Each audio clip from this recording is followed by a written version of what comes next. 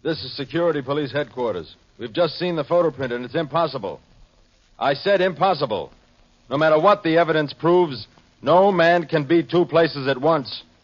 2000 Plus. Science fiction adventures in the world of tomorrow. 2000 Plus presents The Other Man.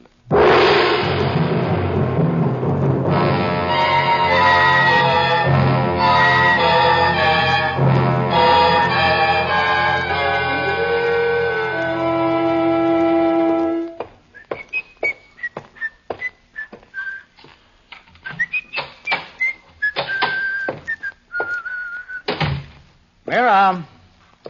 Hey, darling, you home? Hey, when I come home, I want my wife to be here.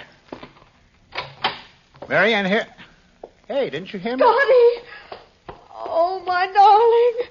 Oh, Scotty. Mira, for heaven's sake, what's the matter? When did you escape? How did you get away? Escaped? Would you mind telling me? Shh. Quiet. I thought I heard someone. Just a moment, darling.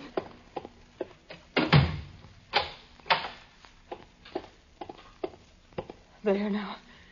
We can talk. Oh, Scotty, I couldn't understand what had happened to you. I was so worried. I couldn't believe it. Mira, I hate to stand here like an idiot. I just can't go on repeating your silly phrases after you. What are you talking about? Then you didn't kill the man in the blue turban? Where was I supposed to have killed him? In Cairo? Cairo? When? This morning. Look, darling, I know this is the year 2000 plus 120, but even in this age of super science, there's no jet plane fast enough to fly me from Cairo, Egypt to Metropolitan City, USA that fast. Scotty, I'm telling you the truth. Look, I'll show you. It's all over the front pages of the facsimile newspaper. See? There, the whole story in headlines. And your picture, too. Read it. Read it. The World Security Police, in a daring action in Cairo, Egypt, today captured Scott Douglas, chief of the Eastern Zone Security Police Section, as the chief criminal behind a worldwide black market operation running into millions of dollars annually. In the struggle preceding his arrest, Mr. Douglas shot and killed a mysterious stranger wearing a blue turban. You see, darling, it is true. Not only in the papers, but all day on the Televox news. I've seen it, Scotty, with my own eyes. Being taken to the police, to the airport. It was you, Scotty. I tell you, this is not true. It's not me. Look, call my office. Ask for the chief. Ask him what this is all about. They know you've escaped. They'll come here. They'll capture you. They won't again. do any such thing because none of it's true. Look, if you're worried about it, don't tell him I'm here. If he asks you, deny it. But for heaven's sake, call him. All right, Scotty. All right.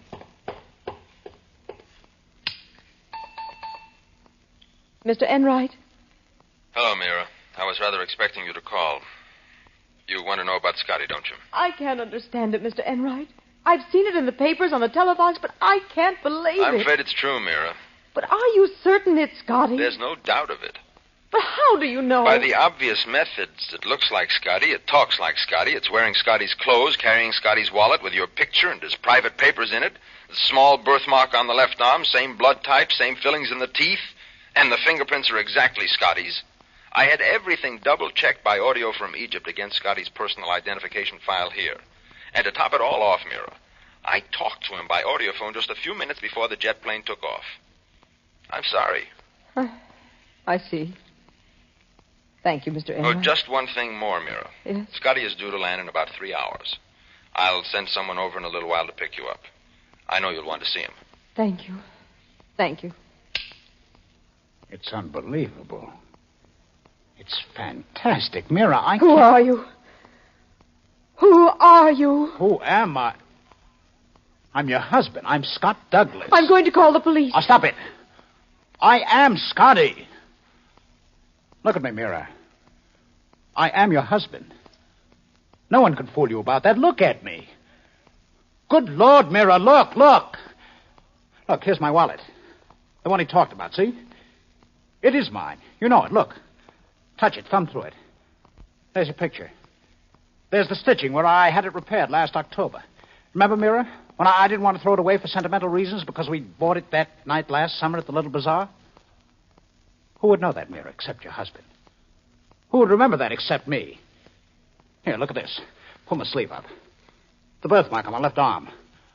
Nobody could fake that ugly thing. You know that mark, every twist of it. Fingerprints. I'll give you all you want. Have them checked any way you want. I am Scott Douglas. I am your husband. Then who is the other man?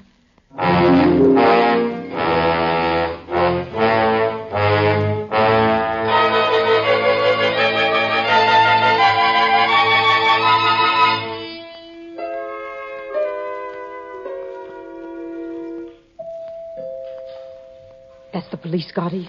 They're here to pick me up. And take you to the airport to meet your husband. Oh, Scotty, I'm frightened. You must never let anyone know that. It's the only way I'll ever be able to figure this thing out. I'll try, darling. Just a moment, I'm coming. Oh, darling. Now, remember, this whole thing may be a trick. I don't know why or for what reason, but there's always the possibility that this was a deliberate deception. But they can't fool me. They did fool you, Mira. You believed all the publicity, all the newspaper reports, everything you saw on the telebox. That's what I can't understand. This whole thing's being carried out so openly, so boldly. They act as if they're so sure of themselves. I've got to go now. They'll be suspicious. Yes. Now, remember our plan. Yes. After you leave, I'll get out of here. I don't know where I'll go, but I'll get in touch with you from time to time. You'll always know it's me and not the other man because I'll use the code word bizarre. I know, darling. You don't have to tell me again. All right, and act toward this other man as if he really were me. At least do that for a while. It's obviously what they expect of you. Yes, Scotty. You've told me 12 times. I know what to do. Goodbye, darling.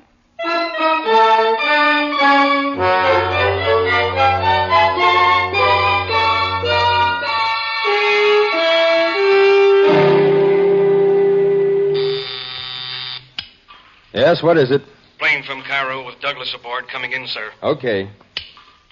Over here, Mira. We can see the plane land from this window. It'll be landing over there by that ramp. Who are those men? Security police. I'm sorry, Mira, but we can't take any chance of Scotty escaping. We've taken great care ever since his arrest. The plane's coming in now. Taxiing. I wonder what he'll look like. A little tired, perhaps, but it's Scotty. I told you that. Well, the plane stopped. You'll see him in a moment, Mira. Now, look, when he comes in here, don't break down. He's going to need all the courage and help you can give him. There, look.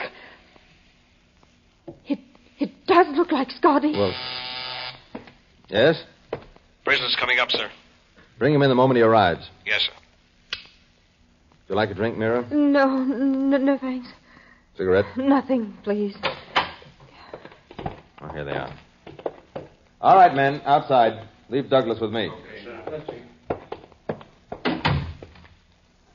Hello, Scotty. Hello, Chief. Hello, Mira. Hello? I think I'll, look, I'll leave you two alone for a while. Thanks, Chief.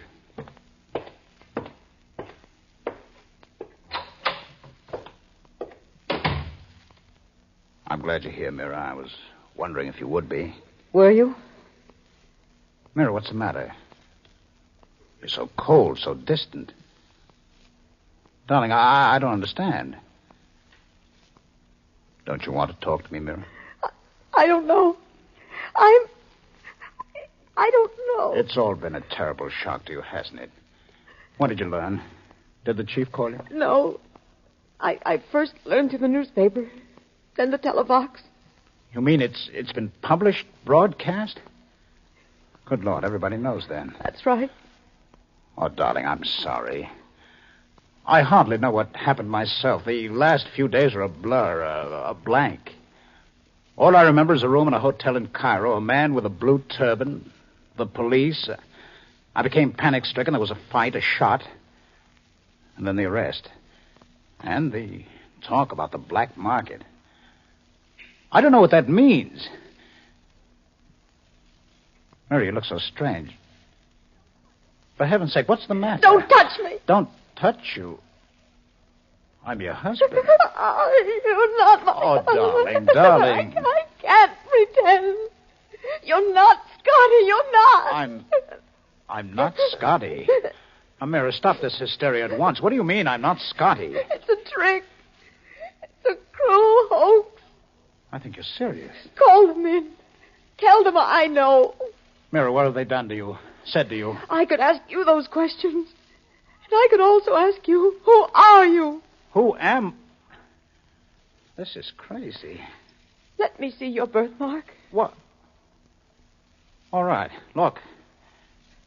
It's me, Dolly. You know that's real. But I... Let me see the wallet. You mean this? There it is. Your picture. Even the stitching I had done when I wouldn't throw it away. You remember, darling? It is the wallet. It looks just like it. What did you expect? Well, they could fake it. They have ways. A wallet could be faked. Look, Mira, I don't understand all this. But I am your husband. I am Scotty. Let me prove it to you. Ask me anything about us, anything.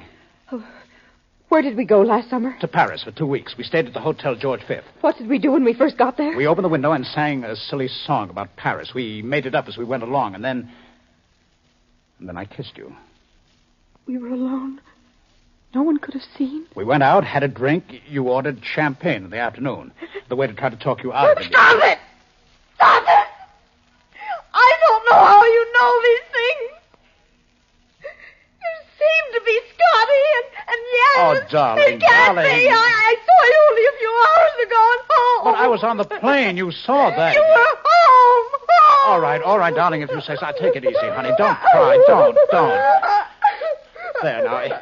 If you say Scotty was at home, then that's where I was. Home.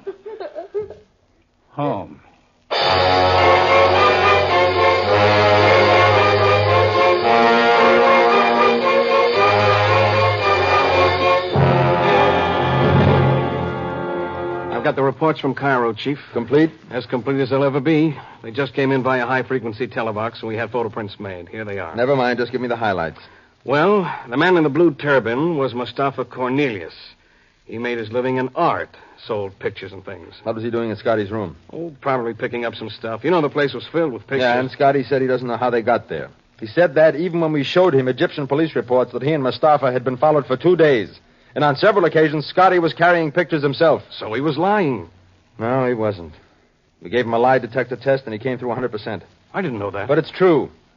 And why was Scotty in Cairo anyway? He had no orders to go there. How do you explain that? He didn't. He said he couldn't remember. Well, this is one for the books. Sounds like 2 other guys. That's not so funny. What do you mean it's not so funny? When Scotty got off the plane and came in here, I turned on the intercom and left him and Mira together. I listened to their conversation from the outer office. Learn anything? I don't know. Except that Mira seemed to doubt it was Scotty. Now, wait a minute. It was Scotty. I know it was Scotty, and you know it was Scotty. But why wouldn't Scotty's own wife know it was Scotty? I don't know. I don't either. 2 other guys, huh? Well, we know that the Scotty who got off the plane is safely locked up in this building. You and I are going to see his wife and try to figure this puzzle out. Come on.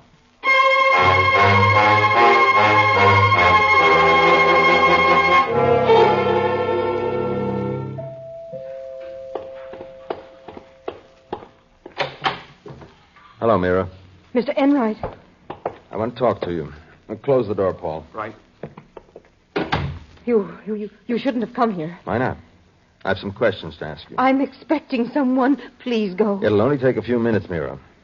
I want to help Scotty, but I can't do it alone. I'll come to your office. But the chief wants some answers now, Mrs. Douglas. Oh, then come in here. Thanks.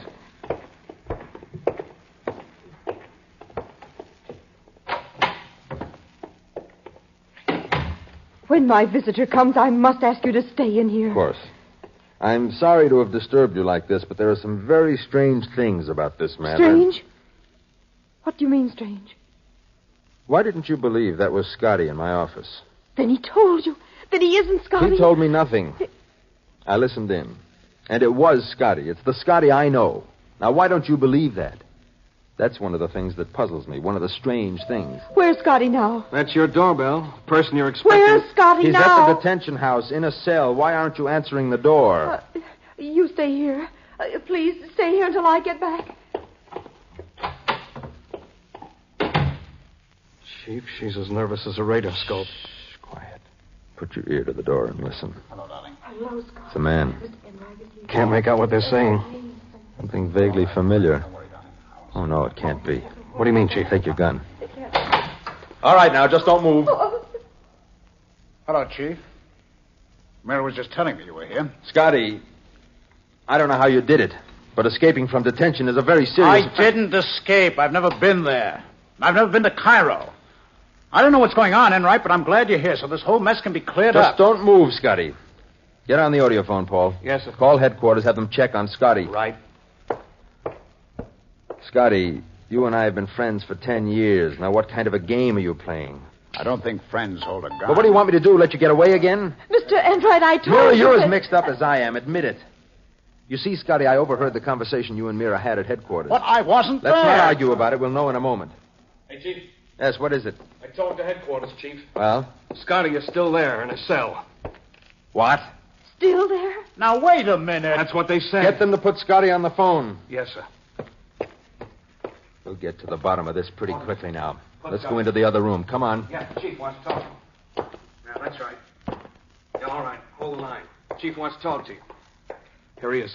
Keep them covered. Hello? Yes, Chief. That you, Scotty? Yes, sir? I just wanted to be sure. Chief, what on earth is going on? You don't have to talk to me to be sure, not when you've got me locked in a cell that dynamite couldn't blow open. Okay, Scotty. Scotty? Who are you talking to? To Scott Douglas, who got off the plane from Cairo this morning. But I'm Scott Douglas.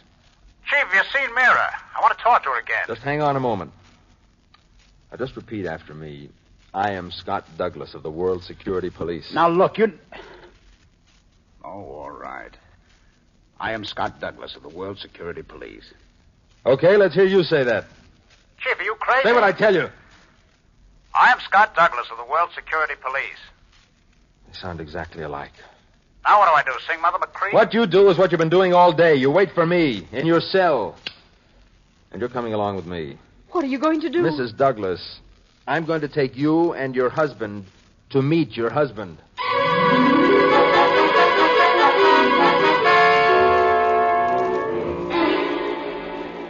He's out here, Chief. Bring him in. Mira, Scotty, you stand over there. All right, Chief. Now, once and for all, tell... Mira. Oh, darling, I'm glad...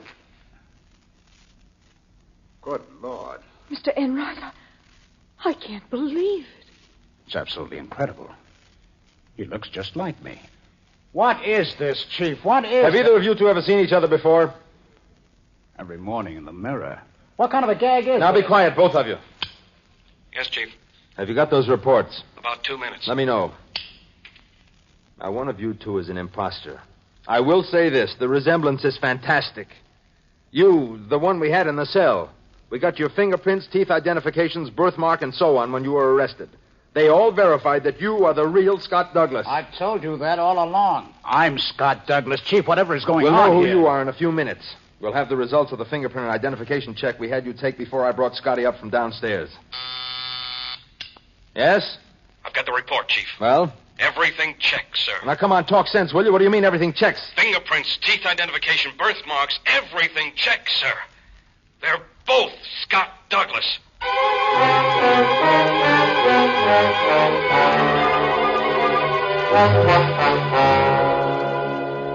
All right. Now, remember, don't interrupt me. The only way I can tell you two apart is by the clothes you wear. You're wearing a tropical suit, the one you had on when we picked you up in Cairo. Yes, sir. Well, I'm going to call you Tropical. And you with the tweed, that's your name, Tweed. Is that clear? Right, Chief. The last 2 hours of questioning has revealed that the memory of your lives is exactly the same up to 4 days ago. Whatever questions you were asked separately, you both answered the same. Intimate questions, family questions, every kind. But as of 4 days ago, the police interrogators report that you, Tropical, you are hazy, almost blank, until the arrest and murder in Cairo.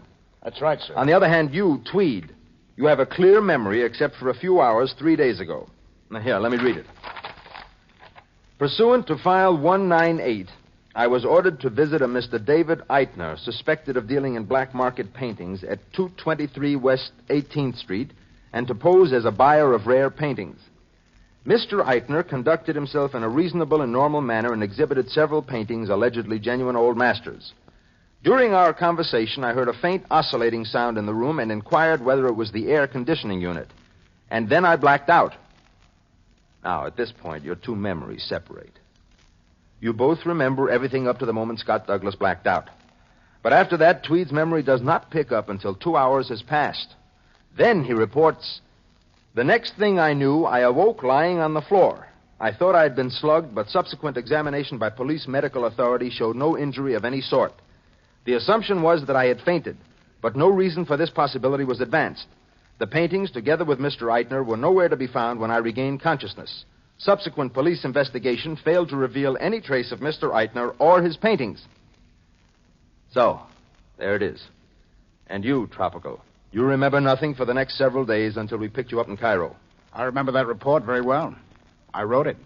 But he couldn't have known about the first part of that report. I went alone, no one else. I was there. That was my report. Stop it, you two.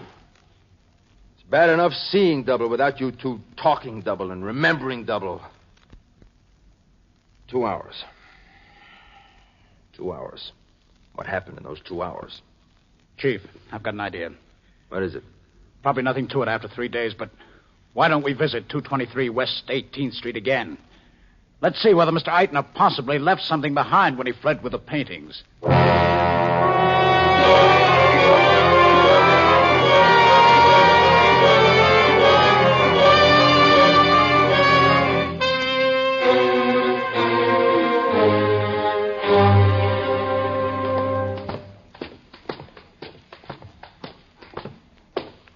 This is the place.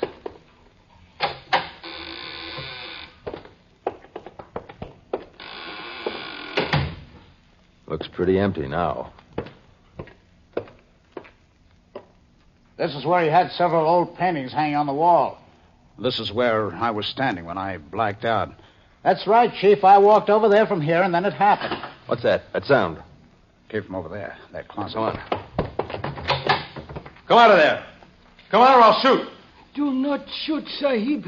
No, do not kill me. Who are you? Do not kill me, Sahib. What are you doing here in this room? Talk. Talk. Do not kill me, Sahib. I beg If you don't talk, I make no promises. I have children. I have a wife. And I've got a gun. Well? If I talk, you let me live. Talk. I come to destroy the instrument. What instrument? It is in here, Sahib. The instrument of Mustafa Cornelius. The man in the blue turban. I swear to come back and destroy it if he ever died.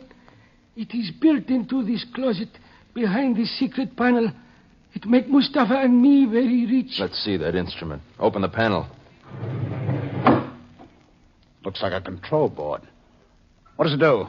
I do not know the words to describe it. Only Mustafa knew because he was very wise and very scientific.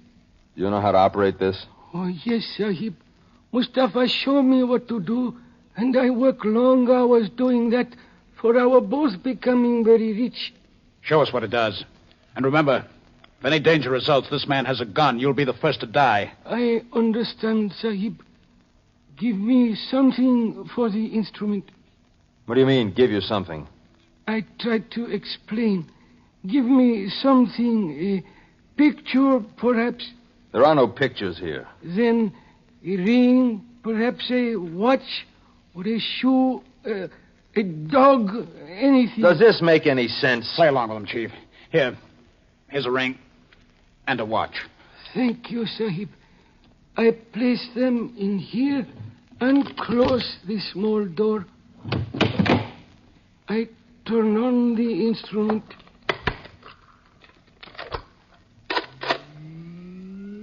That's the sound. The sound I heard. He's right, Chief. The sound before I blacked out. Now, what do you do? A moment until the bell sound. It is finished. Now you see. There are now 2 watches, 2 rings. Let me see them. Great dynamos of Niagara. They're exactly alike. Even to the scratches, the dirt marks, everything. Let me see them. You're right. Identical. Perfect copies. No, Sahib. They are not copies. All are original. But that can't be. The ones I gave you were the originals. The others are the copies. That's right. Just a minute, Chief. Look at this marking. Molecular duplicator. What did you say? Molecular duplicator? That's right. That means that somehow... Well, it's possible theoretically, but it means that the molecules and atoms of the originals are perfectly duplicated. And we know that if somehow the atoms and molecules could be exactly arranged, you'd actually have two originals, where only one existed before. Yes, Sahib. That is what Mustafa say. Those are the words that I do not know how to use. All right, now listen to me, you desert rat. Does this machine work on anything other than inanimate objects? None. I do not understand, Sahib. Does it work on living things, dogs, birds? Human beings? It has worked on a dog, Sahib. Mustafa, he had a dog he liked so much. He make himself another dog like it with this instrument. Then it would work on human beings, too. But the dog, one of them, I do not know which one of them. The dog, he died very horribly, Sahib. What do you mean, died horribly? One day, about a month after the first dog become two dogs, one day, the dog bark and whine. It is in agony, Sahib. And before my eyes, I do not know how to say. It is disappear slowly, as if it fall apart. And in a little while, there is nothing left. Nothing. Molecular disintegration.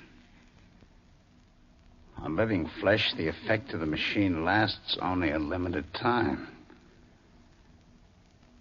Chief, which one of us? Him or me? Which one of us is Scott Douglas?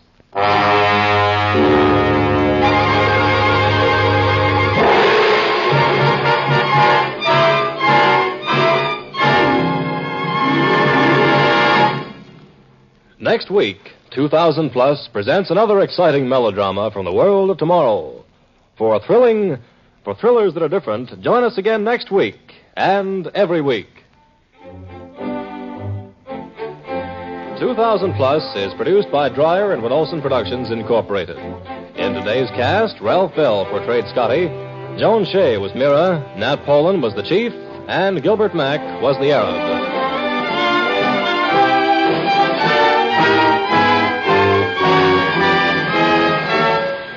The orchestra was conducted by Emerson Buckley, music composed by Elliot Jacoby. Sound, Walt Shaver and Adrian Penner. Engineer, Ed Formica. This is Ken Marvin speaking.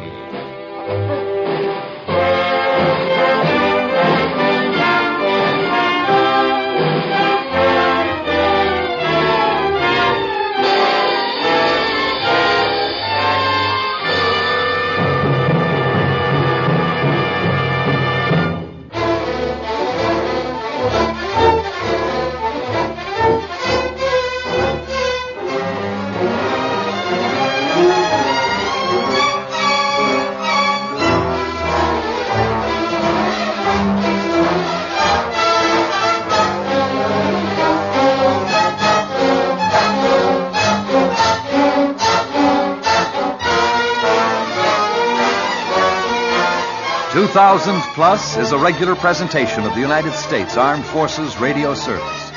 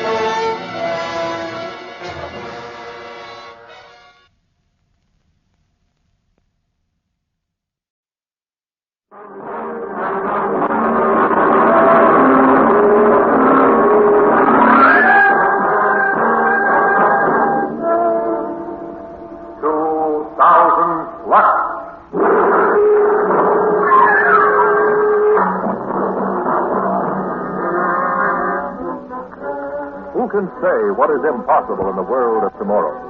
Let us go into the future, into the years beyond 2000 A.D. Science fiction adventures in the world of tomorrow. 2000 plus.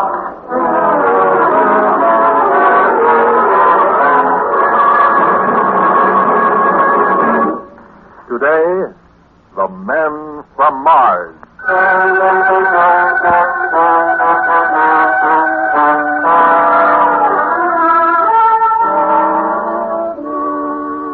16th of May in the year of 2000 plus 40 started off as a perfectly ordinary day. The school bus, Omnijet number 4, had picked up Mickey and Dink as usual, had whizzed them off to another tussle with higher education.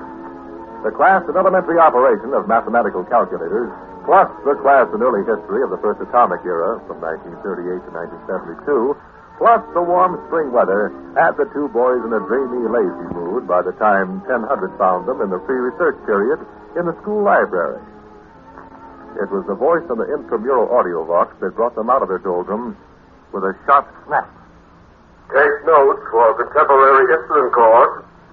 The International League of Planetary Scientists has just issued a statement that an exploratory expedition to Mars is very likely at some time in the near future.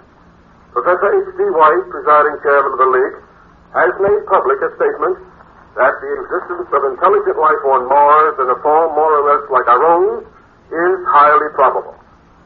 That is all until 1200 recap. Thank you. I guess you heard that, didn't you, Dink? Huh? I said, I guess you heard that.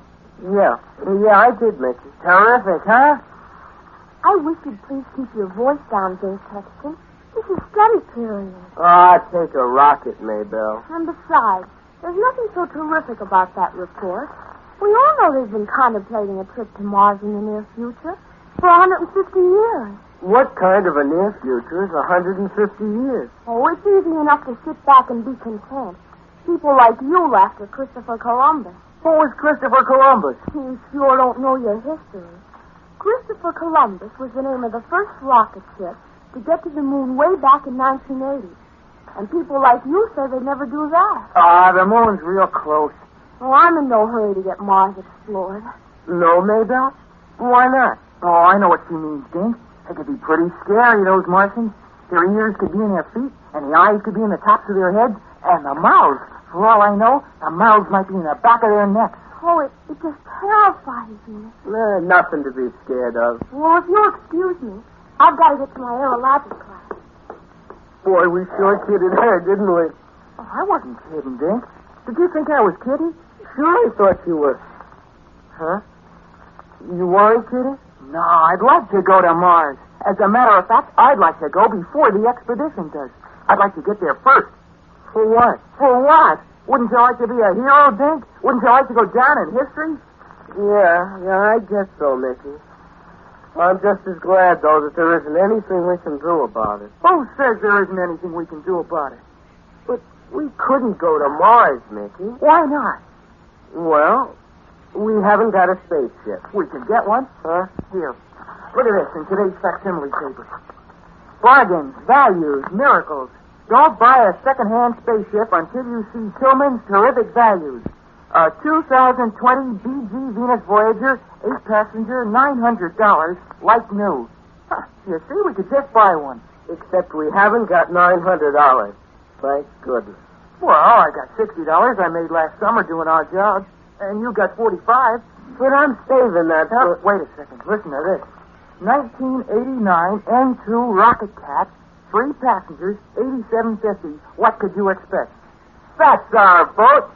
But, Mickey, it's bound to be a pile of junk. We can do a little work on it and put it in shape in no time. Besides, we'll have $17.50 to do it on. Mickey, do you want to go down in history, Dink Sexton? Yeah, but I'm a little uneasy about going up in an 8750 spaceship.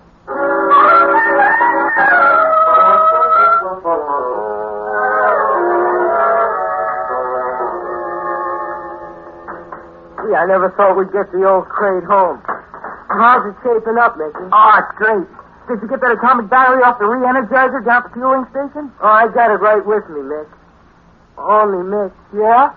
I feel a little shaky about it. There's no sense pretending I don't. Oh, stop worrying. People have been doing this with old spacecraft for ages. No. Sure. Way back years ago, kids used to take second-hand rocket ships and do what they called, they're souping them up. I learned about it in History 5. You mean they made space snorters that long ago? Sure. Only they called them hot rods. That's funny. I didn't know they did any space traveling way back then. They did some kind of traveling. I saw a picture of one of their craft. They called it an aura bubble. A what? Aura bibble or something like that. Oh, you mean an automobile? Yeah, that's it. Did they go through space in them? Where else could they have gone in them? Oh, I thought maybe they just traveled on the ground. Don't be silly. You use jet cars for traveling on the ground. That's right. Gee, Mickey, you're smart. Oh, you gotta apply yourself, Dink. That's all. You gotta apply yourself. Now, we just give this baby a little test. Hitch up that battery coil to the central explosion power. Right. There we are. Now we throw the switch for a test. You ready? All set.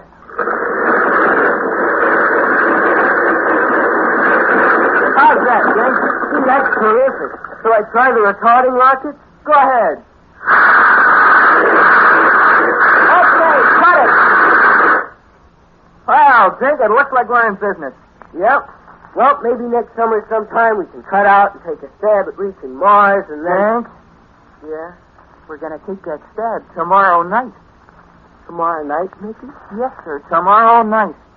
But, gee, we could get in a lot of trouble. What trouble? We might get picked up by the Space Patrol. People ain't allowed to go sizzling around in space without a permit. And least of all in a second-hand job like this. Dink? Yeah? Remember what my old man does for a living? Sure, he's a space cop, which would make it all the worse for you if he caught you. It would be plenty bad for me. But he's going to catch me. How can you keep him from it?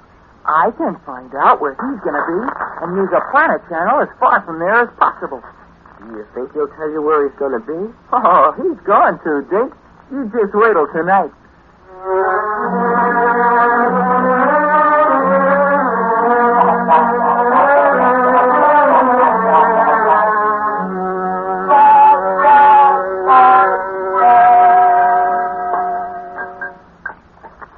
I swear they'll put anything in the facsimile paper. You're right, Pop. Anything to take up room. Pop, you're absolutely right. Yeah. Here comes some high-frequency scientist with a single-cell brain sounding off about how we should build defenses against an attack from Mars. What a knock-noodle. Always with the planets. Planets. You're right, Pop. Yeah, they're all alike. Bunch of dreamers with loose bolts in their turrets. Planet travel, planet war, planet exploring. So you hear these days, planets. You sure are right, Pop. Yep. Hey, how come I'm so right about everything tonight? Oh, well, I don't know, Pop. I just happen to agree with you. Uh-huh. Well, stop agreeing with me and eat your eggplant. You mean my eggplant? I mean, leave me alone so I can read my paper. Hey, Dad. Hmm? Those scientists think they know everything, don't they? Hmm. Now, you take Professor Leary at school, the one who teaches us astronomy. Hmm. He's supposed to be the last word on how the interplanetary area is operated. And he says that the Space Patrol covers Celestial Channel 7 every night in the week. Huh? That's what he said. Who? Professor Leary. What a wiseacre. It just so happens we don't touch Channel 7 but once a week. On Sunday night, sir, right? No, Tuesday night. You'd think a professor of astronomy would know better than that. I guess he had his dates mixed. If a person don't know, they ought to ask. That's the way I figure, Pop. That's just the way I figure.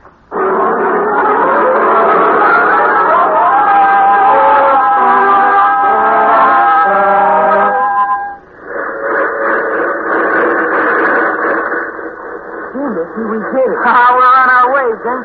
You sure we won't run into the Space Patrol? Didn't I tell you I found out from my old man last night? Watch this baby go. I'm going to throw her into super explosion. Lower the pressure gauge, Dink. Yes. Light and flat, Rocketeer. I'm letting her out. Okay.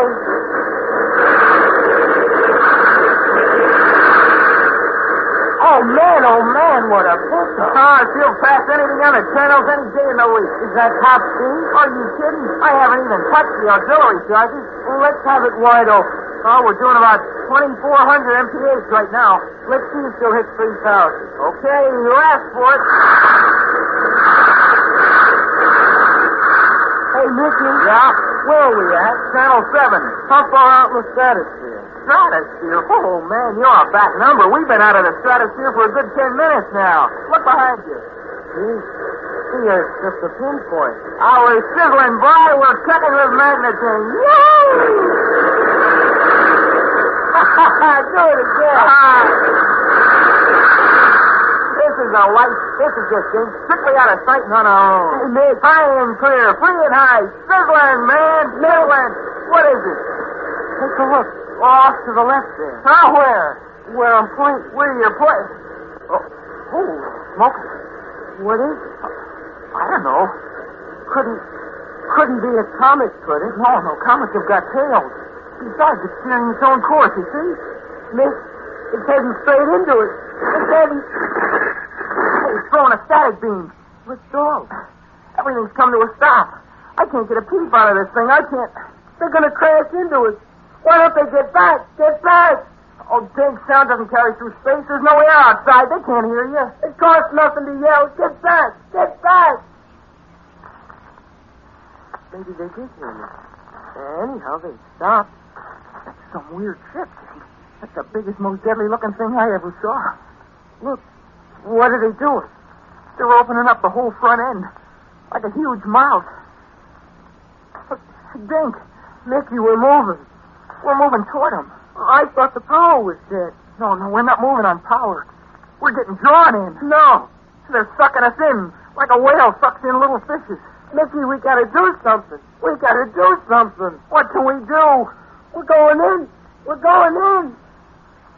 Mickey! Mickey!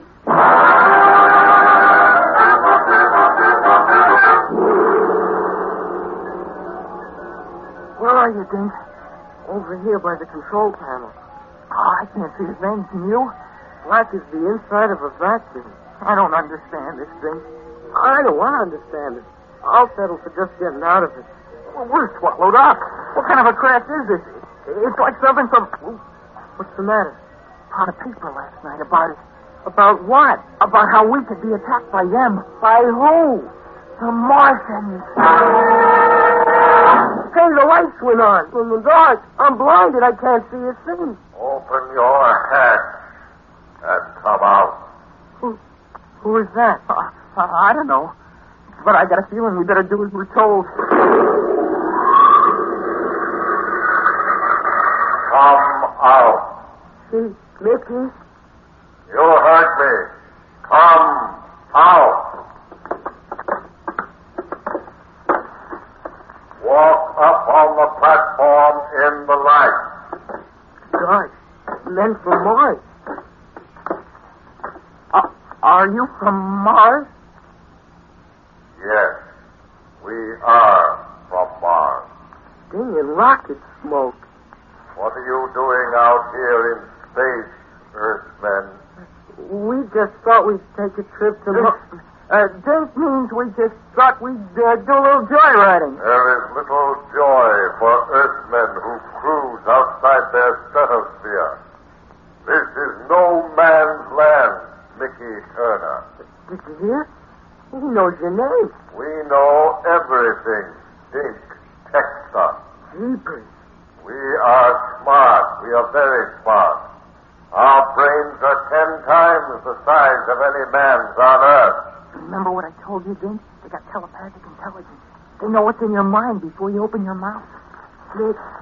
Nick, if that's what they're like, the Earth is sunk. The Earth is sunk, boys. We have come to observe your planet before the Martian expeditionary forces strike. It is too bad you had to cross our path. Well, what are you going to do to us? Wait. Uh-oh. You're going to kill it. I'll bet you my new spacesuit. What do I need with a new spacesuit if they're going to kill us? Oh, Mick, we never should have started this. Now get hold of yourself, Dink. Don't let maximum panic anxiety create superego tension.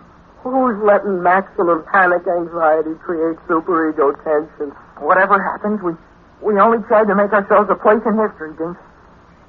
I wish I had a place at home under the bed. Ma'am. Hey, yes, Mr. Martian, Your Honor, sir? We have come to a decision. Yes, sir?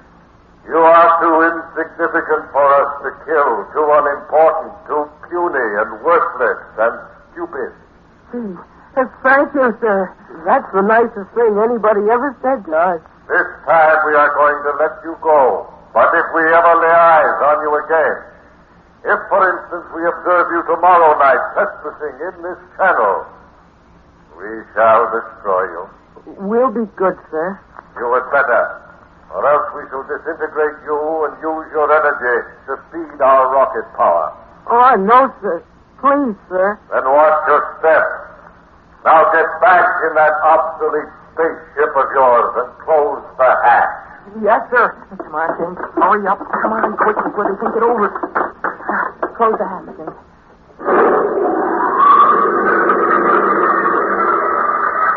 Burrow, open our hatch.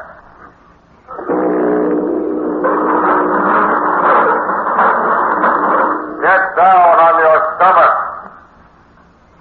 We will now blast you from our projector boat and send you back where you came from. Projecto boat.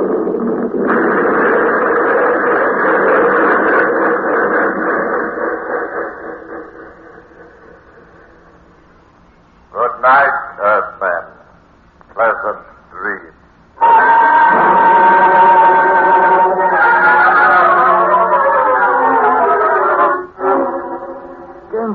Oh, gee, that was some trip down. You better close the hangar doors.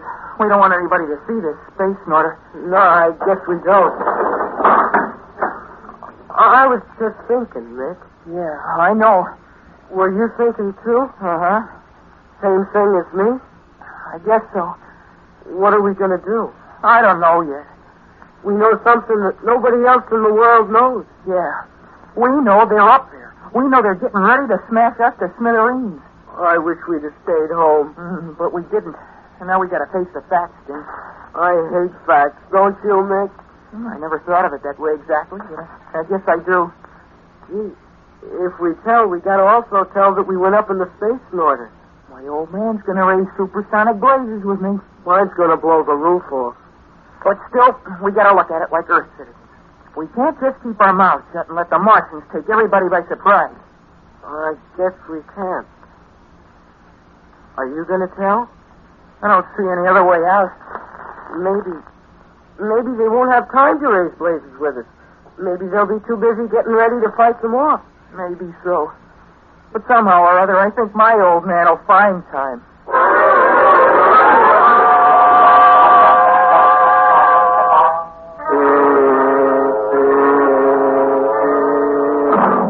Mickey, what are you giving me here? I tell you, we saw them. Oh, yeah? Yeah, Pop. Pop, you gotta believe me. What do they look like, these Martians? Well, we didn't get a good look on account of the lights and all. Now, listen. You're trying to play on my sympathy with this tall story of yours.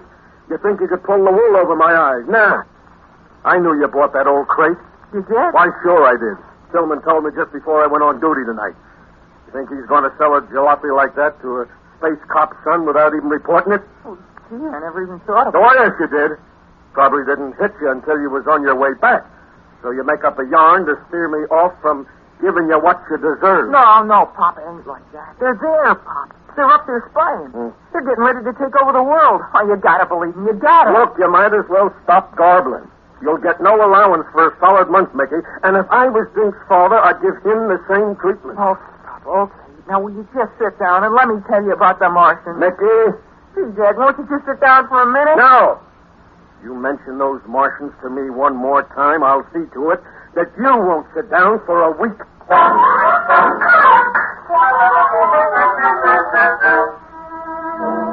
But police, Chief Weldon, I tell you, they stopped us. They told us what they got in mind. Uh-huh. Well, now, look, Mitch, You don't believe me, do you?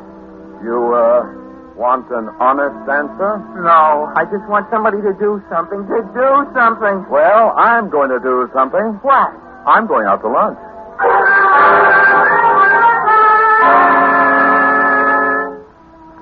But Professor Leary, nobody will listen to me. Of course I understand, boy. They were there. We talked to them. They told us. I'm sure you believe it implicitly, Mickey. Huh? This is a fairly commonplace symptom of the imaginative brain.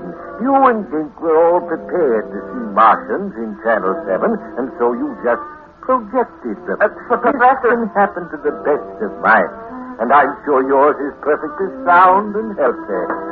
Where are you going? I'm getting out of here while I've still got a mind left at all.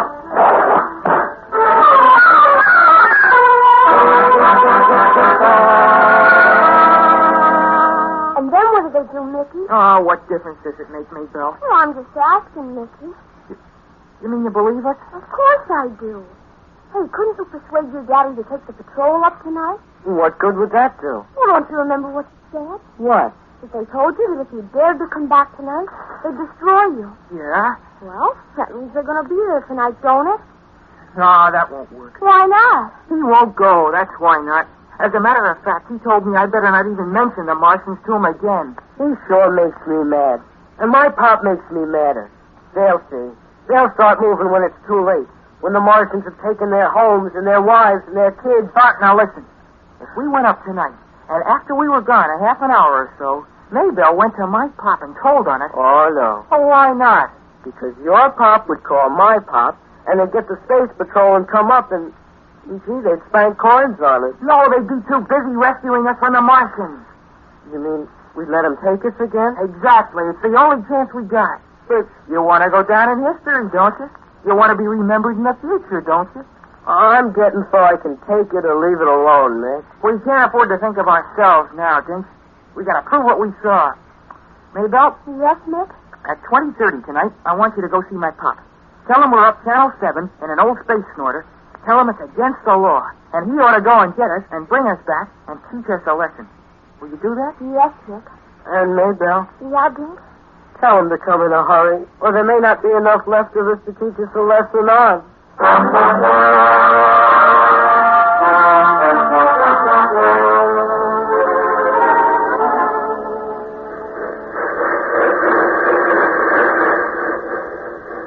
How far up are we, eh? Just about where we saw him last night, Dink. Oh, gee. Oh, gee.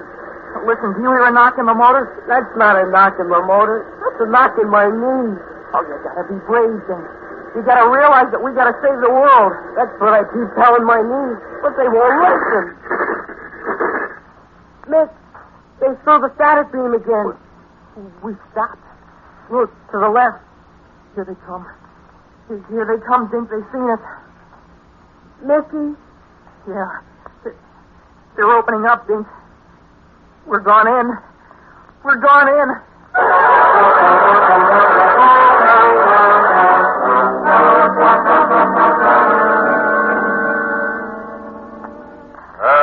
There. Oh, I wish we'd taken our money and bought a vacant lot. For what? We could have dug a hole and pulled the ground in after it. Oh, you have come back, huh? We shall give you a welcome you won't soon forget. Open your hat and come out.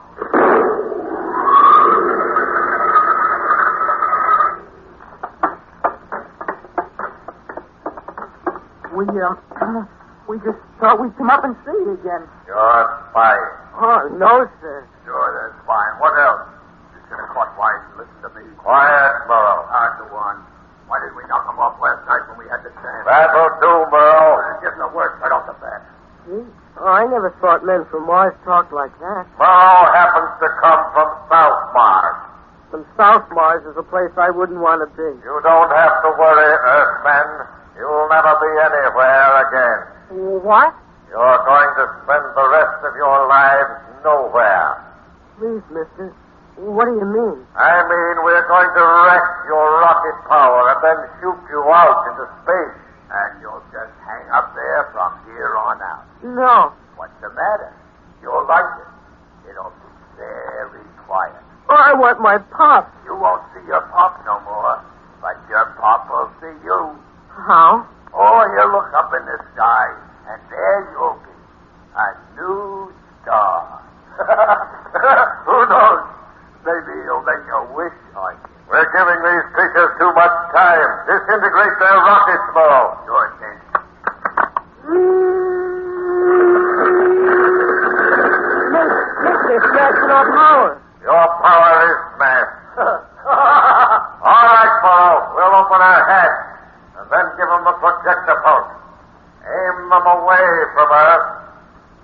wanting to know where they can stay for the rest of their lives, for the rest of eternity.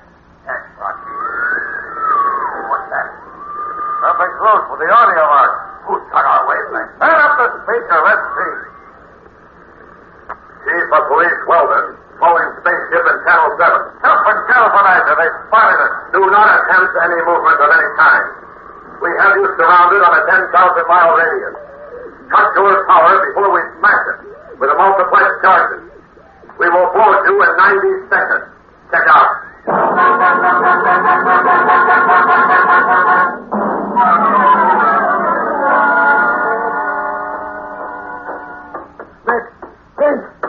Mickey. Here we are, Pop. Here we are. Oh, thank heaven, thank heaven.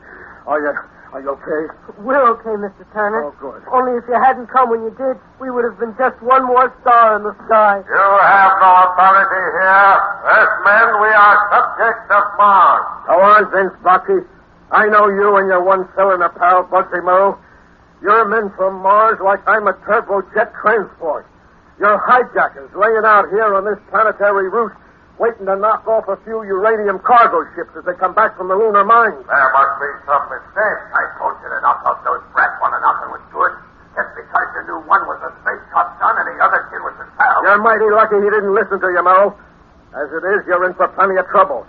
But if you were to touch one of these kids, you'd have had to land out from Mars and stay there. Everything all right, Officer Turner? Right, Chief. Nothing left to do but commandeer these rats and their spaceship. I arrest you on my authority as Chief of the Space Patrol. Take him, then. And you two kids are coming back to Earth, where you're gonna get exactly what you deserve.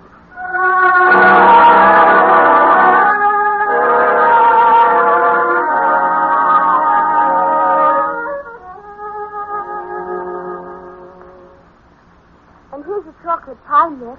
Half for you and half for Jake. Gee, thanks. Only hurry up and eat it before the torchlight parade begins. They're going to carry you on their shoulders to the square. And the mayor's going to make a speech and, oh, it's going to be wonderful. Gee, it sure is great. I didn't expect anything like this. Terrific, huh, Mick? I said terrific, huh? Oh, I don't know. What's the matter with you? Well, after all, what we started out to do was to go to Mars. I guess you forgot that. Yeah, I know, Mick. It turned out okay, I guess. But what we did won't get us a place in history. We still ain't gonna be nobody to generations to come. But this chocolate pie tastes awful good to the generation that's already here.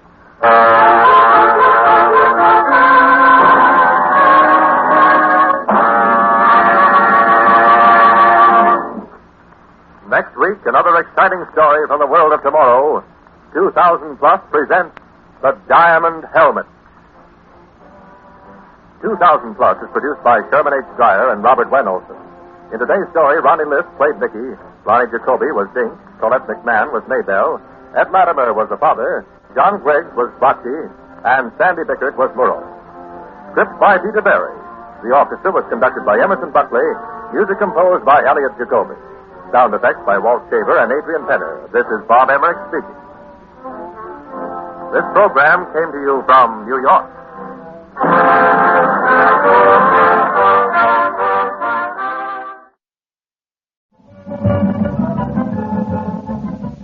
Cows and chickens and pigs. Why, my wife and I... Why? Johnny, you hurt? Of course, you pump your own water and plow and get blisters on your hands. I don't mind blisters. Jane, do you think... Of course. Sure. Very sure. If it's with you. And you can have a human name, not a name with a number. I'm Bob. Bob Thomas. All right, Bob. What do we do now? Well, I've got your escape from the city all planned. We go down... What's that? Who's there? The mine police. Electronic men. The robot mine police. Use the visitor signal. Let me see you. All electronics disrupted here. Open for inspection. Better open up. All right. Remove device. Causing difficulty. Oh, that's just anonymous. Remove it. Sure. Take it down, will you, Bob? How's that? Satisfactory. You, guards 2 and 3, investigate other apartments. I will stay. This apartment under protection. Other apartments. We go.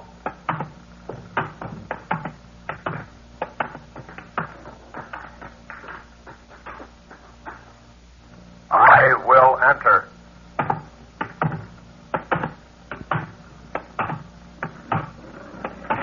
Johnny, start the device again. Quick.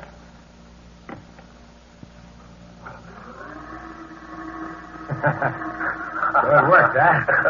You know, Bob has been giving the electronic men fits. Well, so these are our new friends, eh? Johnny 212, Jane 16, meet Ralph 98. Hello? What? He's very much a human being, Johnny. Don't look so surprised. Take off your thin mask and voice box, Ralph. Ralph's one of the best. Our top spy in next city. Bob, we've got to work fast before the electronics men get back. Bob, things look bad. I think Morton's experiments for the master mechanical brain are succeeding. What? Experiments?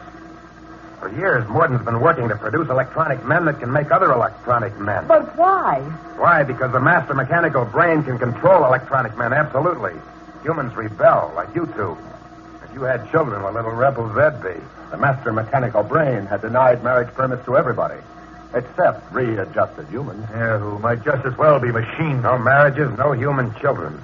Electronic men that can reproduce their kind, and bingo, a complete machine civilization with a master as ruler. And once the experiments are a definite success, the master will liquidate the humans. Oh, no. Program just... I've read of such things, but centuries ago. Bob, let's get them out of here. Yeah, right, let's... Open! Mind, police! The electronic men are back. Take us now, they'll readjust us forcibly. Oh, well, what do we do? Help me get the metal head mask on and the voice box, too. There, it's on. If they find out I'm human... Open door! Electronic man in there! Why did they come back? Oh, Johnny, I'm frightened. Bob, you said you had an escape. I have, but first, Ralph, this is for you.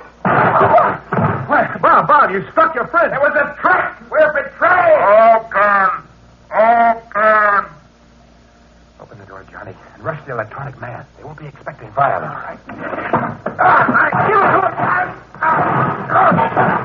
All right, let up, Johnny, let up. They're both out of commission. Jane? Here? Are you all right? Come on, head for the emergency chute.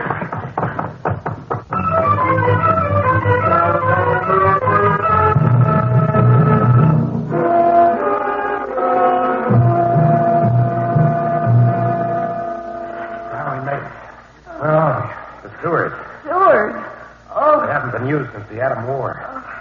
They were used as bomb shelters, lined with lead for protection against neutron penetration. Now, even the master's electronic scanner can't find us. Now, let's get moving. Yeah. Watch that rubber. So, Ralph tried to trick us, eh? I never thought he would do that. He didn't. Yeah, but you said... I shouted he betrayed us, so the electronic men would hear and go on believing he was one of them. Knocked out by those vicious renegades. That's right. We're Rennies now. But why bother to fool the electronic men? Why didn't Ralph just come with us? He's needed in next city. Without Ralph, we'd have never known about Morton's experiments for the master mechanical brain. And you really think if Morton gets electronic men that can produce others, he'll kill off all the humans? All but the few that Morton will spare for his own aids and desires. It's a logical thing. Master mechanical brain is supremely logical. We'll have subjects at its absolute command. Careful, there's a Oh, yeah.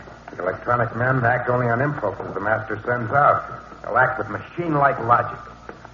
They won't fall in love. I got it. Disrupt any of Morton's plans for a perfect machine state. Doesn't this tunnel ever end? Soon. Duck. Oh, ouch! You didn't duck in time. Ducked all right. I just unducked too quick. Bob, there's a light ahead. The end of the tunnel. Hurry. Yeah.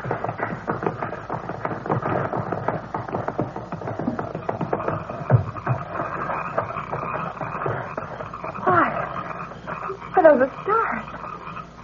They're more beautiful than the pictures. You don't see them under Mex City's dome. What's that funny smell? To quote an ancient joke, Johnny, that's fresh air. Hey, I like it. How do you make it? Johnny, this is real air, fresh air, as nature made it. And this is real grass, not synthetic? And those noises. Like a chorus. Cricket, frog, night bird. It's a whole new world. As a matter of fact, it's a very old one. Here, slip into these capes. They're cold. Yeah, they're lead mesh. Master scanners can't pick them up and trace us and have a blast ray cut us down. Johnny, I'm scared. You can still turn back. You can say I kidnapped you. Go back to Mex City? No. Where Johnny goes, I go. You sure? Very sure. Then follow me. We're only about 10 minutes walk to the caves where I have a jet car we'll take to my farm. I'm so tired. Well, in an hour, you'll be asleep in a feather bed. A real feather bed.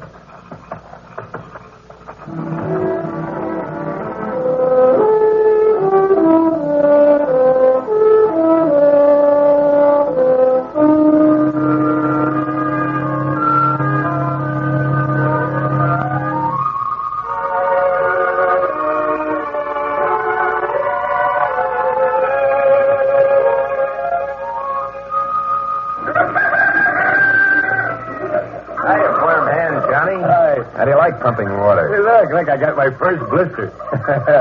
This is wonderful. I just can't get over the realness of things. Your wife served me some milk. Real milk this morning. She's a remarkable woman, Bob. So she tells me. Taking in as strangers, making us at home. Well, she's a pioneer woman, new century style. Is Jane up yet? Of course I'm up. I've been helping Martha cook. Just imagine, Johnny, she actually cooks biscuits and if those men want to eat what I cook, tell them come and get it, and tell that young man of yours to bring that water in if he's going to wash up for breakfast. How do you like that? I get my hands dirty pumping water just so I can wash in the water I pump. We're coming, Martha.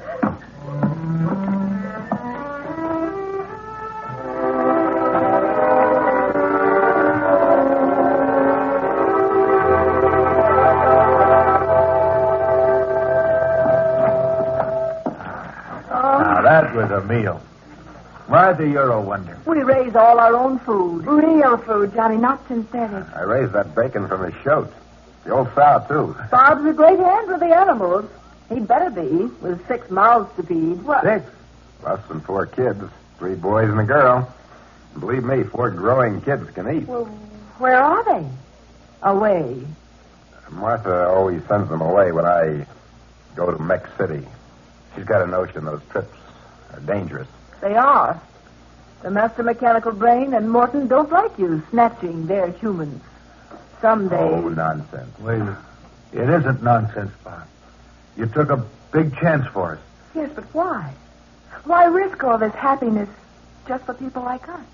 People you don't even know because he feels you're worth it. I think you are, too. And I'm for Bob and all the people he can help. But I'm still afraid. So you send the kids to safety and let him go and wait for him to come back. Even though I'm glad you got us out, Bob, you haven't the right to take those chances. Once the master mechanical brain has absolute control, you don't think we'll be safe, do you? As one great American said centuries ago, this union cannot long endure half slave and half free. And that's still true, even if that slavery is benevolent.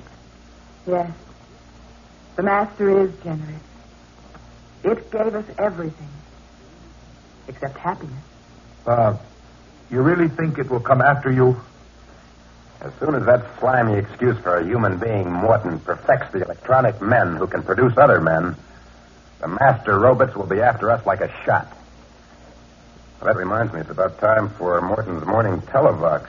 We don't get the visual part out here, but we can hear Morton.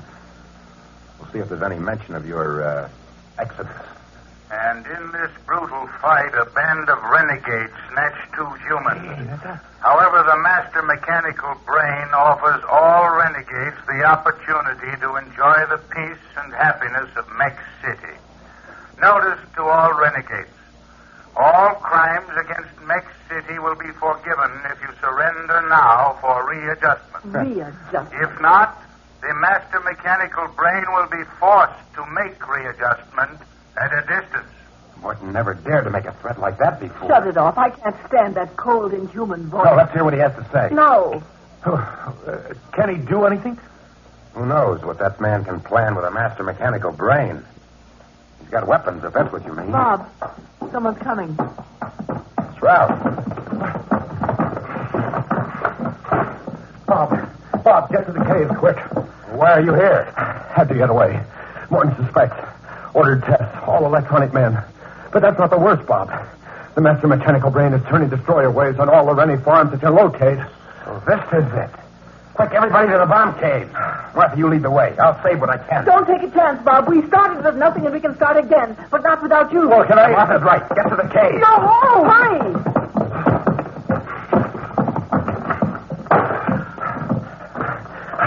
I think Morton's success with the electronic men is a cause, Bob.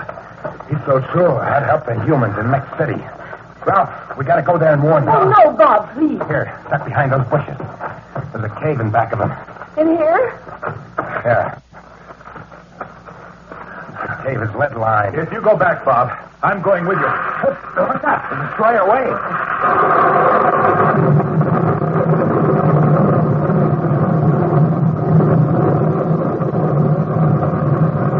My home. 20 years gone. It was so lovely. Gone. Like that. That mechanical devil. I'll take the master apart 2 by 2, bolt by bolt.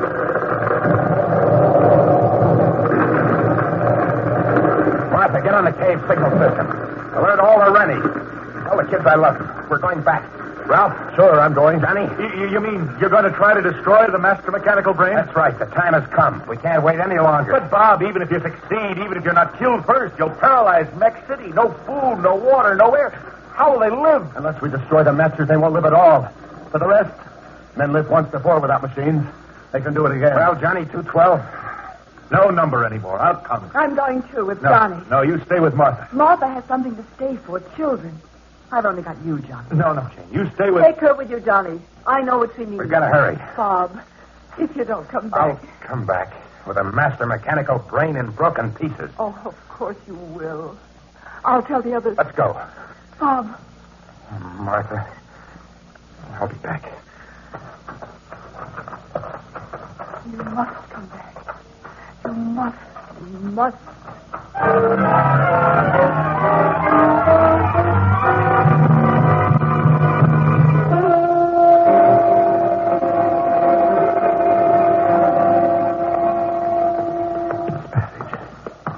Give me your hand, Jane. I'll push you.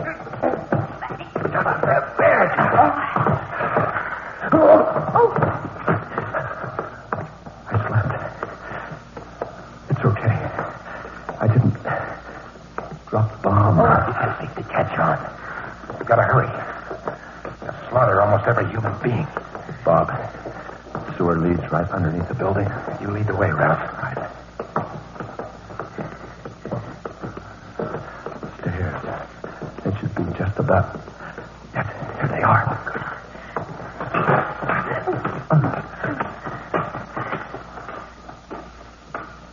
Ralph, shouldn't we be at the master's level? Here. Watch out. Something small. Jane, are you all right? Oh, good.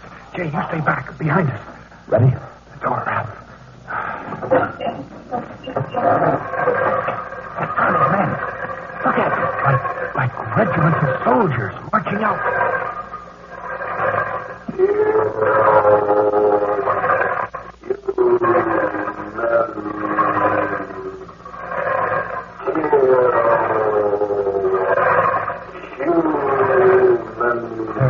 They're getting orders from the next room.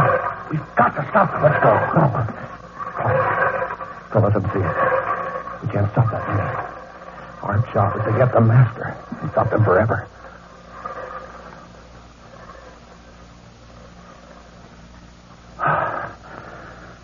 Now they're gone. Quiet. That door leads to the master mechanical brain. Let's go. Wait. Don't touch the knob. It's electrified. There's a switch only we electronic men know.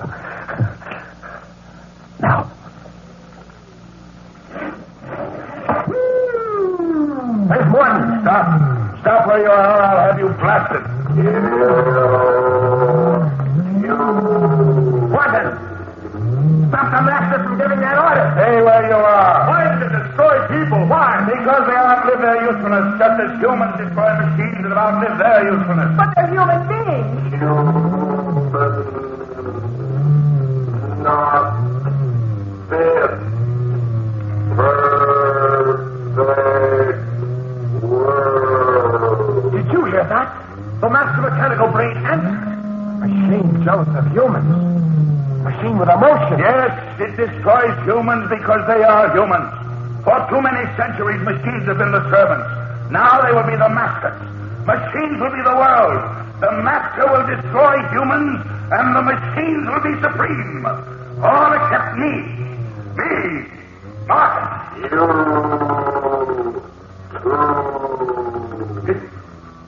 It talked back to me. You heard it? It talked back.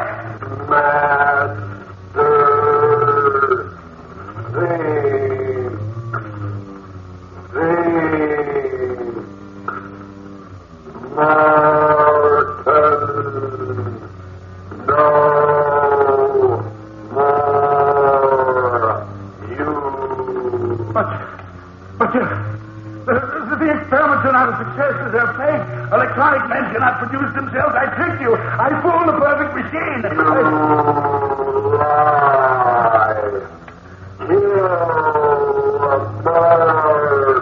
No.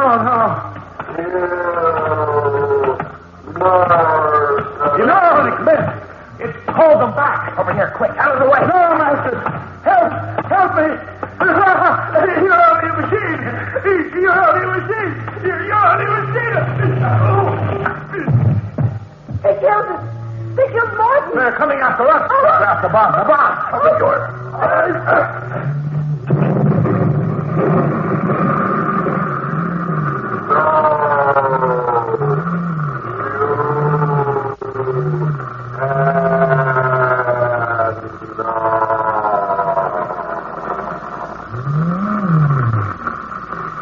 Burning the master's place. Fusing those delicate wires and tubes. Ralph, you did it. Yeah, that finished the master. Look. The lights. They're dimming. Yeah. All Mech City's power and functions were centered in the master mechanical brain. Everything will stop now. The electronic men, the killings, and the automatic security. Jane, sit close. Hold on to my arm. It's all over. That depends on how you look at it, Jane.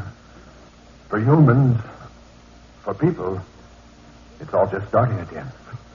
Mech City destroyed. The whole civilization ruined, broken. No, Johnny, no. The two things aren't the same.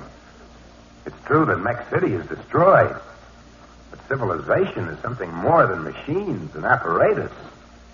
That's something I learned when I joined the Rennies. Civilizations are built on dreams and made secure, not by efficiency, but by dedication. Johnny, Jane, you, and all the others who are alive today will soon learn that the pursuit of happiness, the desire to be with those you love, to think and act in freedom as men, that's the true meaning of civilization. That's what makes us human beings in the image of God.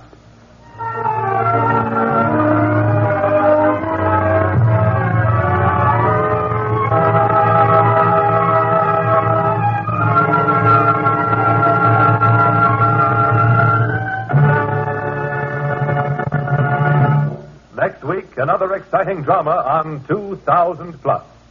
When the Worlds Met. You've heard about the men from Mars. Ever wondered what they'll look like? Ever thought what would happen if the Martians came? Well, listen next week and you'll find out.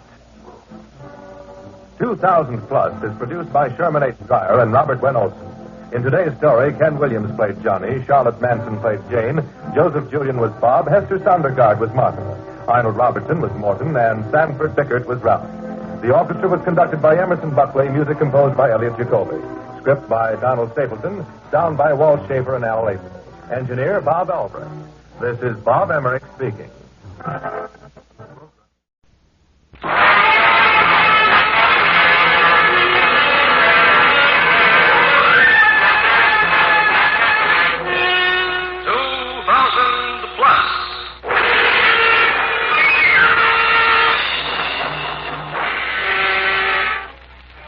Send our imaginations forward into time, into the years beyond 2000 AD.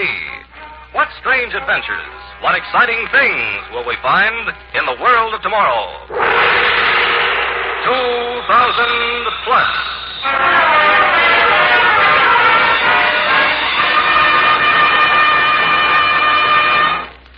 Today, an adventure of outer space, when the worlds met.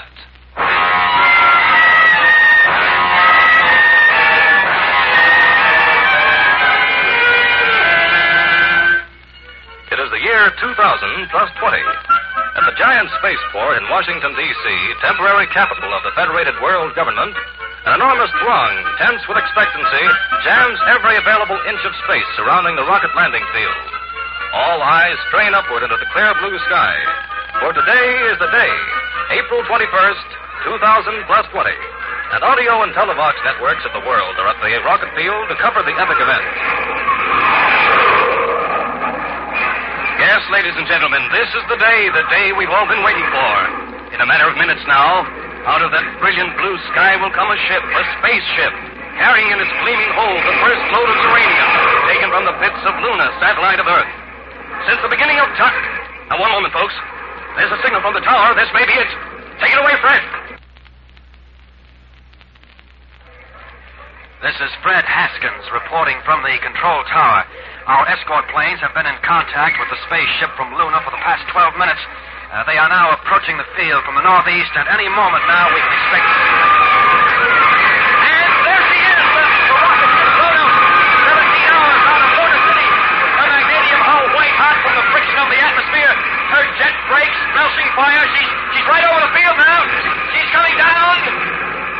Down. Down! He's landed! Mark well this date, my friends. This is the dawn of the interplanetary age.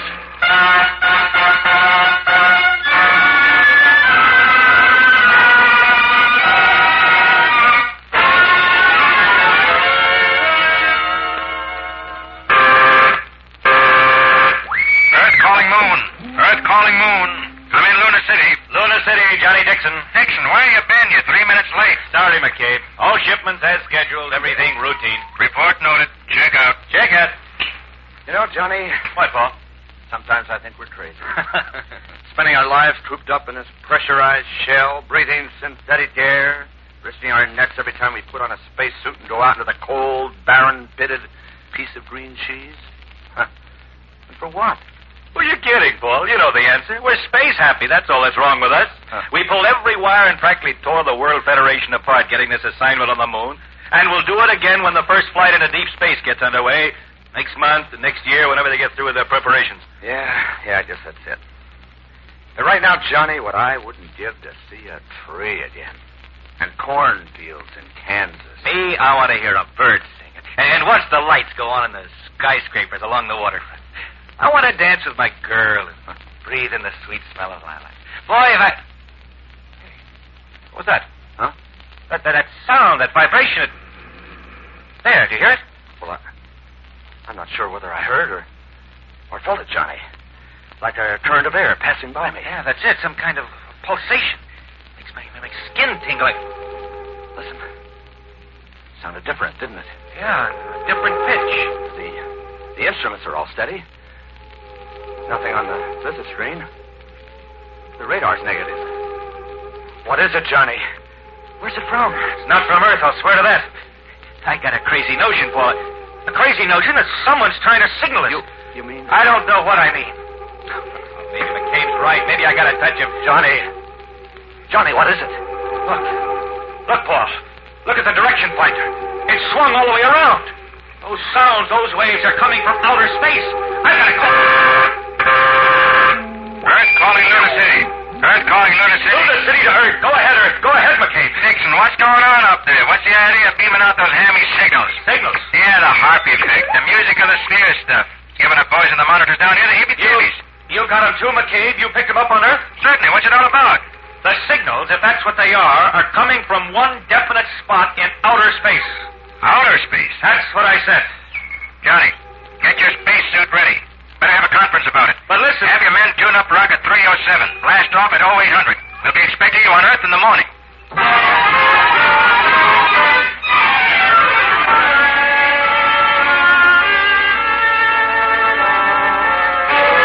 10 days now we've been getting those signals, and not one of you geniuses has been able to decipher them. Well, Mr. McCabe, if you know of anyone who can do it better, then Take it easy, Professor Wolfson. You don't have to be so touchy. But 10 days. What do you say, Dr. Lee? 10 days or 10 years, it makes no difference.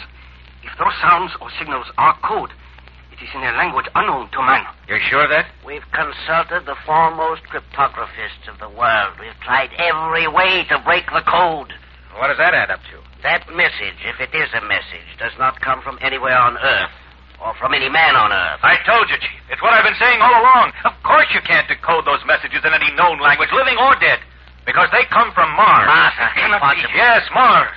My directional finder on the moon indicated it, and McCabe's down here pinned it down. Look at the graph. I brought it. Directional signals can be wrong. Yes, sir, but get this. I've been timing those signals. They come at intervals of exactly 24 hours, 37 minutes, and 22 seconds. The length of the day on Mars. Yeah. And if we were trying to signal them, we'd do it, say, every night at 1800. That's what they're doing to us. In that case, the next signal is due at 10 minutes and 13 seconds. And we'll be sitting here like lummoxes, feeling our scalps tingle while the message drifts past us. Gentlemen, excuse, please. But it seems to me the message need not necessarily drift past us. What do you mean? By the message, I do not mean the sounds or the words that are being transmitted. I refer to the thoughts themselves. The thoughts that perhaps are being transferred from the Martians to us. Thought transference? That's telepathy. We have discarded that word, Mr. Dixon. Too many charlatans use it. But we do know that there is extrasensory perception of thought impulses, just as there are sound waves which your ear has learned to interpret and light waves which your eye and brain transform into a picture. So there are thought waves, electrical impulses discharged by the brain which vary with the particular thought. An intriguing idea, Dr. Lee. If only we had some instrument that could pick up and sort out these impulses. There is such an instrument, Professor Wolfson. What? I have been working on it for many years. It involves a scanning screen intercepting an electrified field. Well, what are we waiting for? You understand, the telepathator has only been tested for short distances. The signals are reaching us. That's the only important thing, isn't it? How soon can we... The instrument is in the next room. I took the liberty of bringing it with me, hoping it might conceivably be of some use. This way, gentlemen. You say this little machine can take thoughts and turn them into words we can hear? English words? Not only English, Mr. McCabe. It will translate thought impulses into any language for which you set the dials. You think of something, Mr. Dixon. Now, listen. First, I set for French. Et pardon, les Chinois. German. Wonderful, diese Chinesen. And English? Darn clever, these Chinese. You must understand... Excuse me, Dr. Lee, but we'll have to postpone this. 15 seconds to go. Better set your dials for remote pickup. Stand by, everyone. Nothing. No power. Well, it was a good try. Wait. I've got that feeling again. My skin's beginning to crawl. Yeah, mine too. No, it's just your imagination. Quiet! They are coming through now. Planet 4. Greeting, Planet 3. This is Mars. The fourth planet from the sun. greeting Planet 3. Planet 4 calling Planet 3. We are trying to reach you, Planet 3. If you receive our signal, respond. If you receive our signal, respond. We will communicate again.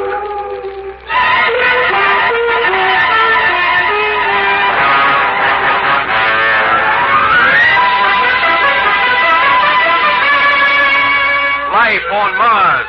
This week, ladies and gentlemen, the question that has bedeviled mankind ever since the day he first stood erect and gazed into the heavens has been answered. There is life on Mars. Intelligent, articulate life. The country, the world, tonight seethes with excitement. Has Mars received our response? Has our telepathator succeeded in projecting as thoughts the messages spoken into it by human beings? Or can it merely receive the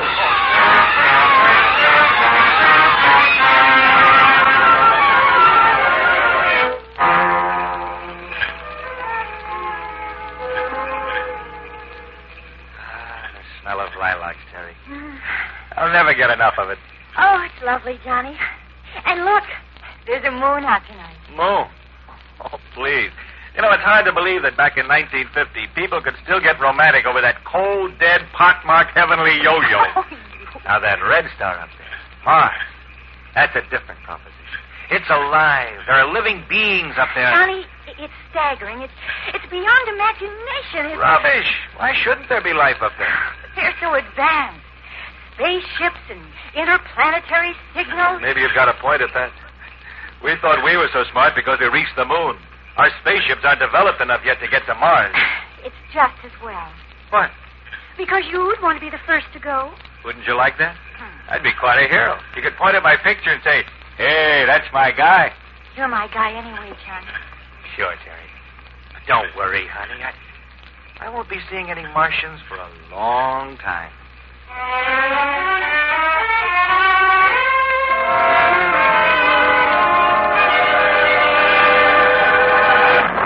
All personnel, stand by.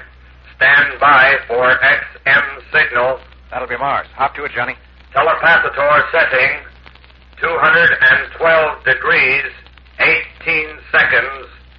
Frequency, 600,000. Got that, Johnny? Check. Planet 4 calling Planet 3. Planet 4 calling Planet 3. We greet you in peace. Your response received. We got through it. The time has come. At this moment, which marks the beginning of the great interstellar age between worlds, it is fitting that there be between us a meeting of minds. Therefore, we are sending a ship to visit your planet. No, it can't be. The ship will depart tonight and enter your magnetic field in 7 of our days. Have landing instructions ready. We come in peace. We come in peace.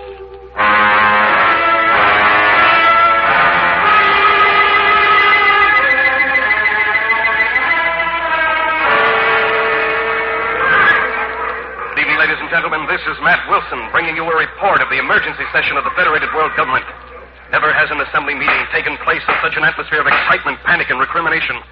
And here on the floor of the assembly chamber, We've been up all the impulses aroused by the stunning message from Mars have been boiling and clashing all day. I rise for a point of information. As civilian head of the world military government, I want to know why those Martians have beaten us to the draw. Gentlemen, if the decision we ought to make is to be a wise one, we must lay aside passions and fears and consider the question calmly. The Martians are coming, and we must receive them either with friendship or hostility. Drive them off! Blast them out of the sky! That may not be as simple as it sounds. Remember, my friend, these Martians are advanced scientifically, perhaps far beyond us. They have conquered deep space. They can transmit thought waves. They may have weapons beside which our nuclear bombs are as toy pistols. Dr. Lee is right, gentlemen. We don't dare fight them off. The risk is too great. come in peace. They've said so over and over again. Let us so receive them. Very well, very well. If such is the will of this body, let them come in peace.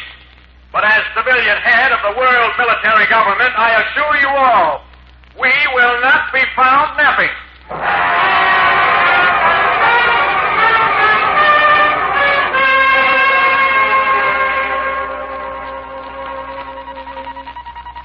Earth calling Martian interstellar ship. Earth calling Martian interstellar ship. Here are the landing instructions of the Federated World Government.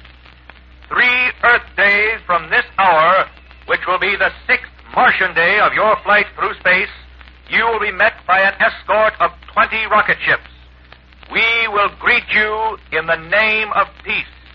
The 20 rocket ships will escort you. Instructions to Commission of Defense. All escort rocket ships assigned to accompany Martian spaceship will carry the following armaments: death fog sprays, magnetic disintegrators, atomic missiles Class B. All weapons shall be on the... And upon your entry into the Earth's atmosphere, you will circle our globe once and then make landing at our spaceport at Los Alamos, New Mexico, which will be ready to receive you. The spaceport of Los Alamos shall be mined to a depth of 50 feet with tritonium landmines. The field shall be encircled with radioactive flamethrowers and a reserve force. From the landing field, you will be conducted to the seat of the world government at Washington, D.C., where you will be received and housed in suitable accommodations. We will welcome you in peace. Check out. We will welcome you in peace. We hope.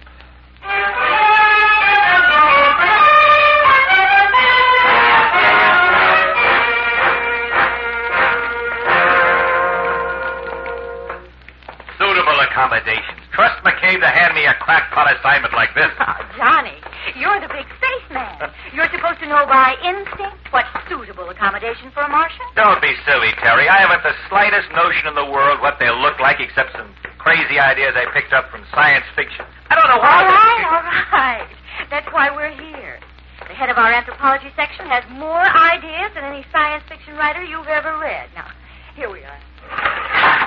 Terry, come in. Hello, Professor.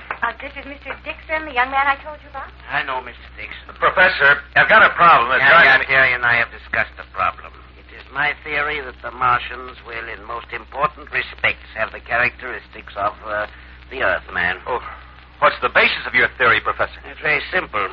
The accomplishments of the Martians parallel our own. Only a being with opposable thumbs can fashion the intricate devices necessary for spaceships.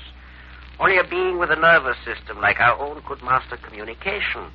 Only a creature with a brain like ours could dream of peace.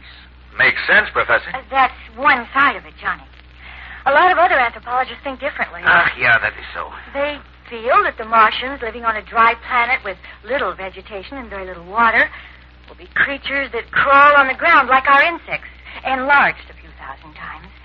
They may look like enormous ants with oversized antennae. I give up. With 48 hours left, I can't prepare accommodations for every conceivable form of life. We'll just have to improvise after they get here. I just hope they don't get too sick when they first look at us.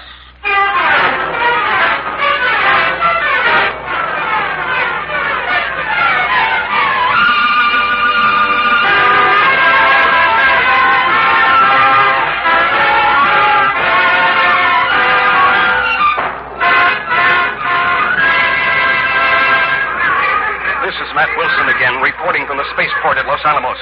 A tremendous crowd is gathered here. We're awaiting the appearance of the spaceship from Mars, which is being escorted by 20 rocket ships from the rendezvous near the moon. According to reports, all's gone well so far. The Martian ship... Now, one moment, please. An audio box announcement is going to be made to the people assembled. Your attention, please. The ship from Mars and its escorts will be seen any moment from the east. You heard that. Any moment, the ship from Mars and... Wait. There they are!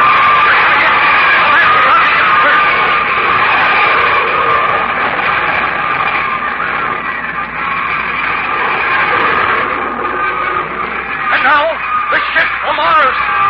The Martian ship is idling over the field now, casting a huge shadow over the landscape. escape. It's an awe-inspiring spectacle. The ship is tremendous, 18 to 20 stories in height, several city blocks long, and its large windows are fashioned of some kind of transparent metal. Civilian commander to Special Defense Patrol. Man battle stations. Our technical experts are staring at the craft in open-mouthed wonder. Mr. McCabe, what is your reaction? I am dumbfounded. The ship doesn't seem to operate on a rocket principle. There's no belching fire, no clouds of smoke. I keep wondering what kind of fuel they use, what principles of propulsion, what metals. Thank you, sir. The ship is almost touching the ground now, and the crowd is getting uneasy. Why, they're falling back, as though there was something. I see it now. Why, it's a blue haze twisting about the Martian ship, forming a 20-foot blanket of whatever it is. Command and Defense Patrol. 0 hour. Reorient all weapons. Remove safety controls. Stand by to fire. The Secretary of the World Federation is going to speak. As your great ship settles on our soil, we salute you, the emissaries of space. We wait eagerly for your appearance. Now, the blue mist has completely vanished. All eyes are on the ship, waiting for the first Martian to appear. There is no sign of activity yet. Will you respond to our greetings, Martians? Will you make your presence known? Nothing stirring. No gangplank lowered. No sign of life. Perhaps they were not prepared for atmospheric conditions here. Perhaps on the very brink of success. Death has struck within that awe-inspiring vessel. Wait, it looks... Yes, it's moving. A tremendous section of the ship's prow is opening out in front. Like a gigantic tongue. It thrusts forward and drops to earth, forming a great ramp from the ship to our soil. And now it's down, and the surface of the ramp is like nothing ever seen on this earth. A shimmering, impalpable iridescence, unbelievably radiant and beautiful. The throng of spectators is silent, motionless, scarcely breathing, waiting to see the first Martian emerge. And still nothing. No one, no thing comes down the ramp. There is nothing but silence. Listen, that must be the Martian communication vibrations we were told about. Then men on the field are operating the receiving device. Earthmen, we ask that you send one representative to board our craft. We assure his safety. What? Gentlemen, there is no cause for alarm. I think there is. They want a hostage or a specimen to take back with them. There's no time for anything. They're waiting for a decision. Mr. Secretary. Yes, Mr. McCabe. If it's all right with the committee, I'd like to go aboard. Technical information, sir. No. Quiet, Charlie. This is my dish, McCabe. I was slated for the space run to Mars, remember? They're not doing me out of this. Besides, you're too valuable to waste. Mr. Secretary, tell them I'm coming aboard. Men of Mars, we comply with your request. Our representative is about to board your ship.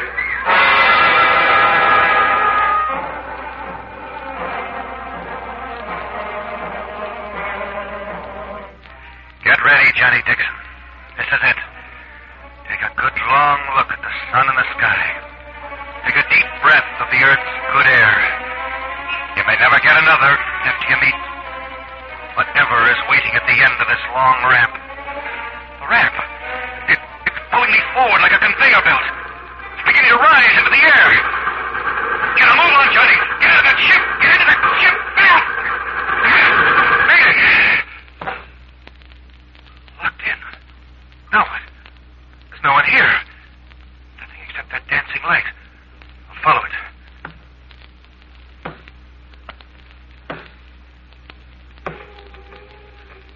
Enter, Earthman. Huh? Well, how can I? I'm closed in by 4 solid walls. Follow the light, Earthman. The walls will not impede you. Molecular reorientation? Changing the density of solid matter at will? We achieved that 10,000 cycles ago, Earthman. Where are you, man of Mars? This room is flooded with light, but I see no one. We are not ready to reveal ourselves.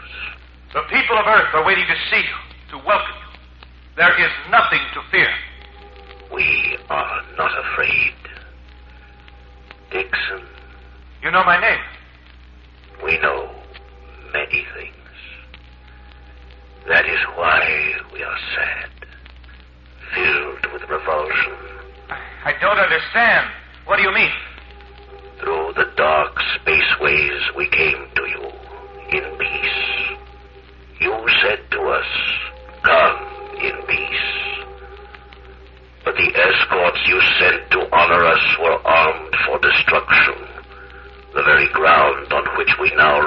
seeds with radioactive potential. Wait!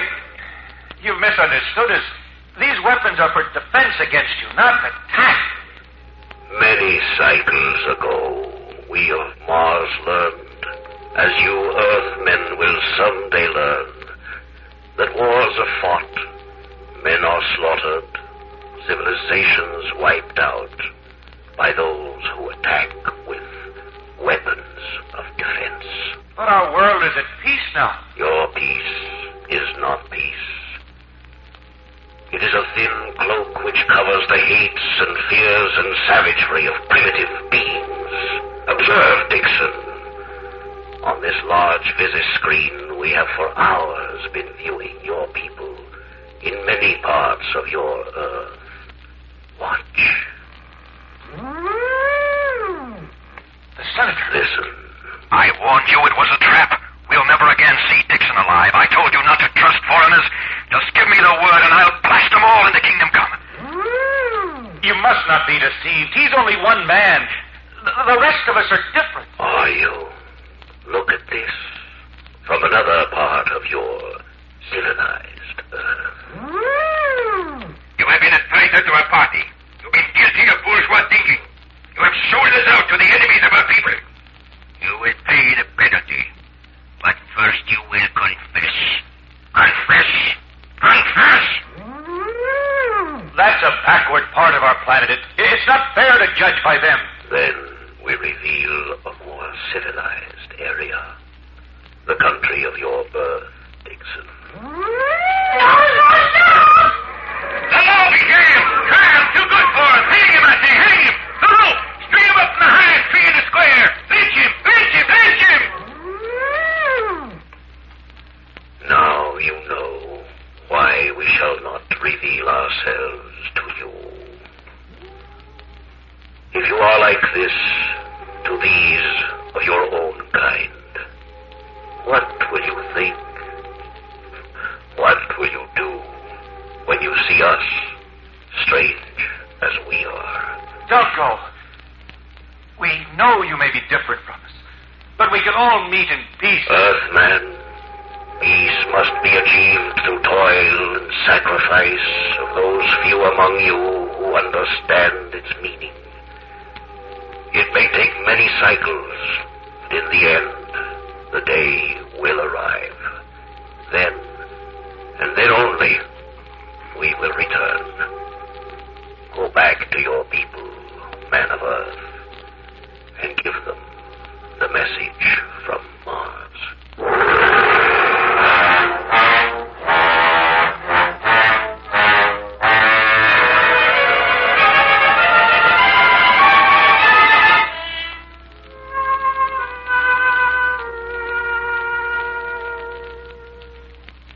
Next week, another exciting drama on 2000 Plus, The Silent Noise.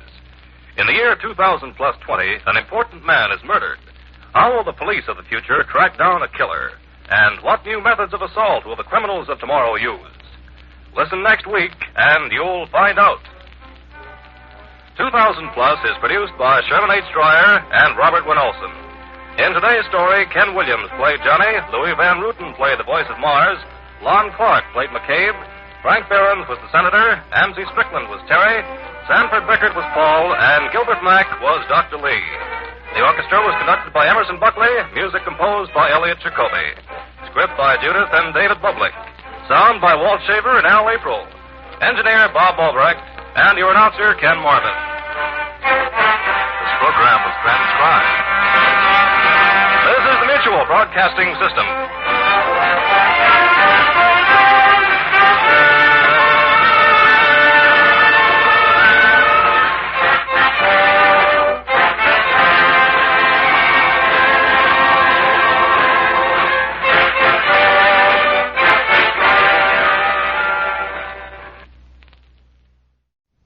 I have received word of a strange invention.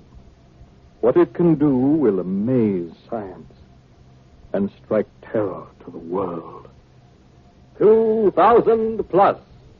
Science fiction adventures from the world of tomorrow, the years beyond 2000 AD. 2000 Plus presents The Insect Oh,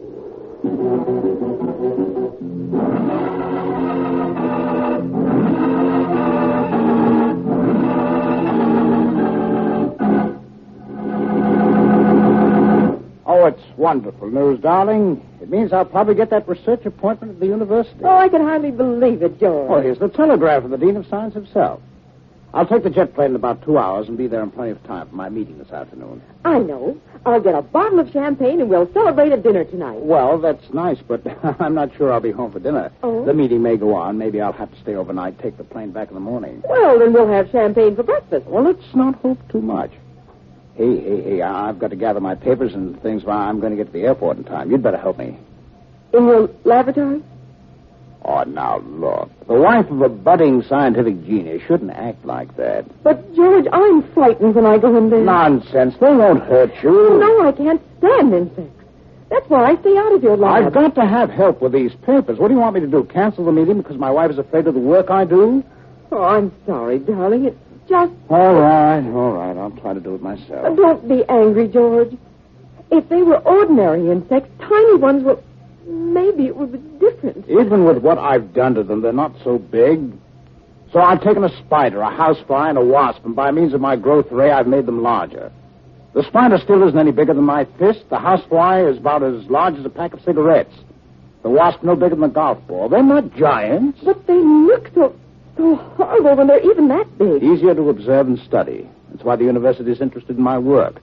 With a long-term appointment and a grant to amplify the growth ray, maybe I can really increase the size of the insect. Imagine a fly as big as a horse. That would be some horsefly. Hey, that's a joke. All right, George. I'll help you. It's only the papers we're packing. You won't have to go near the insect cages.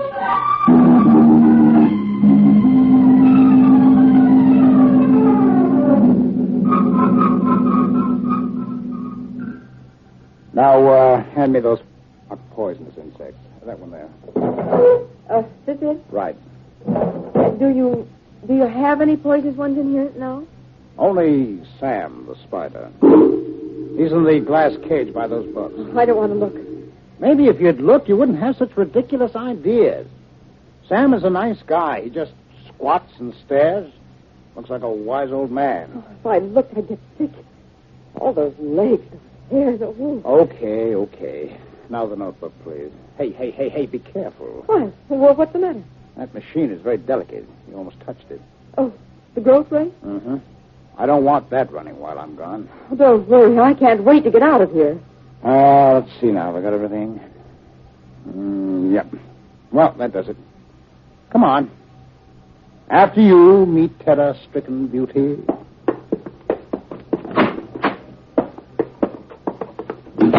You know, I hope when we get to the university, if I get the appointment, you'll keep your disgust of insects to yourself.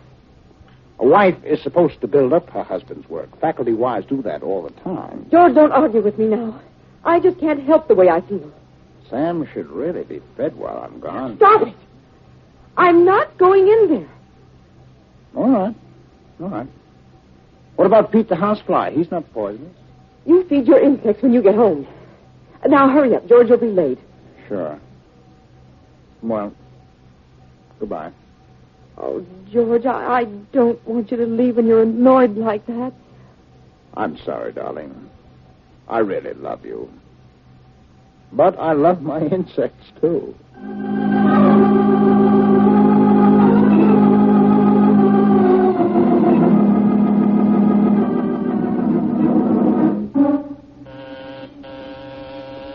Just a minute. Coming.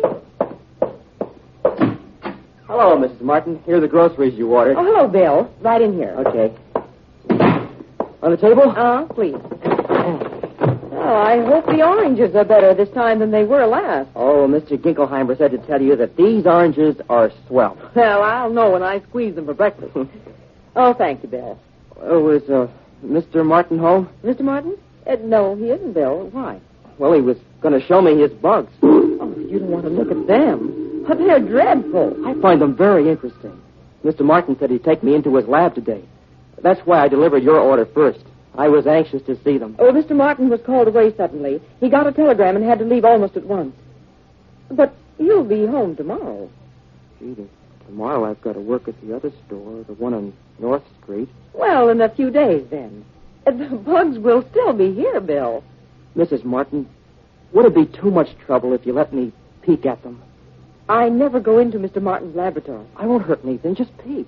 I was kind of looking forward to seeing them. It's a horrid place, Bill, that laboratory. You wait till Mr. Martin gets home. Sure, Mrs. Martin, if you say so. Well, don't look so glum. What you men see in those revolting creatures, I'll never know. They're scary. They're so big. I feel funny when I look at them. Then Mr. Martin explains about science and stuff, and it's really interesting. Would you like to be a scientist, Bill? I sure would. Well, I suppose I ought to encourage it. I won't take you in, but you can peek. You know where the door is. Oh, thanks, Mrs. Martin. Thanks very much. But don't touch anything. I won't. I better put these groceries away.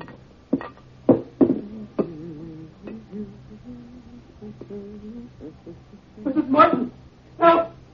Help! Help!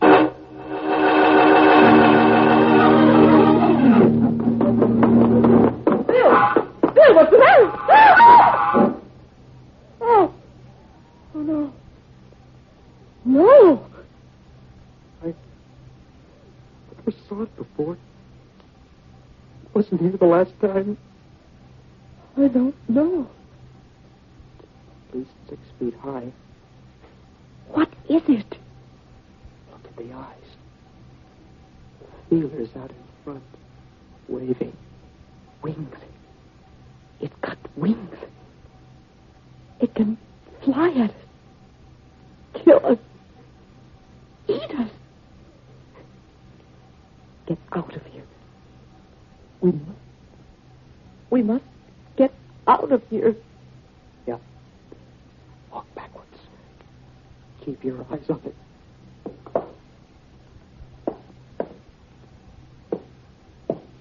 It looks like a moth. A giant moth. Watch it. If it flies, you... Oh! You want it to the door. Open it. Quick, open it. I can't. It's locked. Where's the key? In the other room. We can't get out. We can't get out. I'm looking at it. Oh, don't cry, Mrs. Martin. It isn't doing anything. It's just sitting there, fanning its wings. Oh, Bill. Bill, what should we do? I don't know. Let's move in the corner. By that chair. We can crouch down behind it.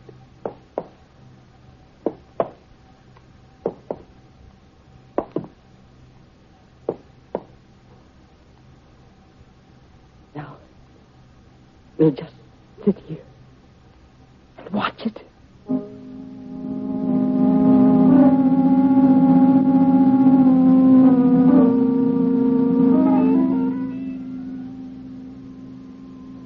Now, Mr. Martin, I'm very interested in your growth ray.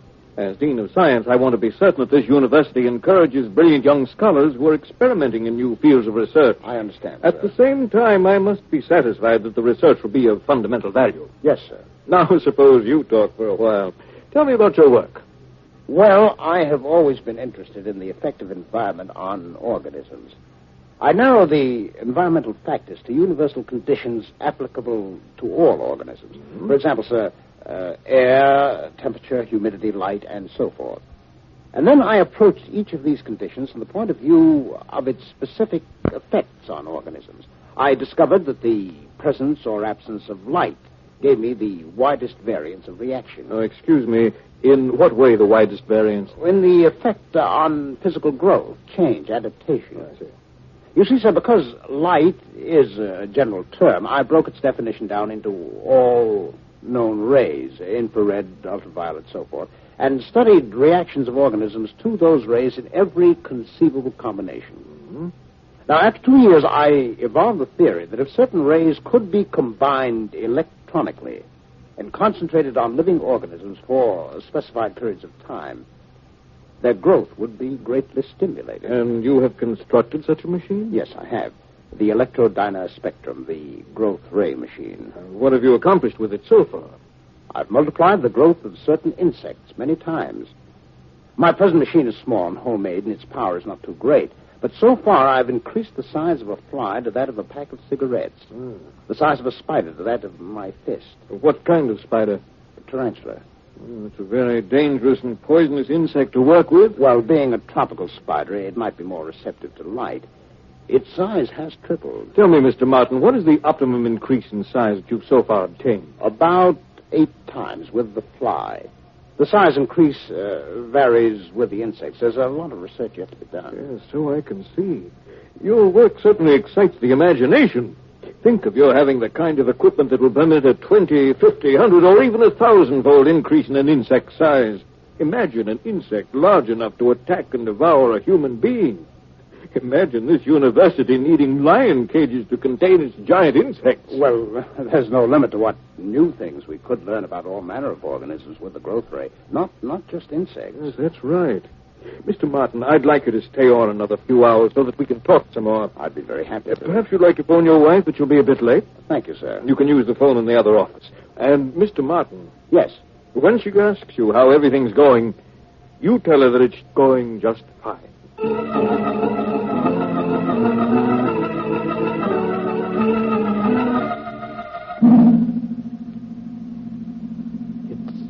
Still sitting there, looking at us. The most horrible thing I've ever seen. 6 feet high. Those giant wings. How does it get here, Mrs. Martin? Somehow the growth ray must have begun working. It gives off a slight glow. The moth must have seen it, flown toward it. It must have seen us.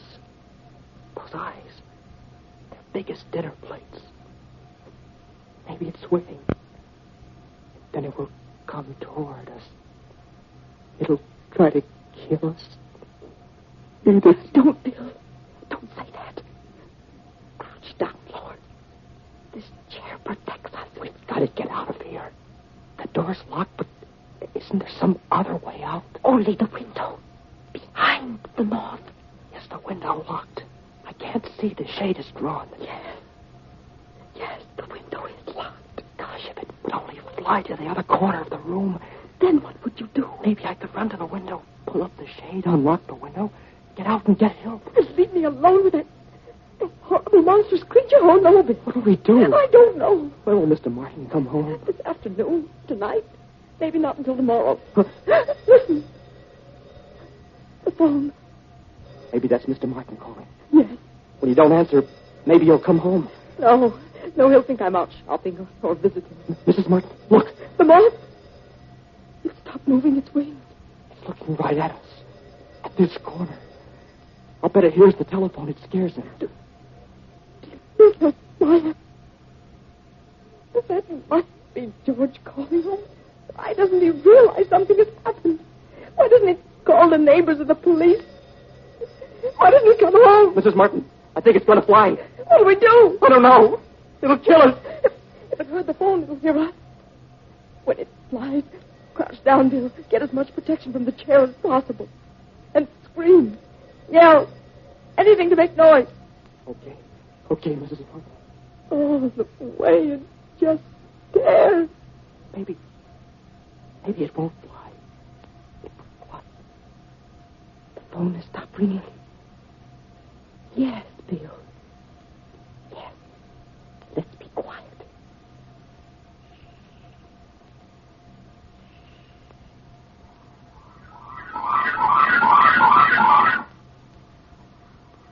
Like a nightmare being here. So, George, darling, you know I hated these insects. Yet you built a laboratory in our home. Home. A place with a room of terror. Why am I here? Why did things happen to trap me here? Was it because I hated George's work? Was it because I refused to help him with these repulsive creatures? I see the moth. Its body's like a worm, quivering,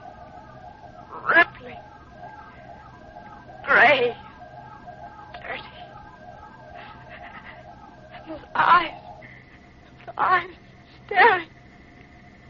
Knowing I'm here. What's he going to do?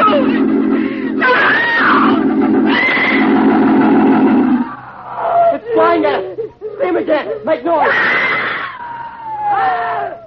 It's flying wildly against the wall, the ceiling, the fireplace, the window. His wings hit the window shade. It rolls up. The sunlight's coming in. He's flying blindly, crazily. What's that? Phil, the glass cage. The glass cage with the spider. The poisonous spider. I see it darting across the floor. Over there by the sofa. The giant moth is sitting on the bookshelf. And on the floor, like a fuzzy ball of death, the spider. The tarantula!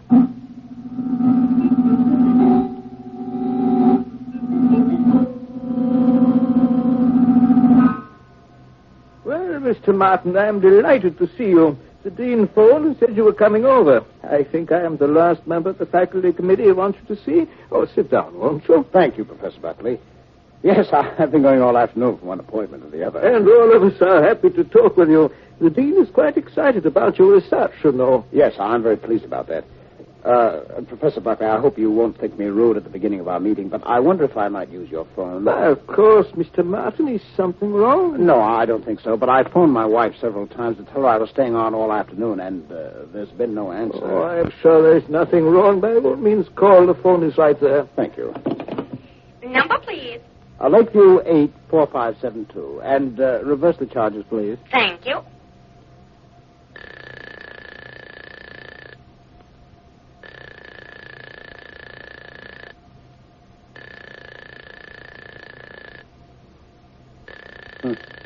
Still doesn't seem to be any answer. Oh, well, let it ring a few more times.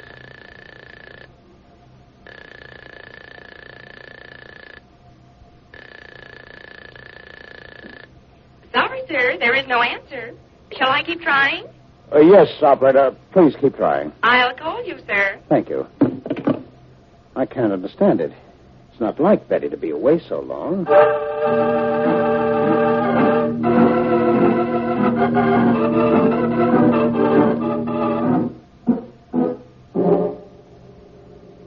They're both still there, Mrs. Martin. Yes. Still there. I saw the spider last week. As big as Mr. Martin's fist. I looked into the glass cage. I could see the hair on its legs, like bristles. And Mr. Martin showed me its mouth, where it bites and kills with the poison. Stop it, Billy! Stop! For heaven's sake, stop! I'm sorry, Mrs. Martin. Well, I can't stop looking at them. They don't like the sunlight. That's why they're on the sofa. But the whole room is flooded with sunlight since the shade went up. Hiding in this corner behind this chair doesn't give us the protection we need. Why? The moth is too big to get at us here. But the spider, it can scurry on the rug under the chair. I'll take off my shoes. Something to hear with if it comes. There. Now you take one of them. Look. Its wings are fluttering again. It's going to fly again. But let's not scream, Bill. It might scare the spider. You may hear too? I don't know. Here he comes.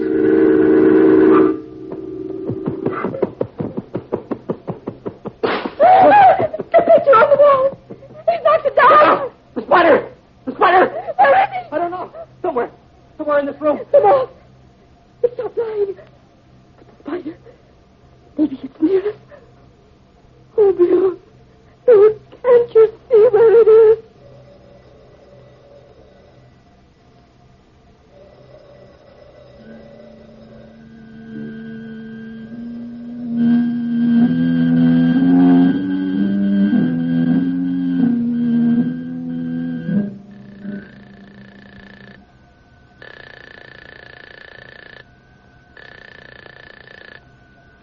There is still no answer, sir. Shall I keep trying? I don't know. I'll call you back. Ask for operator 34, sir. Thank you. No answer yet? No, sir. course, I did tell Betty that I might be late or even stay overnight. She may have gone to her mother's. It's a real pleasure finding a young man who cares that much for his wife. I suppose Mrs. Martin feels the same way about you. Oh, Betty's wonderful. Yes, I'm sure she is. After all, not many women would approve of their husbands inventing machines that make insects larger. You've got a rare wife, Mr. Martin. One who doesn't object to giant insects in the house.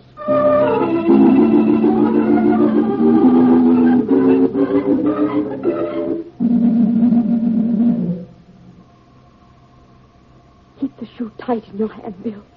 If you see the spider, hit it. Hit it hard. Yes, ma'am. I will. I can't stand this much longer. My hands are trembling. I'm cold all over. Me too, Mrs. Martin. I think I'm getting sick. Oh, you mustn't, Bill. If I could have a drink of water. The moth. It's acting strangely. See? Yeah. Its feelers are kind of limp. And its body. Oh, that disgusting worm-like body. Flabby all of a sudden. Droopy. Its eyes. They look different, too. I don't know why, but somehow they... Yes. Yes, you're right.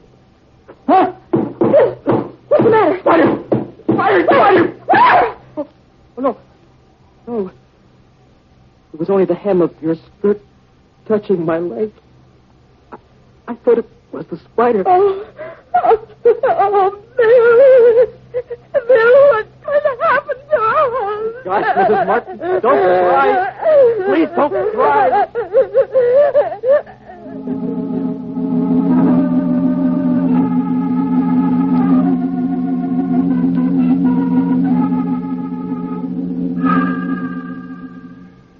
Well, Mr. Martin, are the terms satisfactory to you? Oh, yes, sir. Very much so. Thank you, sir. It's going to be a great pleasure having you at the university. And I know that you find your association with us a real incentive to carrying on your work with the growth rate. I'm sure of that. I'll do my very best to be accredited to the university and to scientific research. Now, my boy, it's time for you to leave if you want to catch the 6:10 and be home to tell your wife. You just get home and you'll find that there's an explanation for why she didn't answer the phone all day. I'm sure you're right. Thank you again, Dean. Thank you very much.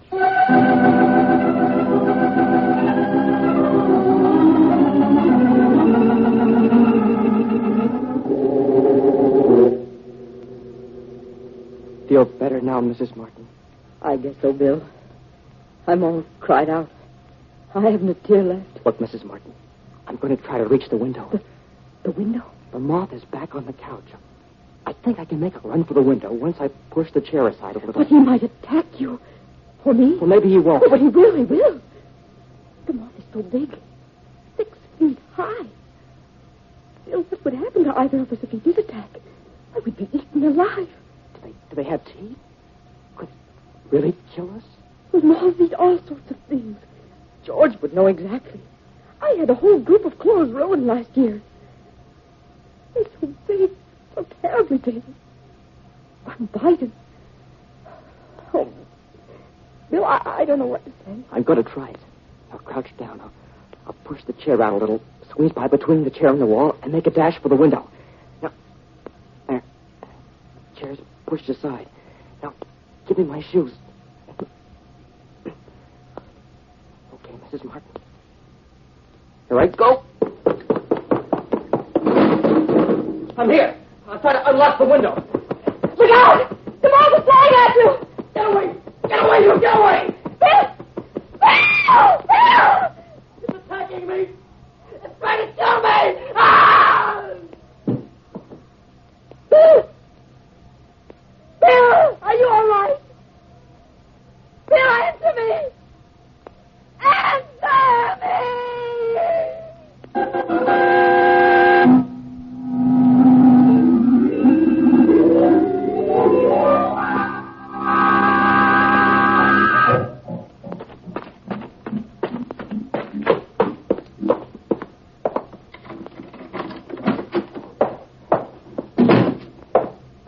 No one home?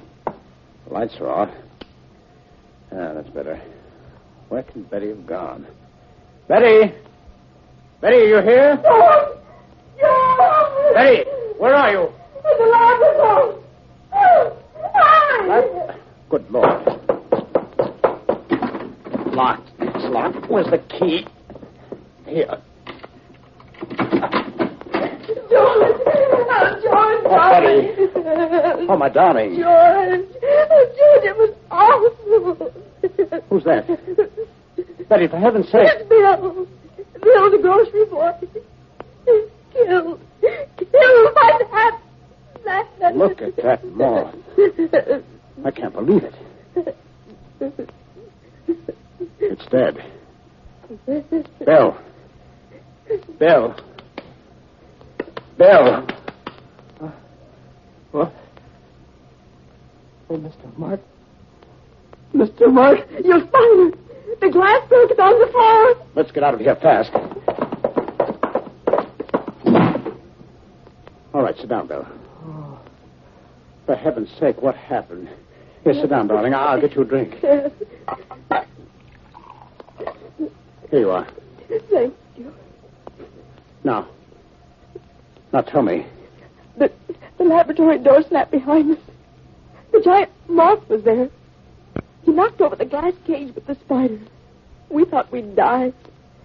And I thought Bill was dead. I'll find the spider and kill it. But as for the moth, darling, despite its size, you had nothing to fear.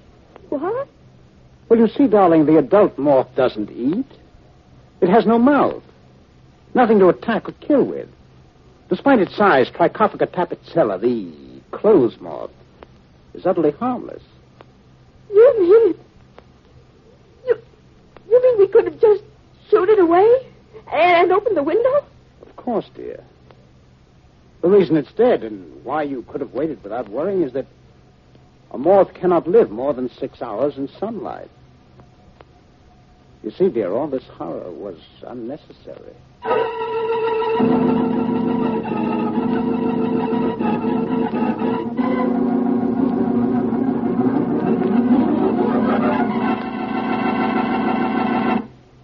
Next week, a strange drama of a silver rocket and an unseen visitor from space. Be sure to listen to 2000 Plus, radio's different series. 2000 Plus is produced by Dryer and Weenolsen Productions, Incorporated. In today's cast, Joan Shea portrayed Betty, Larry Robinson was Bill, Ralph Bell was George, and Bill Griffiths was the Dean. Music composed and played by Milton Kay. Sound, Al April and George Cooney. Engineer, Bob Albrecht. This is Ken Marvin speaking.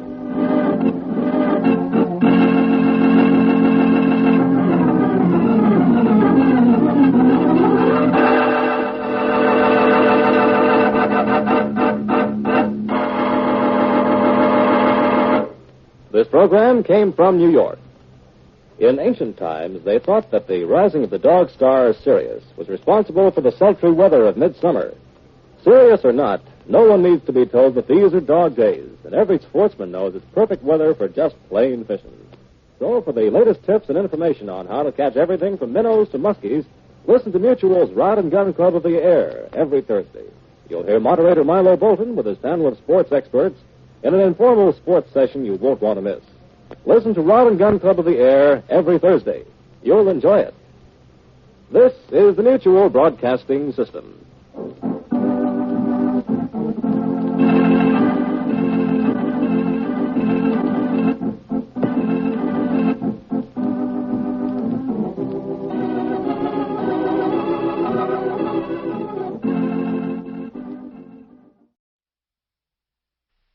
The thing about Joe is, he really is a smart guy. It takes a smart guy to be that stupid. 2000 Plus. Science fiction adventures from the world of tomorrow, the years beyond 2000 A.D. 2000 Plus presents The Brooklyn Brain.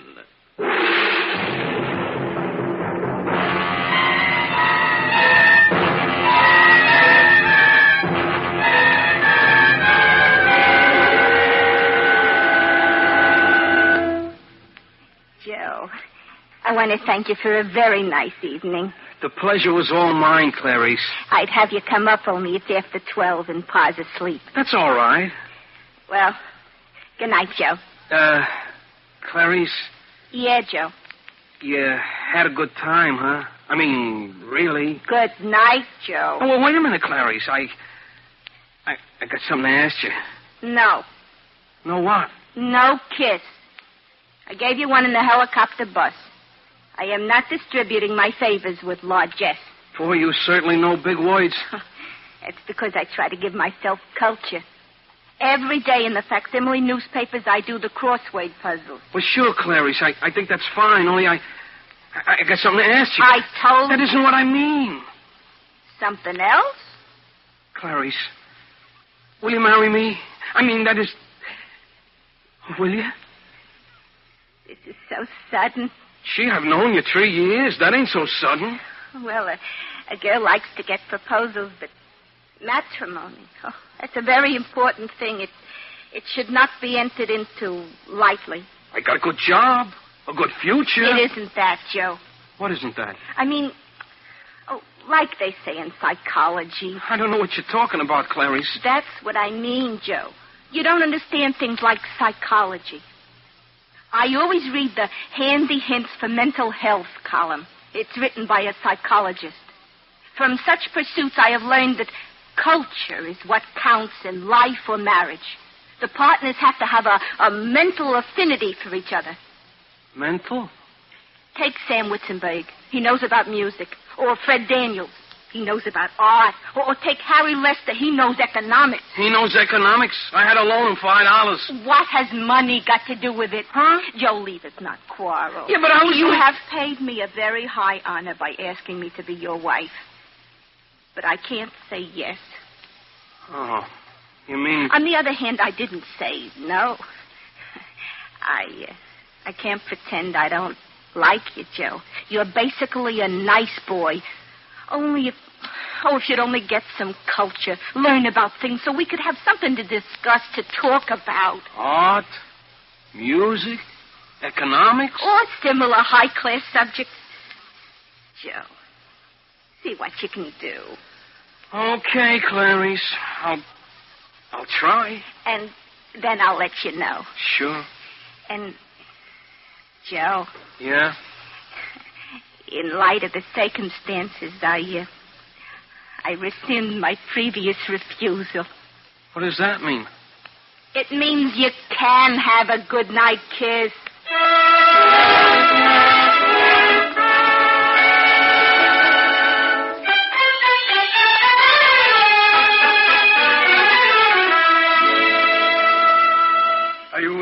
Are you ready, Carl? Yes, Professor. Now, remember, after I throw the switch, it will take several seconds for the accumulator to build up.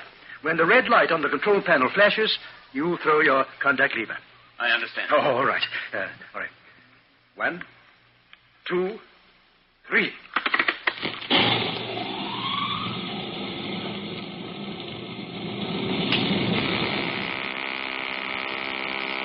It's working, Professor. It's working. Good. Excellent. Try it again. Wonderful. All right, Carl. Turn it off. Now, I've checked every dial, every meter as the machine was running, and they all coordinated precisely. Then it will work on a human being. Are you sure enough to let me try it on you? It isn't that, Professor. It's just that you kind of need me to help you run the machine. Oh, yes.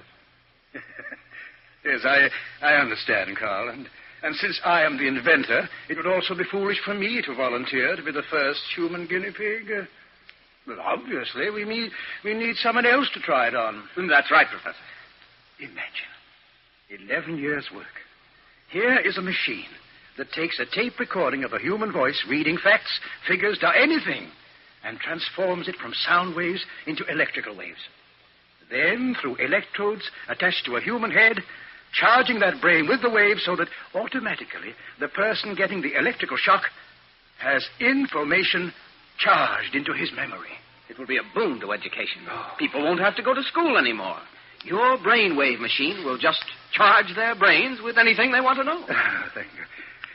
Well, there's a lot of experimenting we have yet to do, but so far as we can know up to this moment, the machine should work.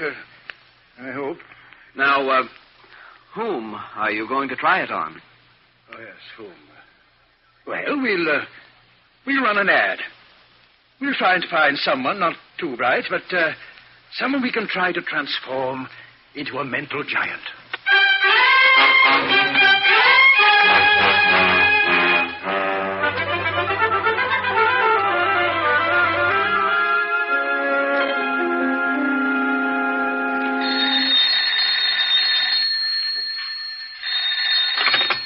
Hello?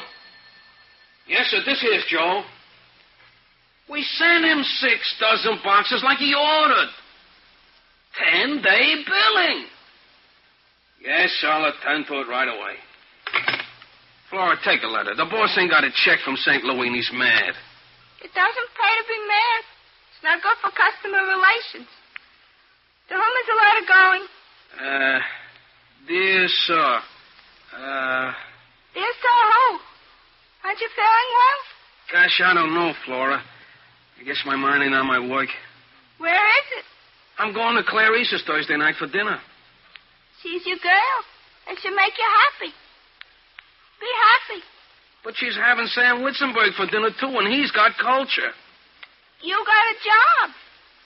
Flora, you're a smart girl. You know how to find things in the files. Tell me, how do I learn about things? How do I get culture? Study. How much time have I got? Thursday is 3 days from now. What can I learn in that time? Not culture. That's what I mean. I'm licked before I start. I have a teacher. That's expensive. So stay a bachelor. But I don't want to. Oh, look. Look, here's a newspaper. I'll turn to the educational section. Let me see. Here it is. Here it is. French. Well, learn French. What would I do with French? What do you do with culture after you get married? Look, I'm only trying to be helpful. Go on, Flora. What else is there? How to hypnotize in 9 easy lessons. Hey, that's interesting. If you learn how to hypnotize, I don't work for you anymore.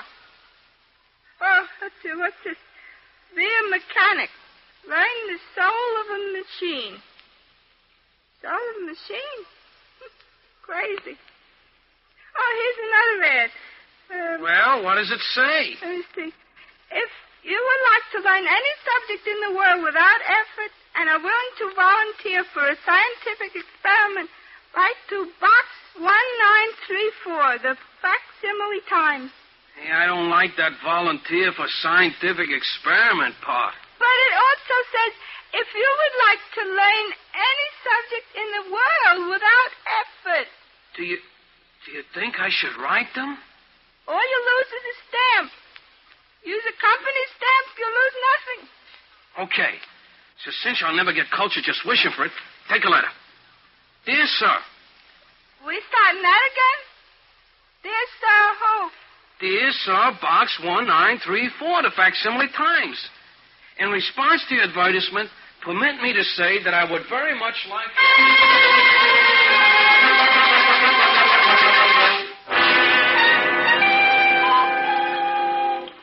Carl, have you read these letters from people who want to volunteer for our machine? All 6 of them. Do you think it's wise to take people of such mentality? Well, it would be a good test for the machine. Yes, but almost any change would be an improvement for them, judging from the letters. Whatever else may be said, Professor, the people who wrote those letters are human beings. Yes, I suppose so. And we need a human being to test with. After all, so far, the only living thing we have used was a dog. Ah, but the dog lived. It proves the machine's electrical charge in the head does not kill. The charge doesn't kill, but does it force knowledge into the brain? We beamed a recording of the Einstein theory into the dog. But the dog can't talk. What good is it to him? But, Carl, doesn't it give you satisfaction to know that because of our invention, there is one dog in this city who actually knows the Einstein theory? Did any dog know the theory before our invention? No. All right. So we have reason to believe the machine will work. That is why we are looking for a human being, just to be sure. But, which one of these which one of these people shall we take? Well, whichever one has the greatest need for knowledge. They all need it. Yes, but I mean, whichever one believes he needs it most. that person will have an incentive to cooperate with us. I see. Well, in that case, this one.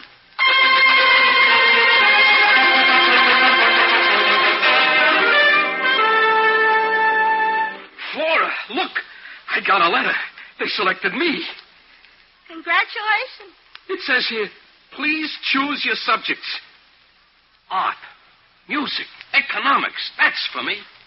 You should also add another subject. How to get St. Louis to pay its bill. That ain't culture. Who says the ladies' garment business is culture? Gosh, Flora, you know what I mean. Like Clarice says, there's more to living than just having a job. You ever try living without a job? Art, music, economics. I'll show Sam Witzenberg he's not the only one who knows those things. I'll show Clarice, too. Should I call the number on this letter and make an appointment for you? Would you, Flora? Gee, thanks a lot. Okay.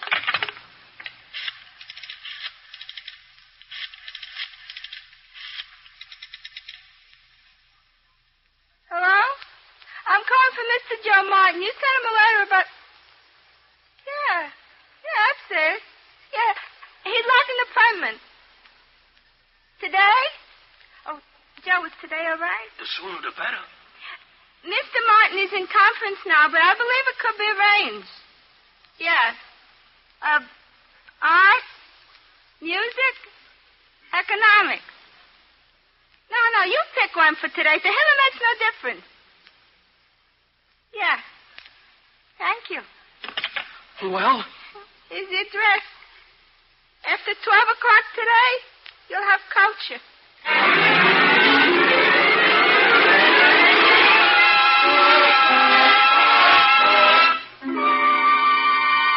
Now, Mr. Martin, if you'll just lie down here on this surgical table. Surgical table? I didn't come for an operation. I came for an education. Oh, and you shall get one, my boy. You shall get one. After today, you'll be an expert on art. You know, painting and sculpture and all that sort of thing. Lie down, please. What are you going to do? Well, you see, Mr. Martin, you have brain waves. I have? Everybody has. You see, the brain gives off power. That's why. Now, what we do, to describe it simply, is play a recording of some subject you want to learn. Now, the sound waves are transformed into electrical waves and are charged into your brain. The result is you have the knowledge impressed into your mind. Isn't that wonderful? I just remembered I got another appointment. Oh, no. Mr. Martin, in your letter you said you wanted to show your girl that you could learn things, be smart, get culture. Where did I put my head? Here or there? Your head up here, your feet down there. Splendid. Now, Carl, attach the electrodes to his head, will you? Yes, Professor. Will it hurt? You will never know what hit you. I mean, not at all. Just relax, Mr. Martin. Everything is ready, Professor. All right, Carl. 1, 2, 3. Now, it's just warming up, Mr. Martin. Don't be so nervous. No, sir. Shall I start the recording now? In one moment. You see, Mr. Martin, Carl will start the recording that he dictated this morning, and then I'll charge the knowledge into your brain. You see? Begin the recording. Yes, Professor. Among the new school of paintings which have excited modern critics and which are likely to have a profound effect upon future interpretive forms, the new circular school of impressionistic painting is outstanding. Now, for the charge. Employing vibrant... How is he, Professor? Is he all right? Oh, he's a little glassy-eyed. Maybe we'd better stop the experiment. No. We'll try it once more. Only speed up the recording so we can charge his brain more quickly. All right, if you say so. Here goes. Coordinate relationships which stimulate the senses and excite the imagination. The circular school manages to get around traditional obstacles of comprehensibility. Among the leading exponents of the circular school of impressionistic painting, Daguerre and Martinelli are... Now, the charge. Another school which has managed to retain... That's enough, Carl. Shut up the equipment. He is alive, isn't he? I think so. Mr. Martin. Mr. Martin. Wake up, Mr. Martin. He's coming to. What? Oh, what happened? Oh, is it over? Yes, that's all for today. And I got culture? So far as we know, everything seemed to work. I got a headache, too. Would you like a glass of water? No, I think I better go now. I gotta get back to work. So long, fellas.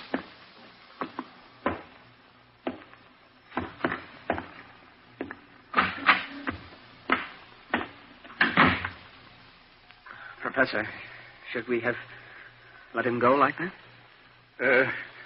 Let's look out of the window. Ah, there he is. Just came out of the door onto the street. He's a little wobbly. Maybe a cop will think he's drunk. Frankly, I'm a little worried about him. I wonder if the experiment really worked. I'm worried about him, too. Because even if the experiment did work, we speeded the record up so fast. Good heavens, Professor, what if he ends up talking like Donald Duck?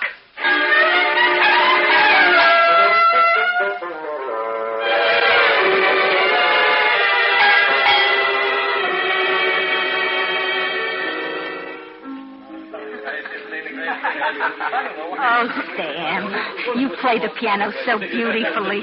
Sam Witzenberg is not known as the Beethoven of Brooklyn for nothing. I know exactly what you mean. When Myrtle Baker said you looked like a bum, you never got a haircut, I said it's because you're artistic. Not getting a haircut, I mean. Oh, excuse me, there's the doorbell. More company? It's probably Joe. That peasant. Now, Sam, don't you and Joe start anything. Hello, Clarice. Come in, Joe. Nice party. I hope you like it, Joe. Clarice, have you made up your mind yet? Made up my mind? You know, Clarice, about us. Joe, this is not the place to pursue that question. Well, I just thought that maybe if you... I don't know yet, Joe. Come into the party. Sure, Clarice. Well, if it isn't Joe. How are you, Joe? Hello, Sam. Sam was playing the piano. Yeah, I heard. Read any good books lately, Joe? Well, we're taking inventory at the store, and I've been kind of busy. Yeah, Joe works very hard. A hard head? You gotta work hard, eh, Joe? The only reason you got a soft head is you got so much hair on it, it's like a mattress. But, Clarice says it's artistic. Clarice says... Did you say that? Well, Joe, I meant he looks like an artist. Artists wear long hair. And, speaking of artists, Joe, what do you think of the new circular school of impressionistic painting? Well, do you think the dynamism of the blues is more effective than the interpretive qualities of the vibrant yellows? Well, the real... Sure, Joe. You're absolutely right. By the way, Clarice, how about you and I go to the Arts Institute tomorrow afternoon? Oh, that's very nice, Sam, but... Joe, what's the matter? Sure, go with him to the Art Institute. Maybe he'll get a job. They'll use him as a hair mop to dust the paintings with. Joe! You want to know what I think about the new circular school of impressionistic paintings? I'll tell you. I think the brushwork of Daguerre is infinitely superior to the technique of Martinelli, but that the interpretive approach of both of them is immature. Joe! You're so smart, Sam Witzenberg. Let me ask you a few questions. Why does Gregory Thompson, the British impressionist, conceive all legendary characters in his paintings as cubistic? Why? Well, it's because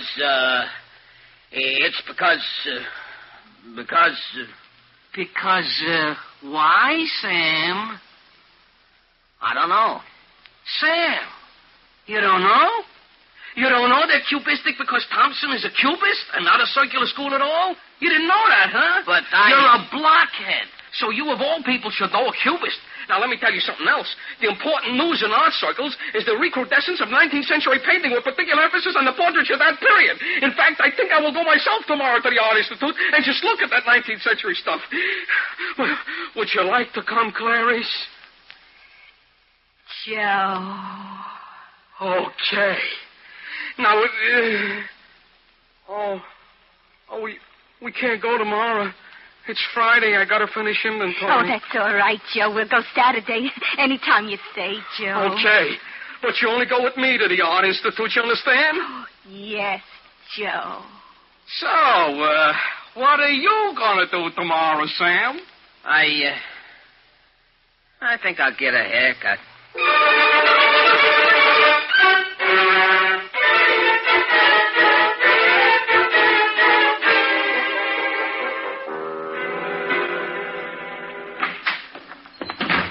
Hello, Flora.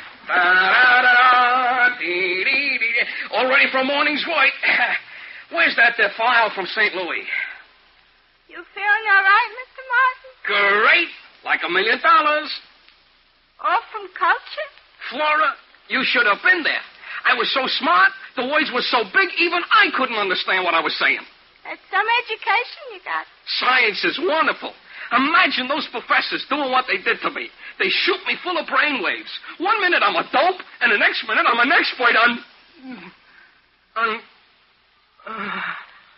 Art? Music? Economics? Which one is it? I don't remember. That's not good. Let me think. Sam was there. Art.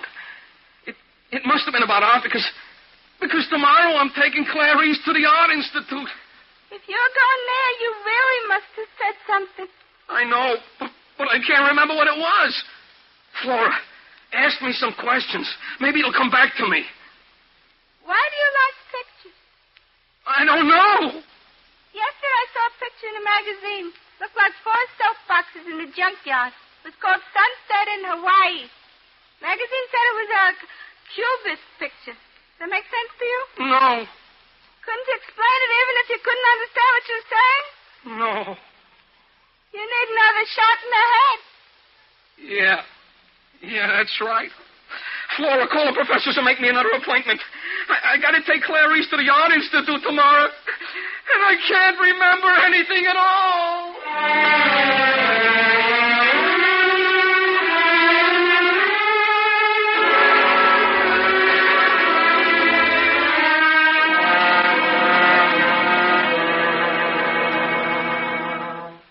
Now, Mr. Martin, please don't be so nervous. Just answer my questions. But she's my girl. I'm finally making progress, and this has to happen. Yes, Carl, put on the recording again. Let Mr. Martin hear it. Yes, sir. No obstacle for comprehensibility. Among the leading exponents of the circular school of impressionistic painting, Daguerre and Martinelli are perhaps best known. Another school which has managed to retain some influence on contemporary trends despite the vigorous onslaught of the Impressionists is that group best exemplified by the work of Gregory Thompson, who was an impressionist. There, now, you remember that, don't you? I don't remember it, and I don't understand it. But we charged your brain with that information. You charged it, you try to collect it. I don't know where it is. Carl, I'd like to talk to you alone for a moment. Excuse us, Mr. Martin. Yeah, sure. You're sure the machine worked properly when we experimented on him? When I dismantled the machine this morning, everything was perfect. But what could have happened?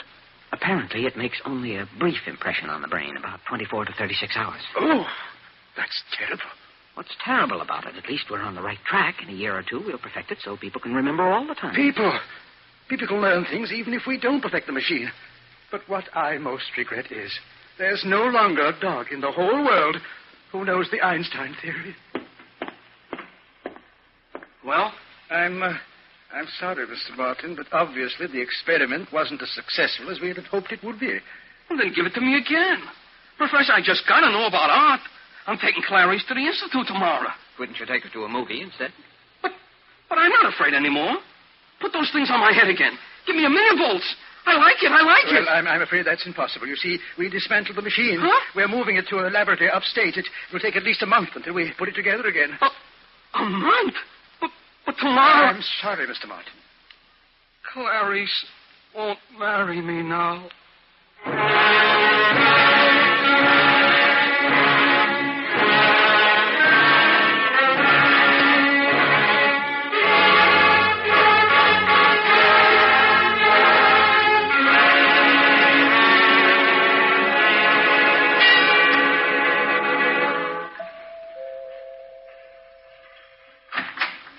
Oh, hello, Hello, Joe. You're right on time for our trip to the Institute. Oh, I'm so excited. Come in, Joe.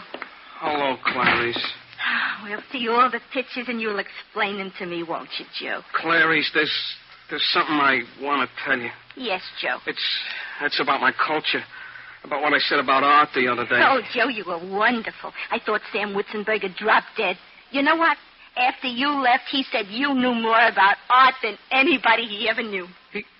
He said that? And you were so masterful when you told him you were taking me to the Institute. I was? Oh, Joe, I got something to tell you. You have? I made up my mind. Joe, don't you understand? I made up my mind. I accept your proposal.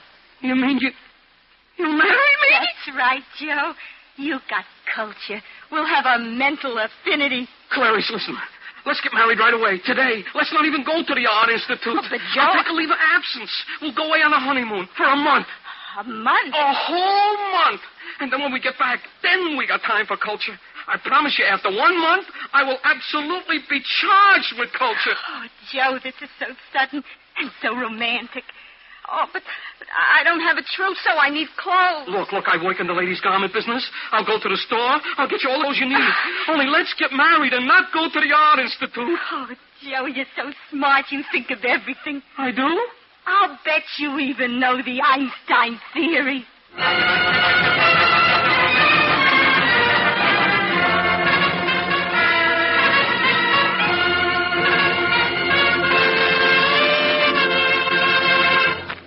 Next week, 2000 Plus presents a thrilling melodrama of adventure and terror. Be sure to listen. 2000 Plus is produced by Dryer and Weenolsen Productions, Incorporated.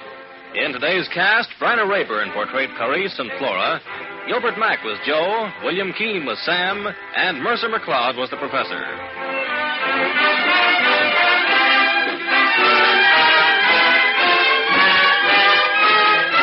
The orchestra was conducted by Emerson Buckley, music composed by Elliot Jacoby. Sound, Walt Shaver and Adrian Penner. Engineer, Ed Formica. This is Ken Marvin speaking.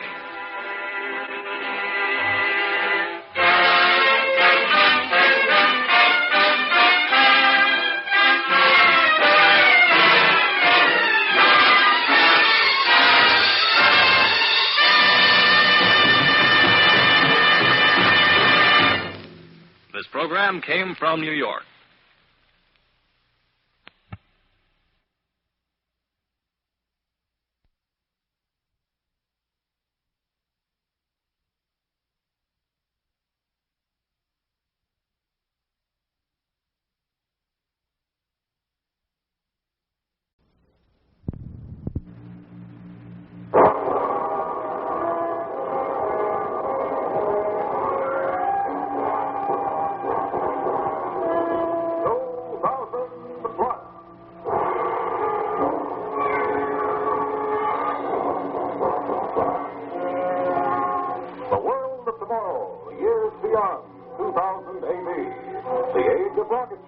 Interplanetary travel. A time for adventure.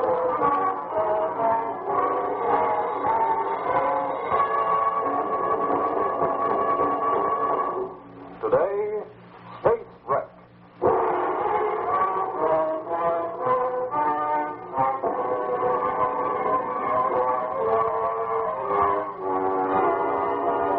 The year 2000 plus 370.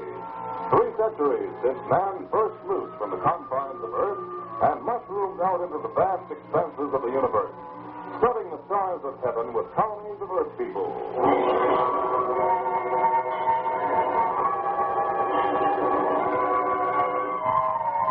The year 2370, when space flight is no longer limited to scientists and adventurers, but is available to everyone on regularly scheduled commercial ships. When news is no longer a global affair, but originates in 1,000 far-flung ports along the spaceways. It is a routine morning in the control room of IGNS, the Intergalactic News Service, where a great network of elaborate electronic devices receives the news that originates in every corner of the galaxy. And straight from the tapes, Whitey Fuller, IGNS's most famous reporter, passes them on to the public. Terra City, Mars. Dr. Luther Smith, outstanding ologist, has just announced his release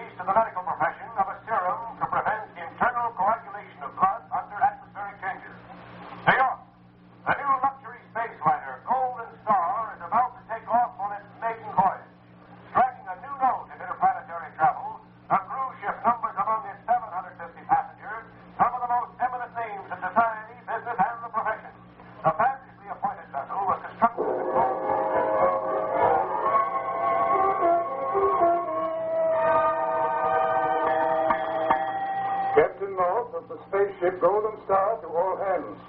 Prepare for the takeoff at 1600 hours. Final check of rocket engines and airlocks at 1500.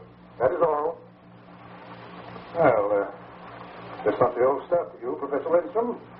You're taking an interstellar cruise is a little like a busman's holiday, isn't it? But I'm proud to have you and your assistant, Miss Fenner, aboard. Well, sometimes it is good to see where all our theory finally ends up, Captain. It gives a scientist like myself a little perspective on his work. But I am sure Amanda will find it informative. I intend just to relax and enjoy. Good. All this is wonderfully thrilling, Captain. May I have permission to watch the preparations for the blast off? Why, certainly, my dear. Just go down that corridor there and ask Lieutenant Romilly. He'll show you everything you want to see. Thank you. Captain, yes, Montgomery, what is it? Captain, I'm having difficulty with a gentleman on board. Passenger? No, sir. He's not on the passenger list, but he says he's going to make the trip with us. Get rid of him, Montgomery. That's your job. He won't go, sir. He insists on seeing you. He's waiting just outside. I haven't the time. Oh, very well. Bring it in. Step in, please. Here he is, sir. Now, what's the meaning of this? What makes you think you can crash the maiden voyage of the first interstellar luxury cruise? It's not a matter of crashing, Captain. I'm Whitey Fuller. I'm covering the Golden Star story for 136 news agencies, and you must find room for it. I must, eh? That's all I've been hearing for 2 months, ever since this cruise was announced. Every big shot in every capital wants to get in on the act. I'm not interested in your act, Captain. This is just another job to me. News is my business. And I'm not interested in your business. Aren't you, Captain? Then how would you like to lose $2 million worth of publicity? If I don't make this trip, I guarantee you that not one picture, one story, or one bulletin of the Golden Star cruise will ever reach the public. Do I go? You go, Mr. Fuller. But please keep out of my way.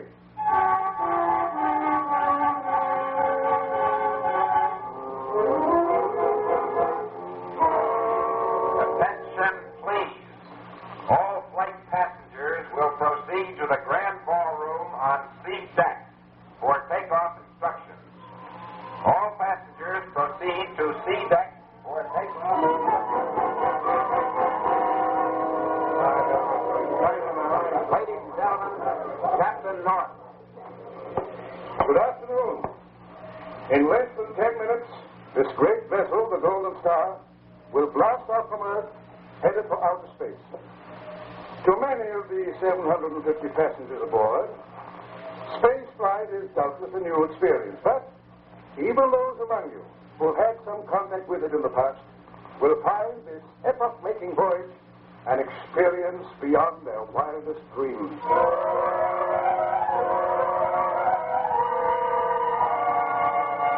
You are all welcome aboard the Golden Star. We invite you to make use of the fabulous facilities provided for you. The swimming pool, a skating rink, bars and dancing pavilions, the astronomical observatories, the botanical garden, which will grow as we add specimens from each planet we touch. This is a luxury cruise. Relax.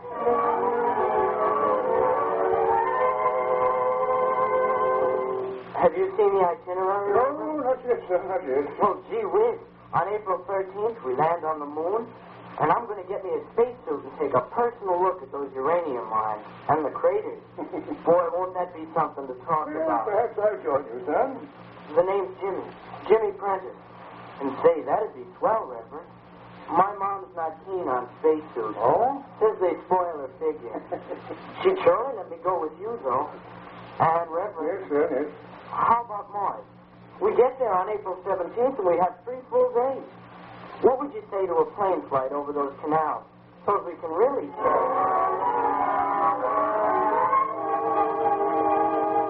Ladies and gentlemen, we take off in a few moments.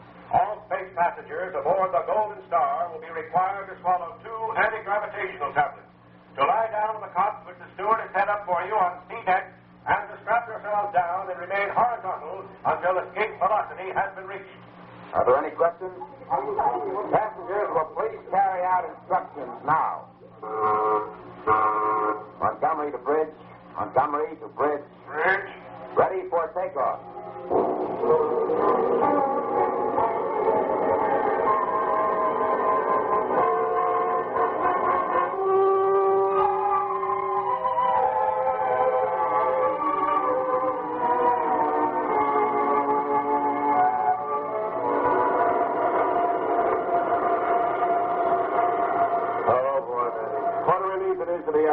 isn't off that top. I'll never get used to acceleration pressure. Oh, Whitey, it felt just the way it did when my kid brother used to start the car too fast. I bet my back was going to push right in the bottom of this ship. Yeah, but it's worth it, isn't it? Just look out there.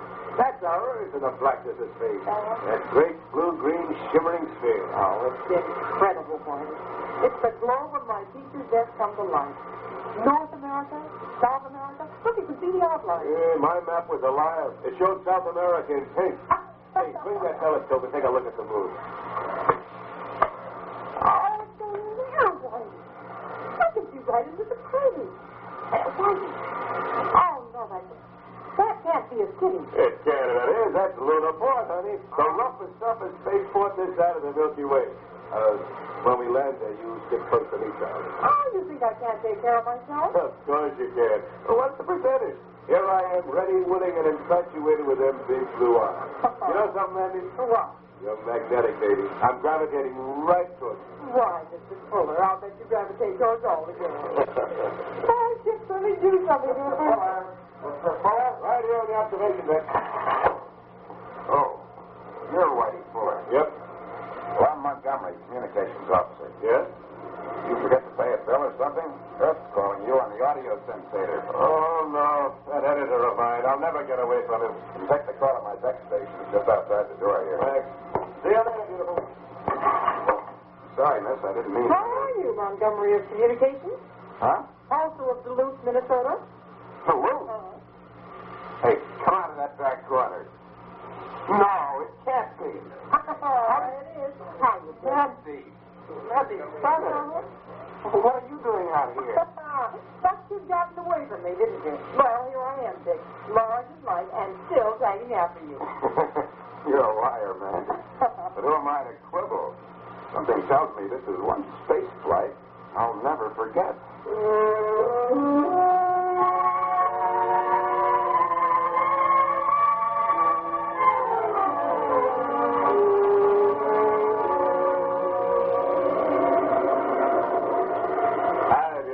What's on your mind?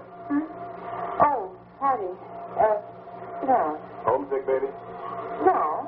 What makes you think so? The way you sit up here on this observation deck day after day, staring out into space. Oh. Or maybe I'm in love. With whom? The man on the moon? That port commander on Jupiter who couldn't take his eyes off you? Or maybe it's someone on the ship, huh? Well, you're the reporter, Whitey. Why don't you find out? I think that's just what I was Mr. Whitey. What is it, Jenny? Will you sign this paper for me, Whitey? It's very important. Oh, it is. What does it say? It says that you, with your own eyes, saw me high jump 18 feet. On Mars, it is. Well, you don't have to put that in. I guess. There you are. Thanks. Boy, it's going to be a long time before anybody on Earth breaks this record. Speak to the Reverend about that, boy. Yeah, strange. Oh, there you are. Dr. Winston, what's wrong? Oh, I am worried, Amanda. Oh? I was just in the control room, and there are electronic indications that should not be present in this segment of the galaxy. Have you seen Captain North? No. Surely you don't doubt Captain North's astrogation, do you? Oh, it's not that. It's just a sixth sense that tells me something. Oh, Captain North, one moment. I'm very busy, Dr. I would like to get your opinion on certain things that are just observed. What is it, Montgomery? Would you take a look at the radar scope immediately, sir? Switch on this auxiliary one here. Good dog. What's that? I don't know, sir. It's heading this way like a streak of light. What's wrong, Captain? What's the matter there? It's a tremendous object. It's really right now. Hey, look here. There's an observation window. Hey, it's a ball of fire. It's a meteor. Captain, it's a rocket moon. Discharge 4-side rockets. Captain to engine room. Detonate altitude, gravitator. Reverse overdrive 437. Communications. Send SOS signals to all spacecraft. Attention all stations. Seal off compartment. Lower emergency atmospheric bulkhead. Raise emergency emplacement. Divisional glass space barrier. Release rocket lifeboat. Contact spacecraft and launch shortwave SOS. Contact spacecraft SOS. Use emergency bracket.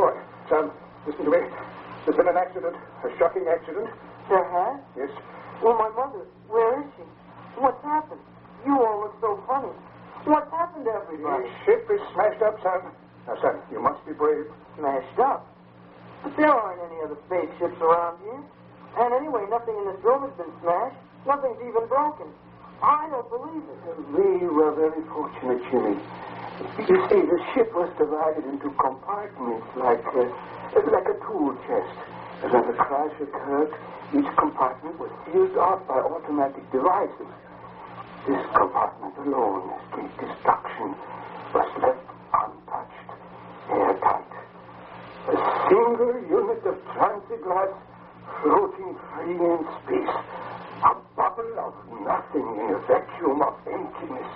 Then the other compartments were destroyed.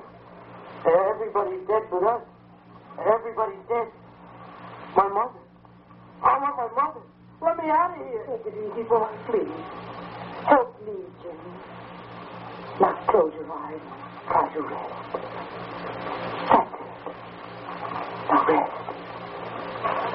Rest. Mr. Montgomery, is there any chance of rescue? I don't know, Reverend. I never got the SOS out. Now the communications are shot. But surely some spaceship will come along, a cruiser or a freighter, a patrol ship perhaps. I hope so, Reverend. Nothing will come along. We'll never be found because we're off our course. Off our course? Yes, Captain North. The great astrogator went haywire and took his ship into uncharted space. Captain, that's impossible. You've charged me. I know what I'm talking about. I've been thinking about this ever since the crash. 750 passengers, 179 crew members dead because of me. I'm a murderer. That's it. A cold-blooded murder. And I can't face it. I've got to die. With them? He's opening the airlock. Captain, no. Stop! Get off! It's a pig. You mustn't. Come on, get back.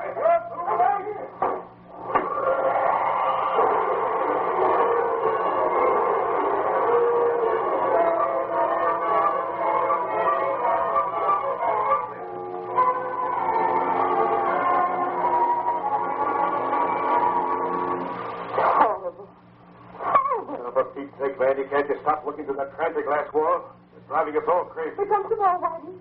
A table, a child's hobby horse, and a marble pillar. Oh, swinging round and round us day after day for 7 days. Expect it to do. Take off for some distant planet? The wreckage is adrift in space just as we are. Every last fragment of the ship that wasn't carried off with the meteor. Now it is all beginning to move around us in an orbit. They are our satellites. It is a law of nature, Manda. There is nothing to be morbid about. I can't stand it, I tell you. Well, if it's unbearable, why do we keep torturing ourselves, staring out at that fantastic nightmare? Stand back, all of you. What are you doing, Whitey? I'm closing these shutters over the observation ports. And the first person who... Quick, come here, quickly. What is it? Look, do you see what I see drifting over the air quarters from the port side? I can't believe it. One of our own rocket light boats. Yes, it's there. We have a chance. Looking back from here, Whitey. Rocket lifeboat. If there were only some way to get to it, to bring it alongside. There is a way. I'm going out there after it. No, you're not. I'll be all right. There's a space suit to this. Oh, you fool, Montgomery. You cannot control your movements out there, that you will drift like the rest of the flotsam. Don't worry about me. Just give me a hand with this space suit. Maybe this is one of the miracles you've been praying for. You may be skeptical if you like, Whitey. I choose to think it is. I'll reserve judgment. Suit okay, Dick? Yeah, fine. Now secure the helmet. Let's go. There you are. Connect the emergency pressure line. Have someone manned while I'm out. I'll handle it, Dick. Don't follow the cable as you go over. Dick, don't go. Don't leave us. Commander Courage, just pray for his safety. Stand by and open the airlock. Ready. Let's go.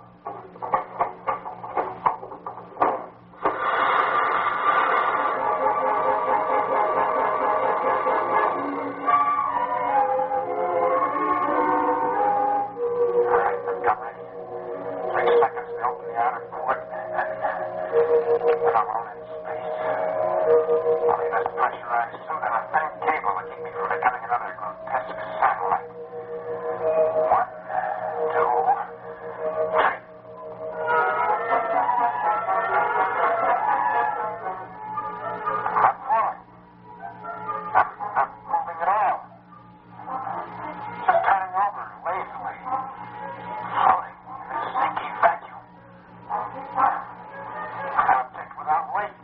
No weight at all. Lifeboat's coming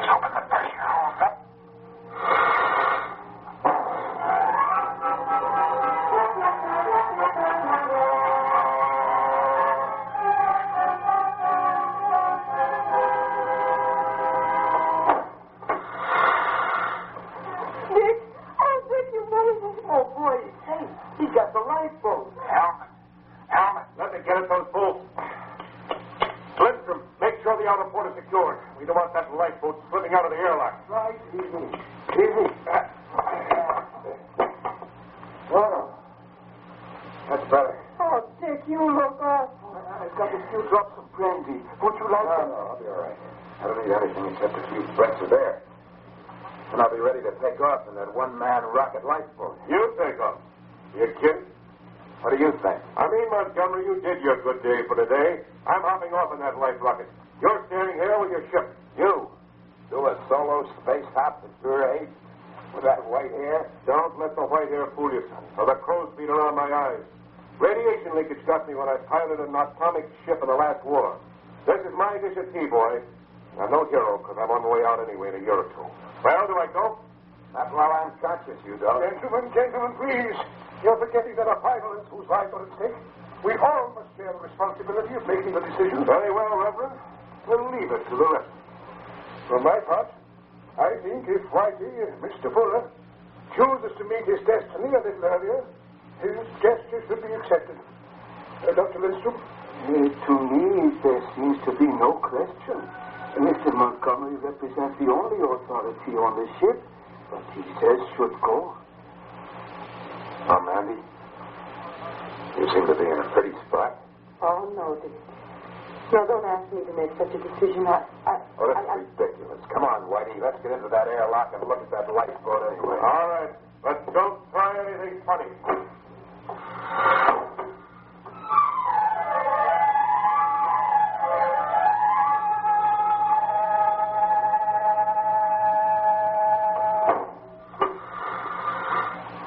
Okay, Mandy.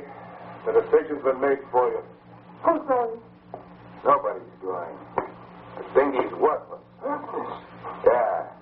Its whole molecular structure has been shot to blazes out there. The craft is as porous as cheesecloth. Won't hold 1 pound of pressure. Now sit down now and relax. This is the end.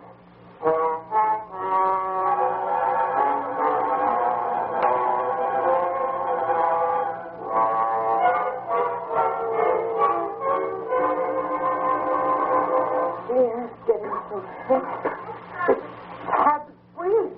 How much oxygen have we left? 4 or 5 hours. Food? A couple of biscuits here. Have a sip of water, Mandy. No. I had my ration an hour ago. It's getting awfully cold, isn't it? Yeah. Thermal reservoirs are about exhausted. I put on this jacket. Here on in, the thermometer keeps going one way. Down. What happens after everything's gone? Well, we are spared one thing, decomposition. The cold gets us before the maggots do. It is a quick freeze. You will be young and beautiful forever, Amanda. You can thank science for that. Stop it, Lindstrom. Stop it. I wish I could. I wish I had. I wish I had never had anything to do with science. It is a snare and a delusion. It distorts the world. Nothing but misery and death. Save your philosophical breath, Lindstrom. You'll need it. Science, luring men to their destruction. What are we doing here in this fragment of a monster ship suspended in black space? What are men doing on Mars and Jupiter and Juno? We are Earthmen. That is where God put us. That is where we belong. Oh, no, Dr. Lindstrom. You're wrong. Man belongs wherever his spirit leads him. God didn't give us courage and intelligence and an unconquerable thirst for knowledge, and then confine us to one tiny portion of the universe. Science is only What was that? I felt something too. Movement. We're not drifting anymore. You're moving in a straight line. The shutters. Come on, Dick. Let's unfasten them and take a good look out there. We're moving faster now. It's spaceship. A spaceship. A rescue ship.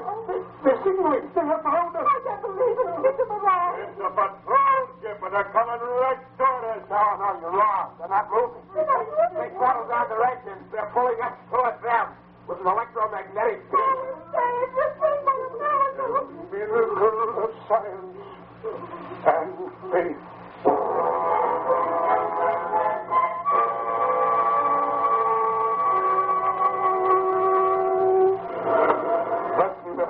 to those wonderful ensigns. Well, Miss Amanda, feeling better? Feeling wonderful, Commander Stein. Commander Stein, Whitey here and I are still bewildered. How in heaven's name did you manage to find our fragmented ship? We were millions of miles from nowhere, completely off our course. Captain North told us that he miscalculated. Captain North did not miscalculate, gentlemen. His astrogation figures were perfect. What? It was the stars and the heavenly bodies that were thrown off their course. Gentlemen, an hour before the Golden Star smashed up, we tried frantically to reach you. Astronomical observatories all over the universe reported a tremendous explosion in Galaxy 3. But before we could warn you, it happened. And you found us on course.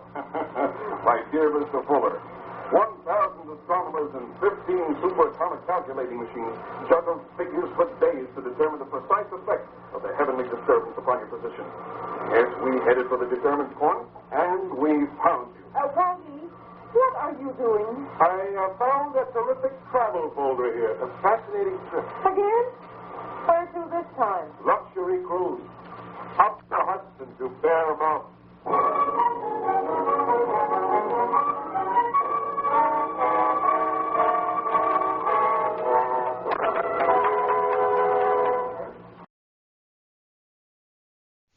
Story of a soldier and a war beyond the moon.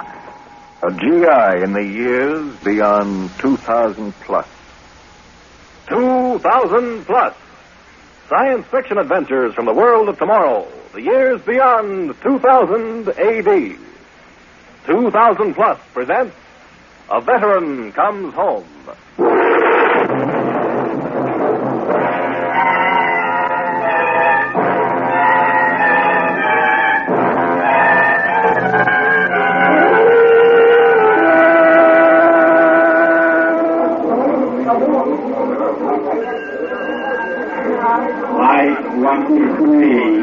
Rocket ship Luna arriving from moon at Rocket Cradle 4, East Section. Mommy, is that it? Is that the one with Daddy on it? Billy, I told you before Daddy's spaceship arrived here several hours ago. The spaceship from Mars has been here since 11 o'clock. Then where is he? Why don't I see my Daddy? Because, darling, all the soldiers have to go through quarantine and army regulations and all sorts of things. Boy, my Daddy's a space soldier. I'll bet he had all sorts of adventures. I'll bet he had... Attention, please. Quiet, Billy. Listen. All relatives of military personnel of rocket ship Millicent, Flight 82 from Mars, holding blue cards, report to Gate 5. Oh, Billy, that's us. The soldiers are going to come out in a few minutes. Come on, darling, come on. Will he know me, Mama? Will Dad know me? Will I know him? Watch where you're walking, Billy. Of course he'll know you, dear. He'll see me first, and then he'll see you. All I ever saw was his picture. Stand by that rope, Billy. We can see Gate 5 from here. Boy, he'll tell me all about the war on Mars. Oh, Billy, it's so good to have him back. 5 years. 5 long years. Can I see the spaceship later, huh, Mom? Later, maybe? Relatives of military personnel of spaceship Millicent, please do not cross the white line. They're starting to come out now. Oh, look! That man there in the white uniform. He's an atomic gunner. My picture book tells all about them. 11 weeks on a spaceship getting to Mars. 11 weeks coming back to Earth. And more than 4 years fighting on Mars. 5 years. Billy, stand back. Don't cross the white line. Flight 7, rocket ship freighter from Earth to Moon, will blast off in 8 minutes from Rocket Cradle 9, West Section. Clear area. Clear area. Over there, look, Mommy, a band. They're going to play music. They're welcoming the soldiers home, Billy. The first soldiers home from the war on Mars. More soldiers are coming out, Mommy. Oh, Billy, I'm so excited. Do you see him yet? Hey, Mom, that's a rocketeer with the green uniform. Oh, boy, he shoots rocket guns. I don't see him yet. So many men, so many. Can I have a drink of water, Mama? I'm thirsty. I don't see him yet. I still don't see him. I want a drink. Billy, not now. Oh, look, I think that's Daddy. No. No, it's not. Oh, Michael, where are you? I'm going to show my daddy my toy gun. We'll play Space Soldier together. We'll have fun. Billy, I see him. I see your daddy. Where? Which one is he? Wave to him, Billy. He's looking around to see if we're here. In the yellow uniform, over there. Michael! Michael, darling, here we are, Michael! He sees us, Mommy. He's running to us. He's pushing the other people away. Oh, he looks so wonderful. But tired. Michael! Mommy, why are you crying? Because he's come home, dear. Michael's come home. Hey, Dad! Here we are! Yoo-hoo! Hey, Daddy! Here he comes! Oh, Michael! Mary. Mary, darling. Oh, so long since I've held you. But, Michael, you've got to meet your son. Hello, son. Hello? Is that all you've got to say to your daddy? Oh, he doesn't have to say anything. Just let me look at him. Oh, you've got forever to do that now, darling. Because you're home. Our soldier has come home.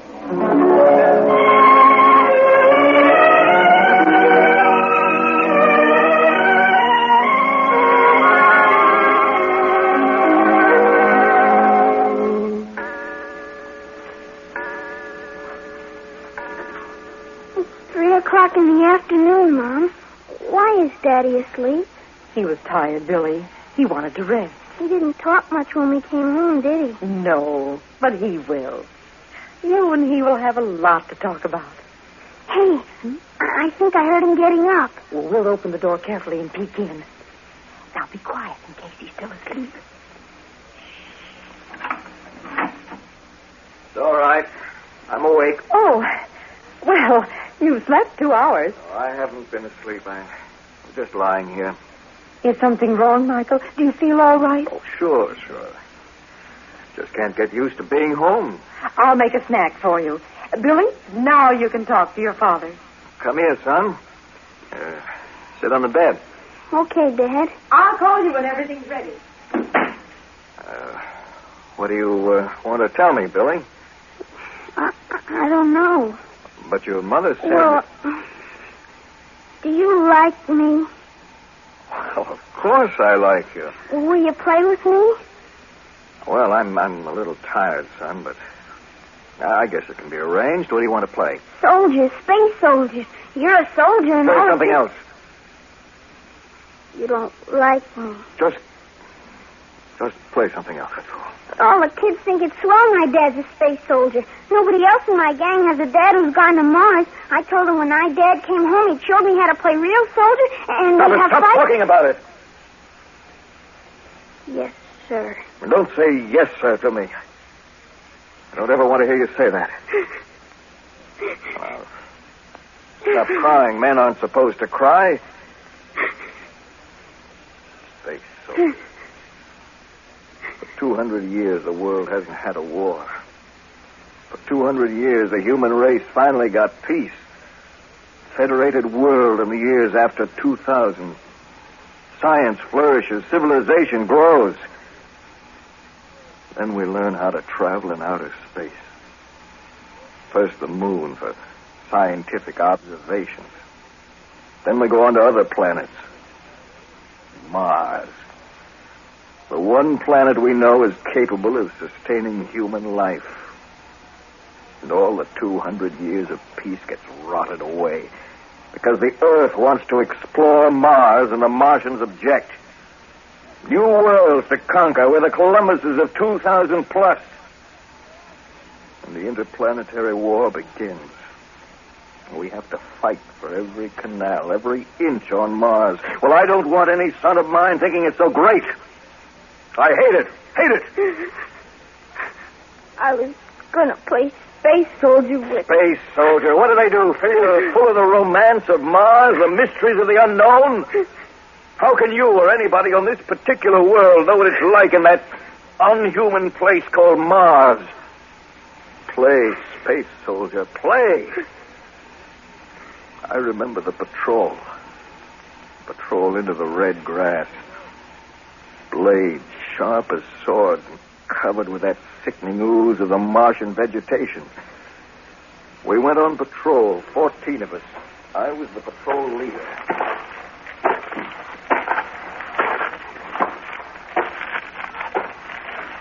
All right, let's stop a minute. Halt! Halt! Halt! You see anything? Just the red grass. Wait. About 1.5 miles over there, a sand belt. Give me your glasses. Yeah, that's right. Where the grass meets the sand belt, we gotta be careful. Those sand spiders, more dangerous than a cobra. One bite and you're dead in half a minute. Men are all wearing shin boots. We'd better put on our masks and gloves, too. Sometimes a spider crawls up the clothing. Okay. Masks and gloves, protective gear. Protective gear? Oh, no. It's too quiet. I've always got the feeling the Martians are around when it's this quiet. Yeah, I know what you mean. We'll go on now.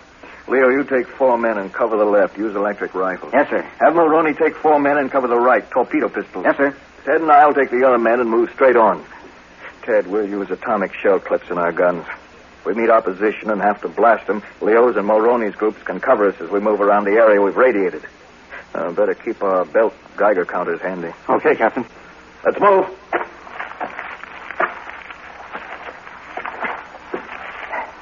This line from the grass sticks to everything. Careful. Careful with those sharp rocks. There certainly aren't any Martians on that sand belt or we'd see them. If they're around here at all, they're between us and the sand belt, hiding in this red grass. Look out! Huh? Jump away! You almost stepped on it. Good Lord, I didn't see it. A tooth flower. Those flowers are hard as ivory. It's a carnivorous plant. If you walk too close to it, it'll bite your leg in half. Mars. The nightmare planet. And we'll keep moving. And keep your eyes peeled for killer vegetation and enemy Martians. It's getting hot. Always gets like an oven about this time of day. Leo's group is moving ahead. Apparently they found nothing dangerous yet. Hello! Hello! They're waving. Everything's okay. Don't be too sure. Look over there. Sandstorm. Whipping across the sand belt. They come up in seconds, blast by at hundreds of miles an hour. Everybody down! Hit the sack! Hit the grass! Mighty grass. Ooze all over us. Those grass blades like an Indian taker lying down in a bed of knives. Hug the dirt. Here comes the sandstorm.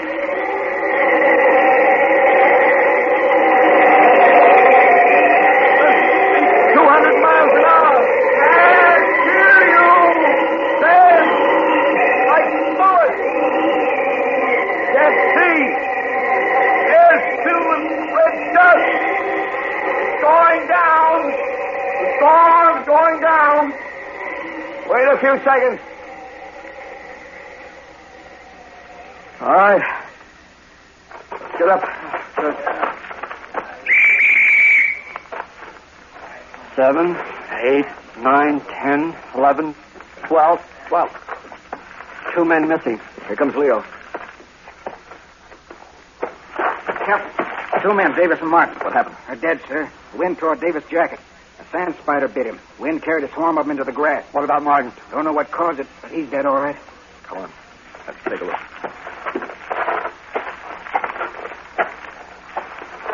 There he is, sir. His skin is natural, not blue the way it turns when a sand spider kills you. Let me see. Good Lord. What's the matter? The Martians. Martians? I got him during the sandstorm. He must be around somewhere. Look at his back where I opened the jacket. Hit by a sonic beam. Right. Super sound wave gadget of theirs.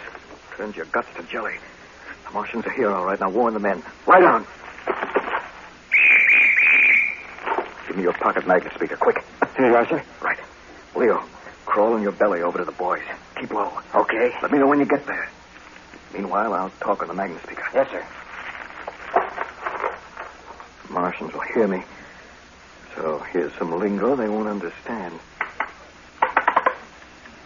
Now, get this. We got company for tea. Be trigger happy, and remember the Alamo. Is Leo there yet? Can't see him. Wait. He's coming on the UHF talkie. Snap on your earphones. Okay, Leo. No sign of the enemy. We're fanning out. We're covered by the red grass. We passed word, shoot first. Good. That's an electric rifle. Enemy sighted. The Jelly got one. They're east 200 yards. Let's move in. Give him everything. Yes, sir. Come on, Ted. Right with you. Where they're trying to crawl through this grass.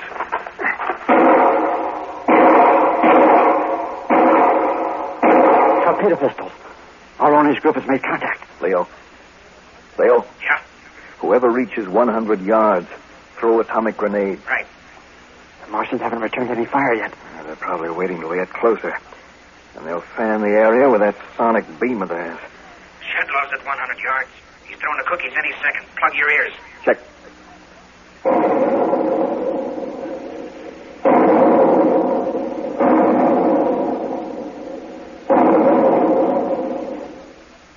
That should have cleaned them out. Well, we've got to be careful. We can't go in to see. We don't have any anti-radiation gear. No sound from the Martians. Nothing. Leo, any report from you? I think we got him. Absolutely no sign of life. Move south a few hundred yards, then east. Probe their positions. Right. Captain, I'm pretty sure it's all clear. Yeah, you're probably right. I just feel conservative right now. I'll be glad when they verify the Martians are cleaned out. This heat, this stinking grass. What a planet. Well, at least the moon is dead. Why weren't we satisfied when we got to the moon? No, we had to go on to this forsaken... Listen. The sonic beam. The Martians are attacking. They must have had a group to the south. They got someone. They're shattering them down. Let's get over there. We can't help them. Just hug the dirt. With all those hands. Don't you think I know that? What are two of us against a Martian patrol? Try to reach Leo. Leo. Come in, Leo. No response. I gotta get over there. You're staying here. We've got to stay here and try to get out later. But Leo's my brother. My brother.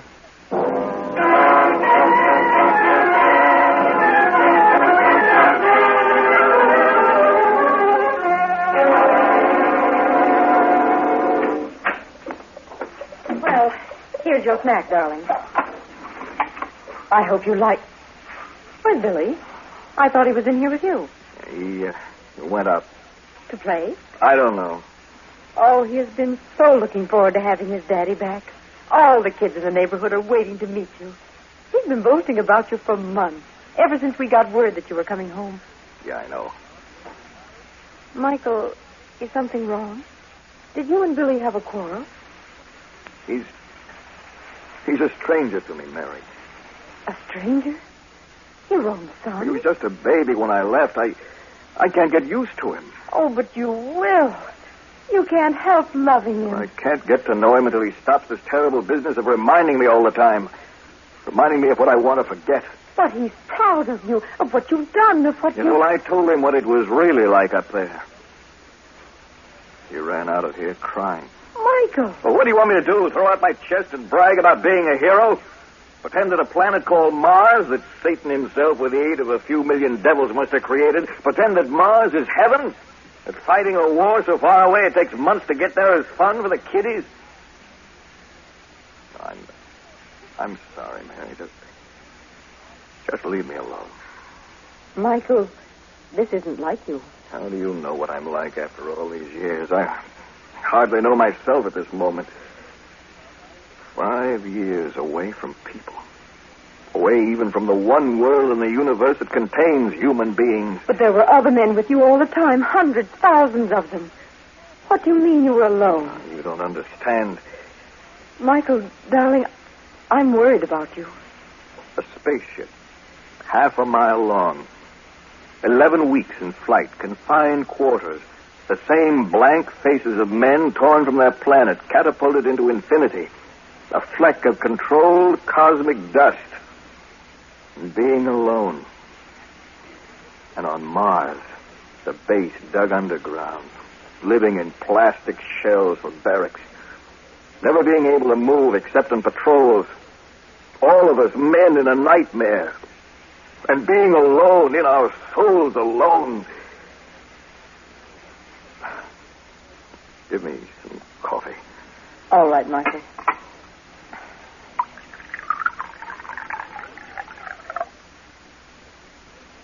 Here you are. Thanks. Michael, you're home now, and you're not alone anymore. Good coffee. Tomorrow afternoon and evening, that is. Yes? I'm giving a party for you. At first I was going to have it a surprise for you, but I think you should know. I don't want a party. We've our families here, and all your old friends. They want to see you, Michael. Everyone's so happy you're home. Call it off. But I don't want to see them. Can't you understand? I don't want to see them. Their smug hellos, their glad you're back chatter, their what's it like on another world and how's Mars, old man questions. They wouldn't understand the answers if I could somehow force myself to talk about it. But it won't be like that. They love you. They're happy that For the you're last back. time, no. Darling, you can't go on like this. Fighting the Martians in your memories and fighting the human beings who love you. For your sake, Michael, I am not going to call off the party. Everyone is coming just as I planned, and you've got to meet them and see for yourself. You've got to understand for yourself that you're home again, on Earth, and that you have a life to live once more. Do you mean that, Mary? I do, Michael, darling, I do. Because I love you. Well, I'm really a stranger in this house.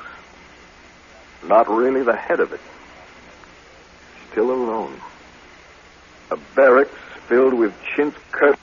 Savannah. Coffee. All right, Mary.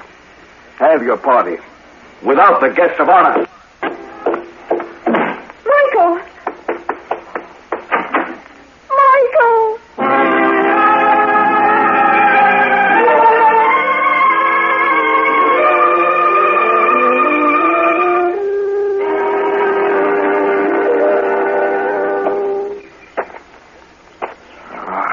To get out of the house.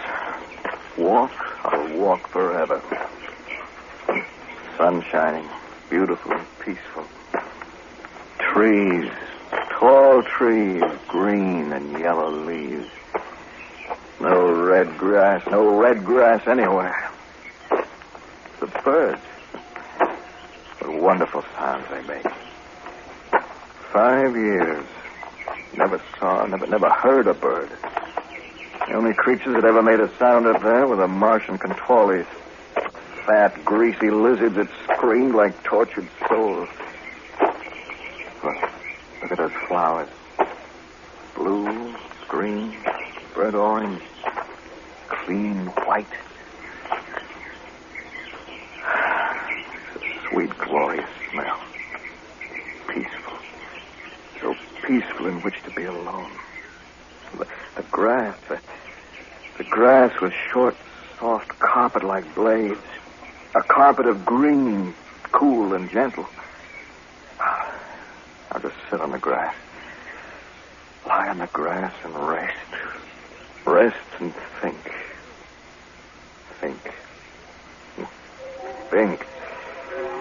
I remember when Ted and I got back to command post. The Martian sky was dark. Clouds up there never looked like these clouds. We hadn't spoken to each other for a long while. How we got away alive from the ambush, I'll never know. And now we were coming to the base and the commander.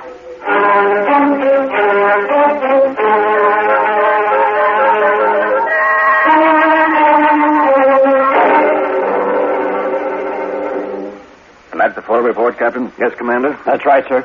The fourth successful ambush by the Martians in as many days. We're going to have to do something drastic to stop it. Air observation doesn't help. Endless miles of grass and sand. The Martians are small. Hide in the stuff. Take on its coloring like chameleons. If it weren't for their sonic beam, those killing sound waves, they could probably handle them. I know. Can't the Earth Science Council work out a defense, sir? Yes, they're trying to. But even if they do, till we get it up here, we'll all be decimated. I'm thinking of an old weapon. Poison gas. That's an outlawed weapon, isn't it, Commander? Outlawed on Earth, yes. But we're not fighting on Earth, Captain. Sometimes I wish they'd never invented spaceships. Well, let's not worry about it now. You may need some rest. Report to the hospital barracks. Take 5 days there. Yes, sir. Oh, one more thing. Lieutenant, of the 12 men on the patrol who were lost, one was your brother. Am I right? Yes, sir. I'm sorry. Thank you, sir. Now get to the barracks and get some rest. We've got a lot to do in 5 days. That's all, gentlemen.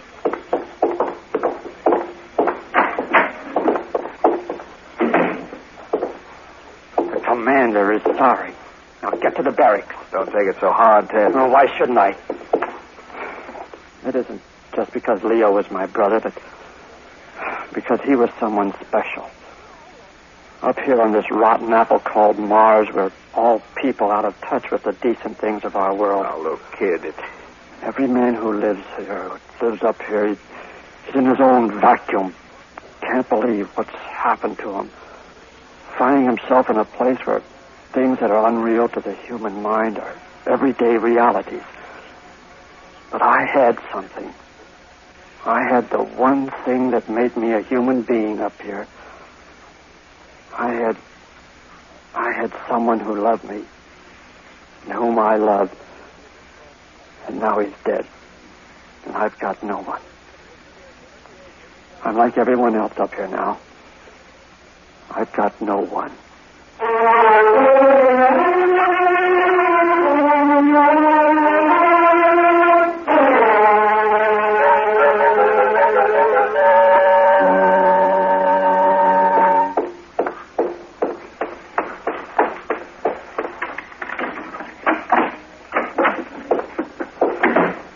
Mary?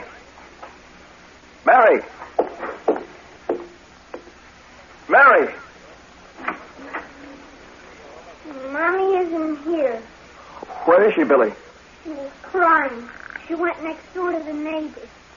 Why'd you make my mommy cry? You're not nice. I don't like you. I'm sorry, son. I guess I haven't been very nice at that. Come here, Billy. Son, I brought back a lot of bitterness from the other side of the universe. But a little while ago, I thought back to what another man told me on Mars.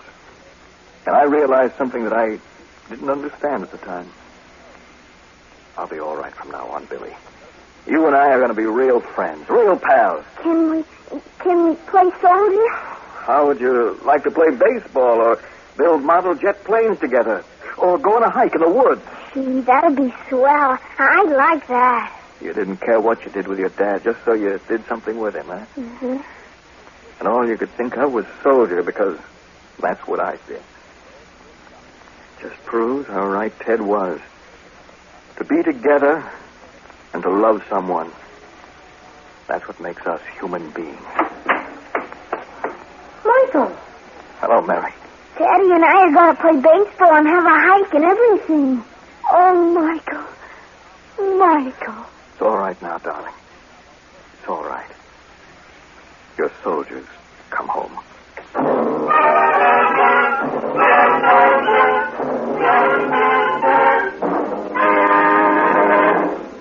Next week, another exciting and unusual story from the world of tomorrow, from the years beyond 2000 A.D. Be sure to listen. 2000 Plus is produced by Dryer and Weenolsen Productions, Incorporated. In today's cast, Bill Griffith portrayed Mike, Joan Shea was Mary, Alan Shea was Billy, Charles Smith was Ted, and Lon Clark was the commander. The orchestra was conducted by Emerson Buckley, music composed by Elliot Jacoby, sound Walt Shaver and Adrian Penner, engineer Bob Albright. This is Ken Marvin speaking.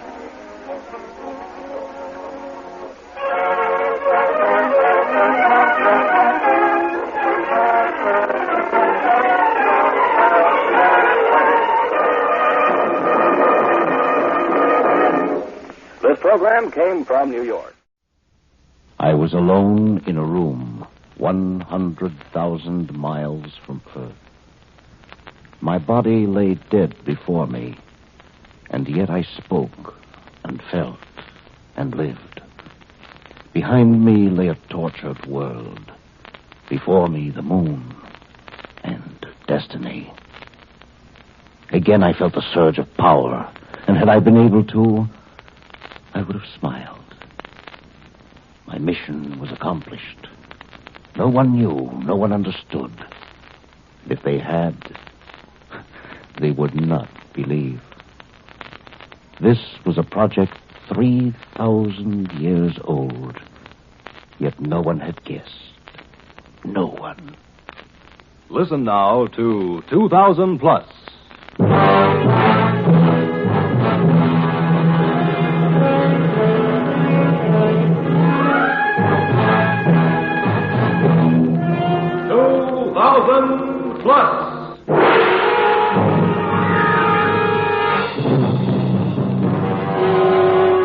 Adventures into the world of tomorrow. Science fiction stories from the years beyond 2000 A.D.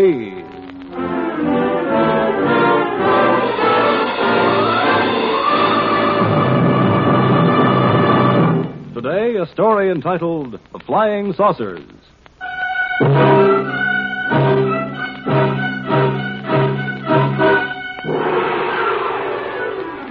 It is the year 2000 plus 12. A blazing New Mexico sun shines down upon a great military installation, upon a vast, noisy field, and upon a silvery shape which seems to strain forward, ready to leap up into space. In an executive office, a man sits in his chair, his eyes on the great rocket. Behind him, a girl waits for him to speak. Better close that window, Eileen. The noise won't let a man think. Yes, sir.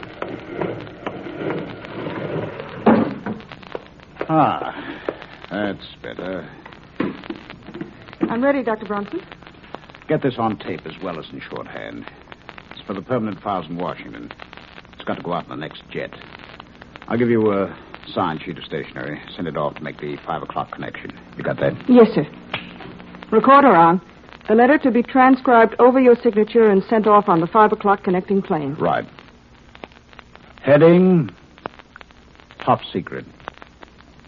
2, National Scientific Council. Copies to Joint Chiefs of Staff, Secretary of Defense, the President. From Andrew Bronson. Forget the usual string of titles, Eileen. Chief Department of Extraterrestrial Research, White Sands, New Mexico. Regarding defense measures against aerial visitors listed in file AA-286 as flying saucers. 1. For the past 3 months, this secret experimental installation has been visited by flying saucers. First appearance coincided with the launching of our secret flying missile, Zeus. Details in report CB-286, A, B, and C. 2. Although the flying saucers have never landed, the frequency of their visits has tripled since the launching. As reported in the files cited, Zeus has not yet returned. 3. In view of the importance to national security of this secret installation and its experiments, the reports already mentioned were reviewed by JCS and the National Scientific Council. It was decided that the flying saucers were a potential menace and that countermeasures be undertaken. 4. Zeus 2, an improved model of our secret flying missile, has been completed and armed. It is equipped with mass attraction and proximity fuse devices. Warhead contains 5,000 pounds hexenite. Firing control automatic. See file CB-344. 5. The station has been placed in condition alert. Next visit from the flying saucers is expected momentarily. In view of the foregoing, we are in complete readiness. We will attack. Repeat. We will attack. Now, where's my pen? Andrew. This one doesn't work. I'll get it. I saw your pen in your vest. Don't touch that vest. I'll get it myself. Did I do something wrong? No. There, well, you might have been hurt. Hurt? No, never mind. There you are, my signature. Now, on your way. Andrew, why can't I stay? You know the orders, Eileen. We're going to test Zeus, too. You know anything can happen. Maybe the flying saucers will come back. If they do, we'll be ready for them. Besides, if the rudder should go wrong or the hexanite detonate... No. On your way now. The jet car's waiting downstairs. Very well. But you will be careful, won't you? Of course. Eileen. Yes? I've never told you... Yes? Never mind. Au revoir, my dear.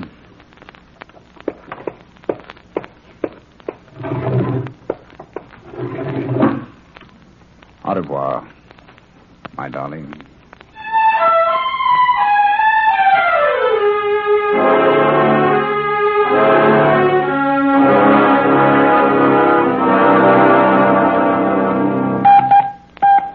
Dr. Bronson to security. Come in, security. Security, aye. Has Miss Harkness phoned in yet? No, sir. Well, that's funny. I expected her to after sending off the latest reports. She should be home now. Are you sure? Yes, sir. Well, something must have happened to her. Send a security officer to check. What about the setup for the new test? All ready, sir. Oh, that's good. I hope nothing happens. Any report of flying saucers? No, sir, not yet. But, sir, there's something funny about that. Every time we get ready for a test, even one of the minor missiles, one of the saucers appears. That's too much of a coincidence for comfort, sir. Yes, I've thought of that, too. You think there's a leak somewhere? Yes, we've checked and rechecked. Nothing. But there's no doubt that someone's passing out information. I see. Of course, we'll keep on checking. Whoever is responsible... Dr. Bronson. Radar control to Dr. Bronson. Bronson here. What is it? Flying saucer detected and registered. Computation center fed data. Data follows. Distance, 486 miles. Height, 50.2 miles. Speed, 5 miles per second. Estimated time of arrival at contact point, 1 minute, 58 seconds from now. Over. 1:58. Right. Let fire control. Fire control alerted, sir. When may we expect you? In 30 seconds. Over and off. Are you still on security? Aye, sir. Clear the field. Field already cleared. I've just sent emergency red signal. We're waiting in control, sir. Very well. I'm coming down right now. Over and off.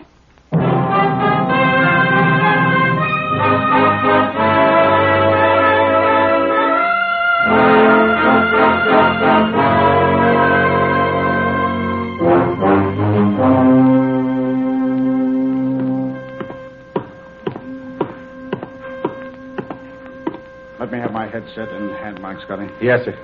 Thank you. Bronson to fire control. Fire control to Bronson. Everything ready here, Chief. Dolly's cleared from Zeus 2. Warhead armed. Well done. Bronson to computation. Computation. Your figures checked through cybernetics? Yes, sir. As reported, Zeus 2 should destroy flying saucers 6 seconds after blastoff. Firing time, 2200, 33 hours, 36 seconds. Time check, everyone. Time is now 32 seconds to blast off. Condition red. I shall operate fire control remote. Strap in for firing. Security. Security, aye. Report. Field cleared, guards alerted and shielded, anti-radiation up, warhead armed, Zeus 2 ready. Any further? 10 seconds. 9, 8, 7, 6, 5, 4, 3, 2, 1, fire.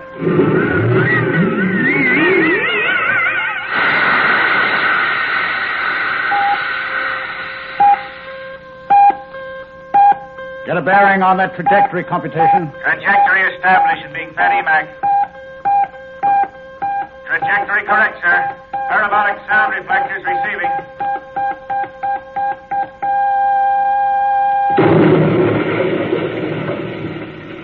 Contact 2233-42 right on the nose. Good work, everyone. Security. Condition green. Well, boys, now to wait till someone phones in where the pieces fell. And then maybe we'll be Finally knowing what the flying saucers are.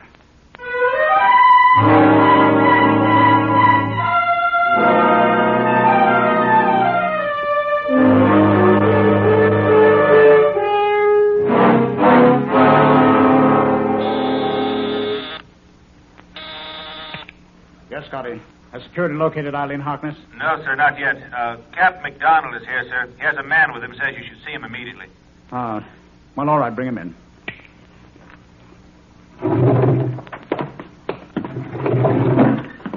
Yes. What is it? McDonald thought you'd like to hear this, sir. This is Al Waters, a rancher from upstate. He flew down from his ranch this morning and reported to the state police.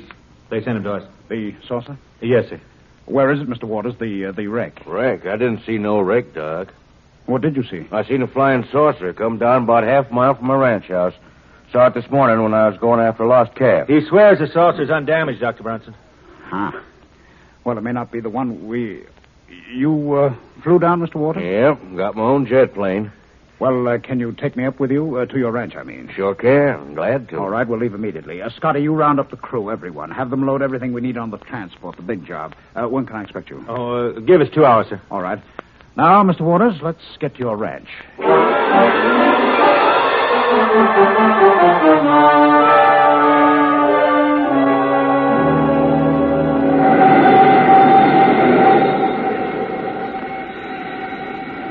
There's the flying saucer, Doc. Where? You see them 2 peaks? That plateau between them, you see it? There, now the sun's hit it. It is undamaged. I'm putting her down. Did you see any signs of life? Anything moving? No, sir. Of course, I didn't get too close. I was might leery the thing. I understand. It's just as well you didn't. Hey, wait till she stops rolling, Doc. Sure are excited, ain't you? I'm afraid so. Even scientists get excited sometimes.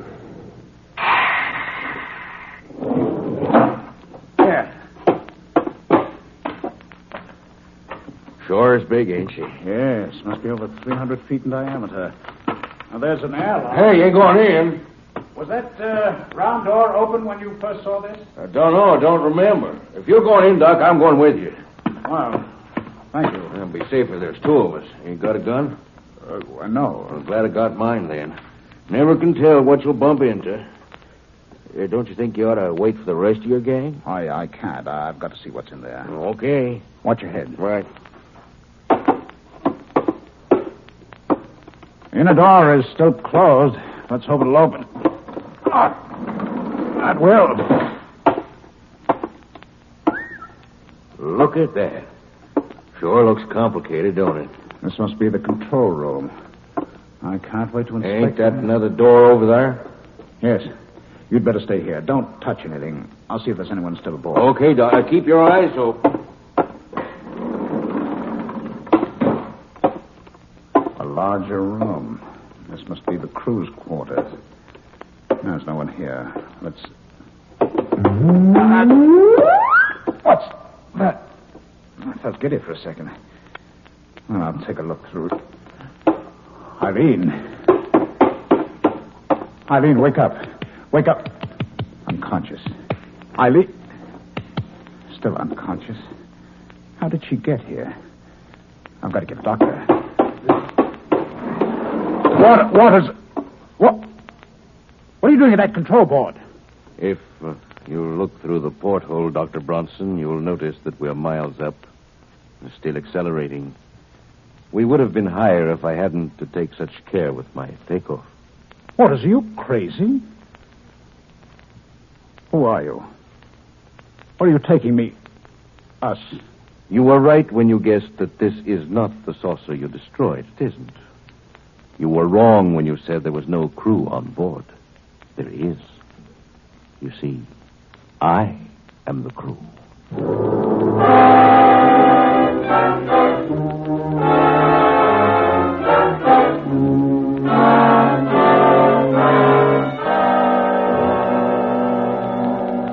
You should consider yourself very fortunate, Dr. Bronson. It's not everyone who can view the Earth from a distance of 100,000 miles. You can put that gun away. Let me take care of Miss Harkness. I've already assured you there's nothing wrong with her. Merely an advanced soporific. She'll recover quickly. In fact, here she is now. Andrew, Eileen, stay where you are. He has a gun. Where are we? How did I get here? I think you'd better sit down, Miss Harkness. Who's he? I don't know.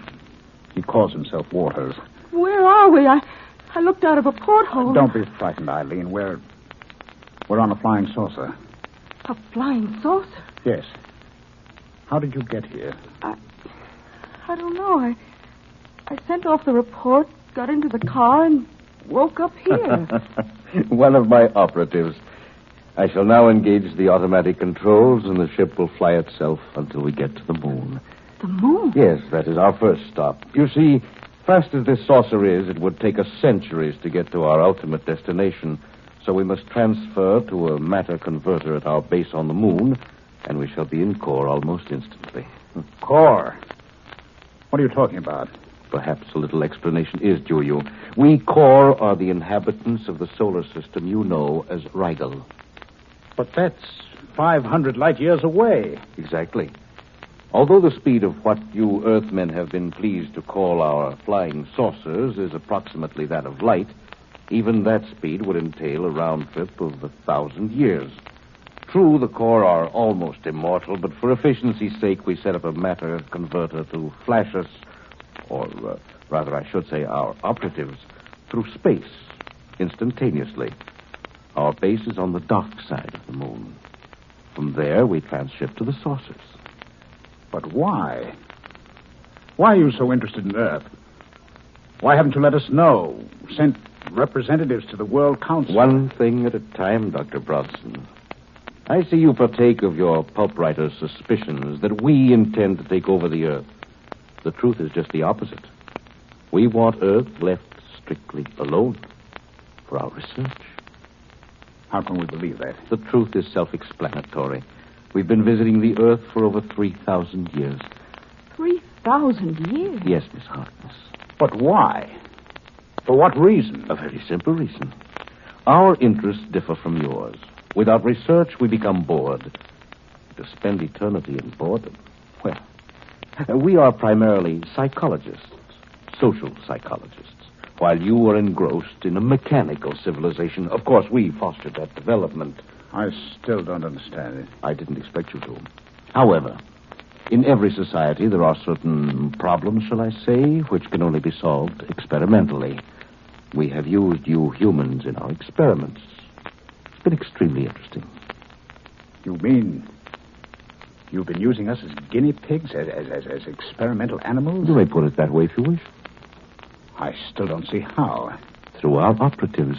That's the third time you've mentioned operatives. What do you mean? We core possess no body, as you know it.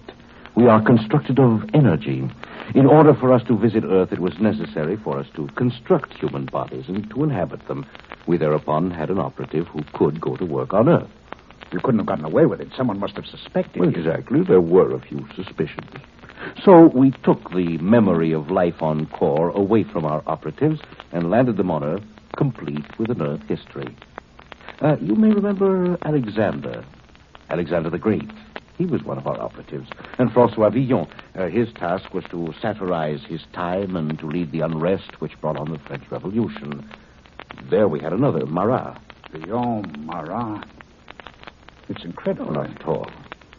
As one of your Earthmen, Emerson, said, an institution is the lengthened shadow of one man. We saw to it that the key men in each age were ours, our operatives. The problems they set Earth gave our scientists much material to work with. Enough for another few thousand years. Then our inventions, our scientific advances were pushed on by you? Yes, like giving an ape a stick to see what he will do with it. Then our wars, our revolutions? Naturally, wars and revolutions are part of the research. They're all part of the master plan. But don't forget, we fostered genius, too. Why are you telling us all this? Surely that must be clear even to you. You are perhaps the leading scientist in America. Certainly the leading figure in the use of atomic power for extraterrestrial research, a key man. But doesn't that suggest something to you? No. I can't believe it. Certainly, my dear Bronson. You are one of our operatives. You've done your work. But your experiments have endangered our base on the moon. So it's time to transport you back to Core. The signal. We are approaching our base. It will be a comfort to leave this unpleasant body and to resume my right. Bronson, put down that hand.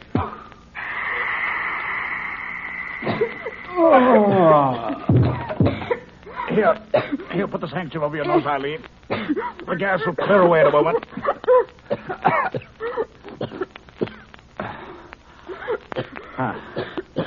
I think it's all right now. The full force was directed at this core. Oh, what was it? I had a gas pen in my vest, an idea which was originated after some of our scientists were kidnapped by the Eastern Alliance. I never thought I'd have to use it on something like this. Is he dead? No, he's merely unconscious for a few minutes. The gas is harmless. See if you can find something to put around his hands and feet while I see if I can operate the controls. We've got to get back to Earth. All right, Andrew. They won't believe our story, but they'll have to believe the ship. I can't find anything to use. You'd better hurry. All right. Andrew. What is it? We haven't much time. I thought you said the gas was harmless. Of course it is. But this man isn't unconscious. He's dead. Dead? There's no pulse, no breathing, no heartbeat. Oh, Andrew. Now get hold of yourself. I don't know how to... If it was his life or ours, Eileen... I neglected to inform you that a core of the upper grades can leave his body as he pleases. I see that I underestimated you, Dr. Bronson.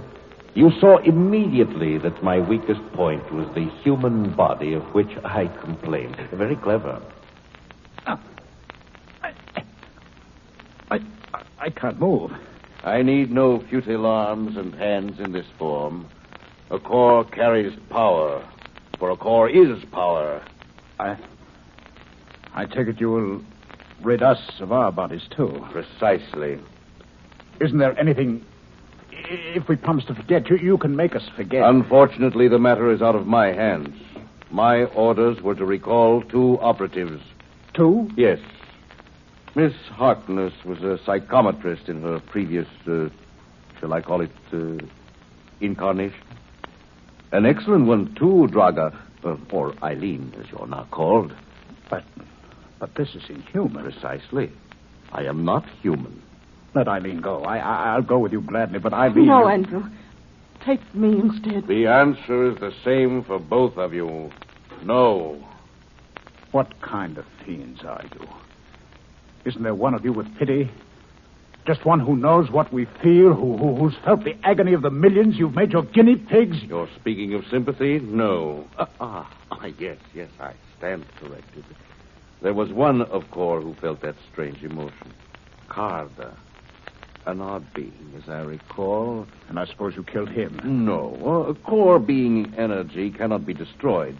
We captured Carter and exiled him to your planet. An enormous task. He was one of our greatest scientists. That makes it all the more strange, you see. He wished to stop our experiment. Well, we lost track of him, but no matter. The unfit must go. That is the paramount law of nature. Enough of these digressions. It is time... At least let me say goodbye. A little time must elapse before I can build up the energy to free you of your body. You may have the time. Besides, it is a new experience to me. Most interesting. Eileen, darling, it's too late now, but I want you to know I love you. I've loved you ever since you walked into my office 3 years ago. And I love you, Andrew. I always have. I always will. Very touching. Don't be afraid. My darling. This touching of lip to lip. Very interesting. Energy is undoubtedly transmitted. Very well, Dr. Bronson. It is time. No, take me first. Let him go.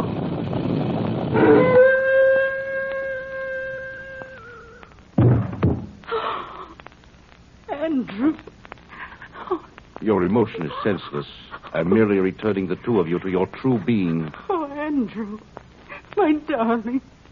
My darling. So, this is your odd emotion called love? This should make an interesting report. A minor report, it is true. But... You have done your work, O Loka. You have done your work too well. You are not the operative I was sent for? No. I am Carter, at last. But now with 2 centuries of power I learned on Earth, there is no core who can withstand me now. Sympathy is the ability to feel what others feel. How do you feel now, Loka? I don't understand. Unscientific. No. Say mercy. Say it. Unscientific. Mercy. There shall be changes on Core. We must leave Earth alone to work out its destiny in its own way. Now, go to the converter and await me there. Draga. My Eileen. Andrew, Don't be afraid. The transition is painless. There is so much for us to do on Core, so much to teach them. Andrew, I can't. I'm so frightened. Don't be. Your power will soon be with me. For you, too, are Core. What those fools didn't know, that emotion, too, is power. With your love and mine, we can right the wrongs Core has done to Earth. There is eternity for both of us to spend together. Eileen. Draga. I'm ready. My darling. Now. And forever.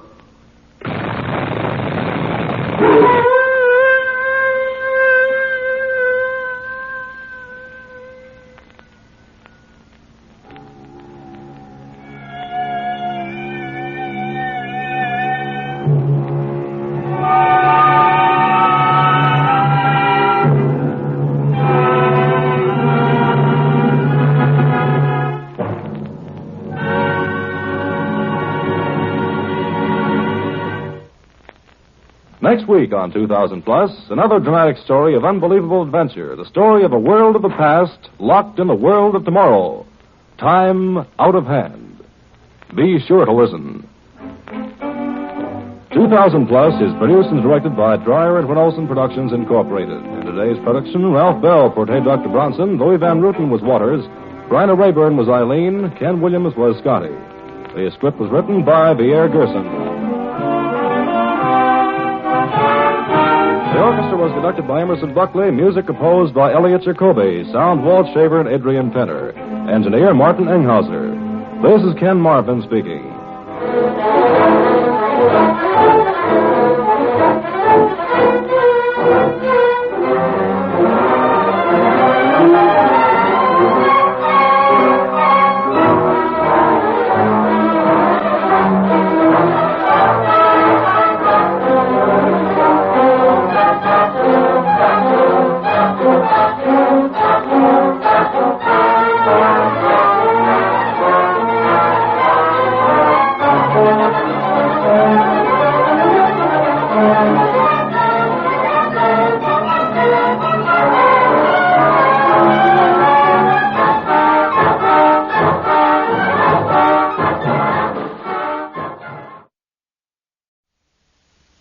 All the time that I was alone, I thought of what I would do, if only I dared. And then I saw the robot. 2000 Plus. Science fiction adventures in the world of tomorrow. The years beyond 2000 AD. 2000 Plus presents The Robot Killer.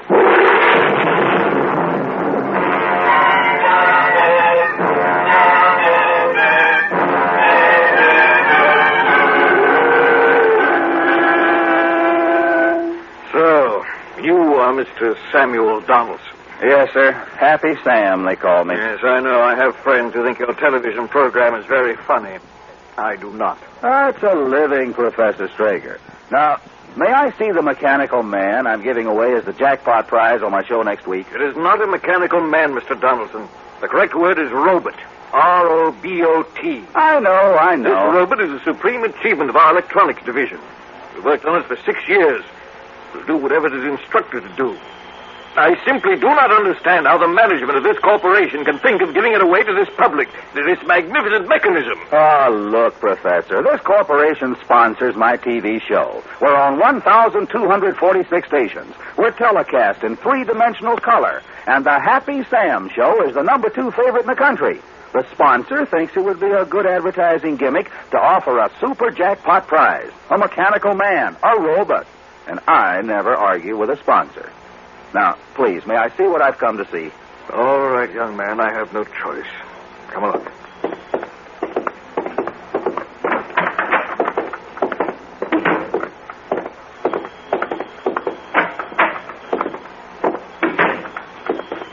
There it is.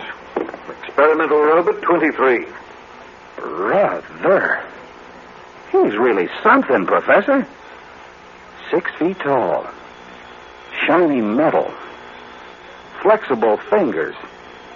Say, how does he work? Very simply. His electronic controls respond to ultra-high frequency waves which emanate from this microphone box. Speak into the microphone. The robot will do whatever you order him to. Anything? Virtually. Robot 23 has an electronic brain. You can try for yourself, yeah. Okay. Sing Sweet Adeline. Really, Mr. Donaldson, what a ridiculous request. You think the best scientific brains in the country worked for 6 years for a robot? Heavens. Will you be mine? It really tried to sing. He's very clever, Professor. Hey, watch this. Pick up that broom in the corner and sweep the floor. Oh, boy, the housewives who watch my program will love this. What? I'll be darned. Look at there. He's doing it. He's doing it. Okay, stop sweeping. What a gadget. What a giveaway. Now, let's see, something for the kiddies, and I'll... Hey, what is that? That kitten is the pet of Dr. Broderick of the physics laboratory, and I assure you cannot give that away. I don't want to give the kitten away. I just want a little heartthrob on the show for the youngsters. Here, Kitty. Come here, Kitty. Come here, Kitty. Now, Kitty. Now, down on the floor you go. Now, down on the floor. Go ahead. And we'll show how gentle and friendly our jackpot prize robot is with Pat. Give me the mic. Mr. Donaldson, what are you going to do now? Okay, Robot 23. Go over to the kitten. Pick it up. And pet the kitty. Nice kitty.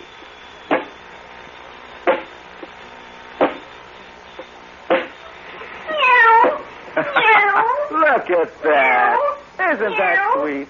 Boy, what a camera shot on the air. Hey, what's he doing? Robot 23, drop the kitten. Drop the kitten. Drop kitten. Oh, poor Tabby. Why, he killed the kitten. Broke its neck. He tried to pet it, and he killed it. Well, you see what comes when fools play with science. No good will come of giving this robot away to the public. I warn you, no good will come of it.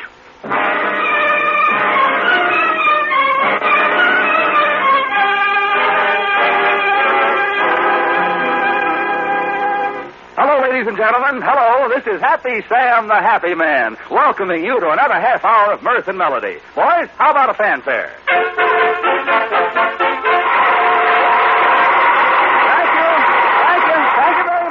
Thank you very much. Now, you know that every week for the past 4 weeks, our grand super jackpot has been growing and growing. At this moment, these are the sensational prizes in that jackpot. A free rocket plane trip for 2 to Paris, flying in the new 150-passenger luxury rocket cruiser at 60,000 feet, only 3 hours and 10 minutes from New York to Paris. A Caddy atomic-powered sports roadster, the automobile that never needs gas or oil. It runs almost forever.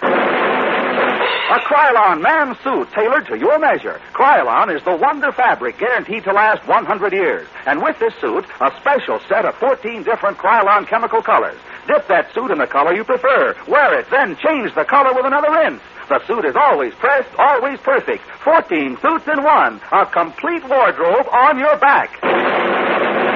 And the one thing money cannot buy, more money. Yes, $10,000 cash. Now those are our jackpot prizes. And now tonight, we add one more prize. A prize so fantastic and wonderful, nothing like it has ever been offered to a lucky winner before. This prize is a supreme achievement of modern science. It is an entire retinue of servants in one amazing machine. It is a slave to your every command.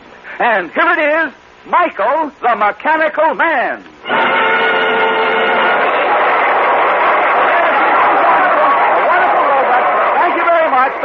Thank you. And now to determine who wins this giant jackpot and who wins this mechanical marvel, Michael the Mechanical Man, 1,000 slaves in one amazing machine. Now, as you know, ladies and gentlemen, each and every one of you millions of people watching this program on your visit screens are receiving this program via microwave. And now our computators are in action. They are channeling every microwave reception on this program. When the spinner disc stops, if your television set is on, if you're the lucky person, you win the jackpot.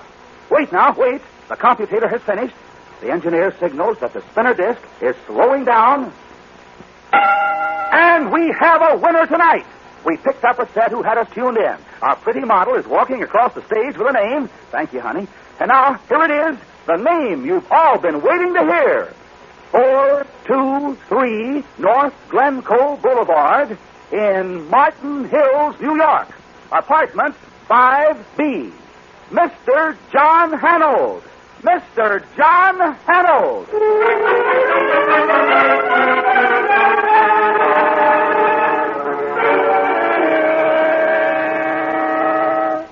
Sit down, Mr. Hanold. My practiced medical eye, judging from the smile on your face, tells me that you're pretty happy that Mrs. Hanold is being released from the hospital today. Oh, it's not only that, Doctor. Don't tell me you haven't heard of my other good piece of luck. Everyone in town's been calling me for hours before I left for the hospital. Another good piece of luck? No, I haven't heard. Why, I won some fabulous prizes in the giveaway show, including $10,000. Oh? That means your bill's going to be paid. And I also got a trip to Paris and a mechanical man and Lord knows what. That's wonderful. I congratulate you. However, I think I will forget that trip to Paris for a while. What? In fact, wait a few hours before telling Mrs. Hanold about your good fortune. Oh, why, Doctor? Mr. Hanold, after your wife's illness, she suffered a nervous breakdown. She became mentally unstable, but she's pretty good now, thanks to what the hospital has done. However, when you take her home, she must feel she's returning to her normal life, and winning $10,000 prizes isn't very normal. Oh, I see. The main thing we want to avoid is a relapse. She should have a few neighbors who can drop in and see her now and then. Well, there's Miss Barton, Virginia Barton. She lives in the apartment next to us on our floor. Oh, yes, your wife mentioned her occasionally. Do they get along all right? I think so. Why? Nothing, I just wondered. Well, Mrs. Hanold's waiting for you. I know you're very anxious to get her home. Nurse, have Mrs. Hanold come in, please. I think in another month or so she'll be fine. Oh, here she is now. Hello, Mrs. Hanold. Mary, darling, am I glad to see you? Hello, John. Hello, Doctor. Yeah, what did I tell you? Doesn't she look fine? Oh, she certainly does. John, how good it is to be going home. I'm as excited as a schoolgirl. Well, now, don't get too excited. You got to take it easy for a while. Is that what the doctor said? He's such a worry bird. You do what your husband says, Mrs. Hanold, and you'll just be fine. See? Doctor's orders. I promise. Thank you, Doctor. You've been very kind. I'll drop in from time to time to see you. Well, goodbye, Mrs. Hanold. Goodbye, Doctor. All right, dear, let's go. Let's go.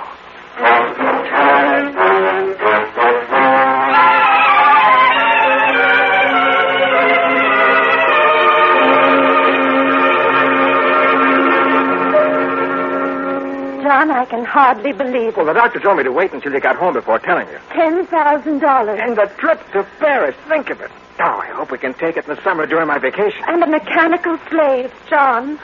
Where will we put it? Now, wait, honey. You're not supposed to get excited. Oh, my boy, who can help it? The crazy things they give away. Oh, I'll see who it is. Hello, John. Oh, hello, Virginia. Who is it, darling? Why, it's Virginia. Mary, I just had to come and tell you how wonderful it is. Your being back and all those wonderful prizes. It was very nice of you to come in, Virginia. And thank you for the supper you prepared for my homecoming. I was delighted to, darling. When John asked me... John asked you to? Well, yes, he was so happy you were coming back. When John doesn't Mary's being home called for a celebration, can't we have a drink? Well, I don't know, Virginia. Mary's supposed to get rest. Still, well, I suppose one sip won't hurt. But I'll have to go out and get something, though. I'll be right back. Darling, when you get your prizes, I'll have cause to be jealous of you. Cigarette? No, thanks. Jealous? Why? Well, you'll have two men, John and Robert. Poor little me, a bachelor gal all alone. You know, I really think you ought to give me one of them. Which one would you like to have? Darling, what a silly question. The mechanical man, of course.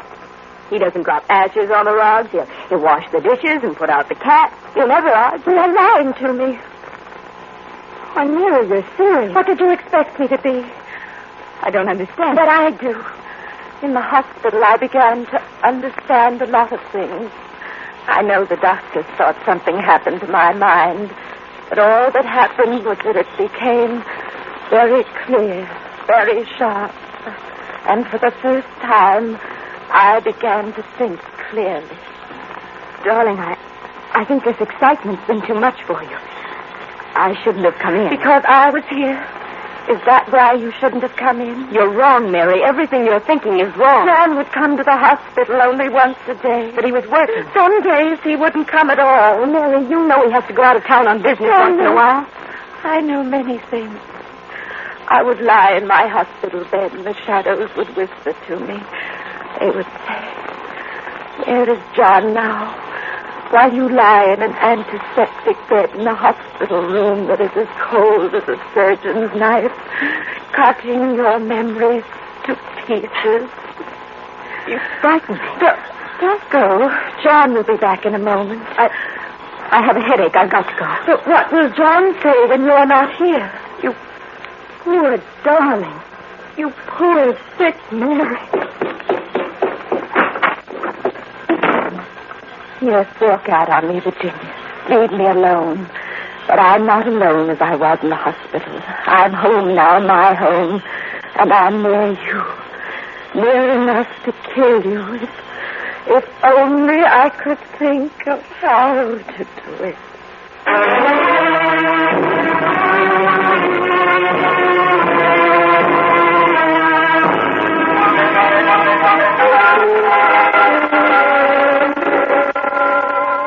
That Robert's quite a guy, isn't he? He looks something like the Tin Woodman of Oz that I used to read about. Well, I doubt so that he can do any of the things they said on that program.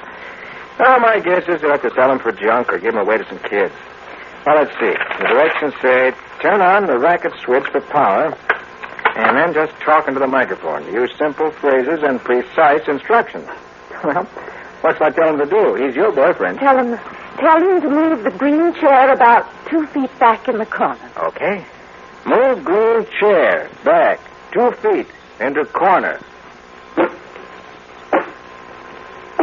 John, he's walking. That's the darndest thing I ever saw. He did it. He's going to be all right. John, does he have a name? A name? Don't be silly. He must have a name. He's almost like a person. Ask him. What does he talk to? What is your name? Your name. Do you have a name? I see, he can't talk. Don't ask him a question. Tell him to tell you. Do as the directions say. Tell me your name. Experimental Robot 23. Robot 23. Kind of gives me the creeps. Oh, it's wonderful. Well, now what I do? He can't stand there staring at us. There's nothing for him to do around here. The poker, that steel poker in the fireplace. Well, what about it? He looks so strong. Tell him to bend it. Bend it? Well, Mary, that's solid steel. He's just a tin toy with electronic nerves. Please, John, tell him. But, honey, he'll probably get a short circuit or something, straining himself. Then we will have to junk him. Oh, all right. Bend poker there. Ben Steel Poker.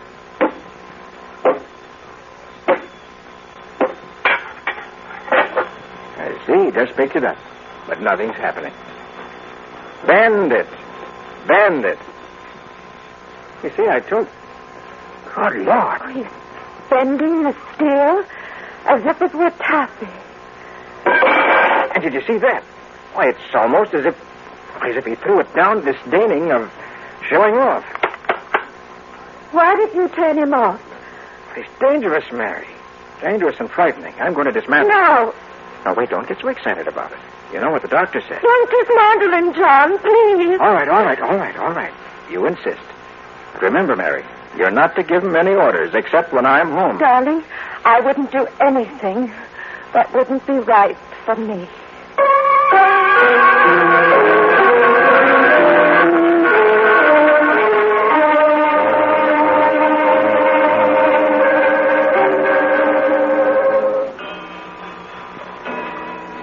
2 o'clock. Almost 4 hours until John comes home. Lock the door. And now to make him come to life again.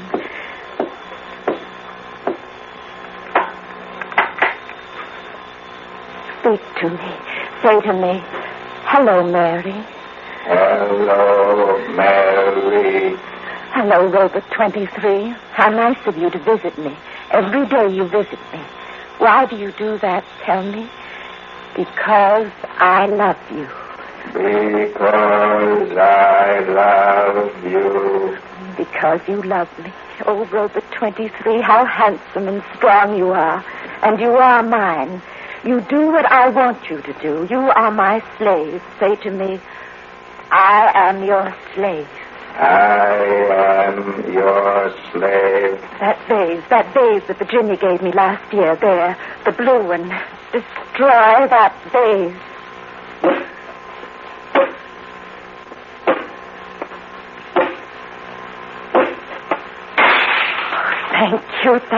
Thank you, Robert 23, very much. Of all the things in the world I have, you are the most wonderful. Because you love me and obey me and would do anything for me. Anything. Oh, the door, someone there. It can't be John. It's much too early for John. I'll see who it is, and you will wait for me. Wait, as you always do.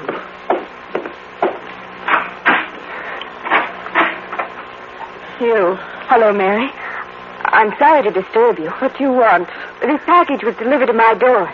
Something you probably ordered by phone. It's marked 5D, but your name's on it. Should have said 5B. Yes, from the grocery. Oh, is that the mechanical man standing in the living room? That is Robert 23. Does he really work? He's awfully big and clumsy looking. He's come to visit me. He's mine.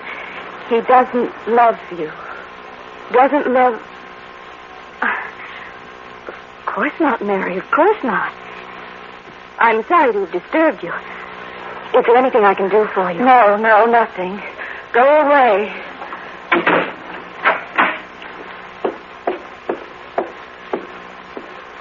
You saw her, didn't you? Say, yes, I saw her. Yes, I saw her. She's the one I hate. And John is the one I love. And you love me. Say, I love you. I love you. You must destroy her the way we destroyed the vase. Now that you've seen her, you know my secret. And you will kill her for me because you are my slave. Say, I will kill her. I will kill her.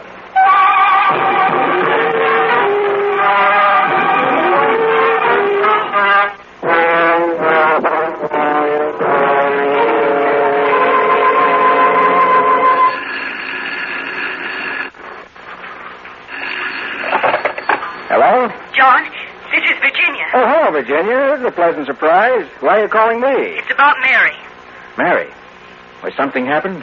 What is it? I rang your doorbell a few minutes ago. One of Mary's packages had been delivered to me by mistake. She came to the door. Yes? She acted very strangely, particularly when I asked about the mechanical man, the robot. Well, what do you mean, Virginia? Strangely. She wouldn't let me come in and look at him. She said he didn't love me. What? She was in a strange mental state. John, are you sure she's all right? Virginia, listen, the robot wasn't moving or doing anything, was it? Not that I could notice. But Mary's attitude and her odd remarks. I knew I shouldn't have accepted that tin monster. Well, I'll get home as soon as I can, Virginia. Thanks for calling.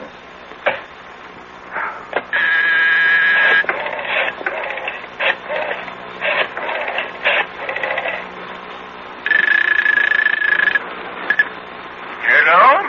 Dr. Rosenblatt, this is John Hanold. Oh, yes, Mr. Arnold. A neighbor just called me. Mary's acting strangely. I'm worried. I don't understand, Mr. Arnold. Well, we won some prizes on a TV show a few days ago, and one of them was a mechanical man, a robot. Oh, yes, you told me about it. Well, the robot, in my opinion, is a dangerous gadget. Well, anyway, one of the neighbors reported that Mary is talking strangely about it.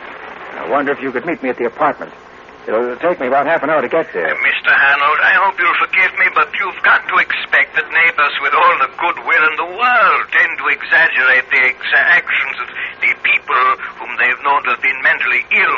I'm sure there's nothing to be alarmed about. Yes, but, Doctor, this neighbor is a good friend and an intelligent woman. Well, I've had a lot of experience in these matters, Mr. Hanold. However, to ease your mind, I'll try to drop over sometime this evening or in the morning. We'll have a talk about it. I'm in a meeting now. Well, all right, Doctor. If you say so. Thanks very much.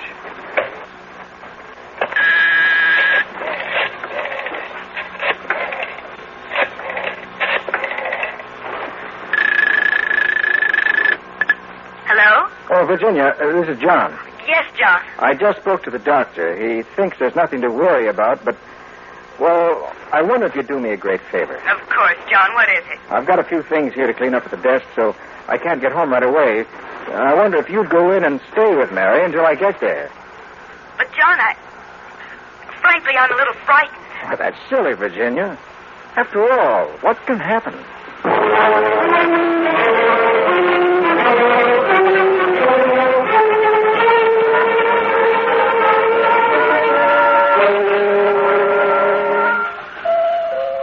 Door again, the door.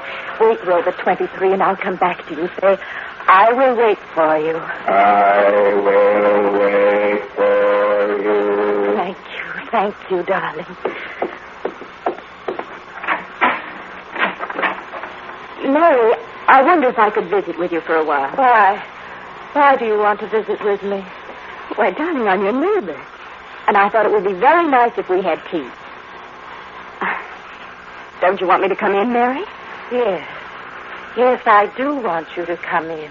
Come in and meet Robert 23. Mary, he's moved since I saw him last. He was standing by the fireplace when I was at the door before. And now he's by the sofa. Oh, darling, that lovely vase I gave you and Johnny. It's broken. Broken in a million pieces. I had him do it. He did it. He did it. What do you mean? You know what I mean. You and your lies and your deceit. Mary, what are you doing? Why are you picking up that microphone? Robert 23 loves me as I love John. And he won't destroy my love. He won't. Robert 23, don't you her. Kill her. Kill her. Mary.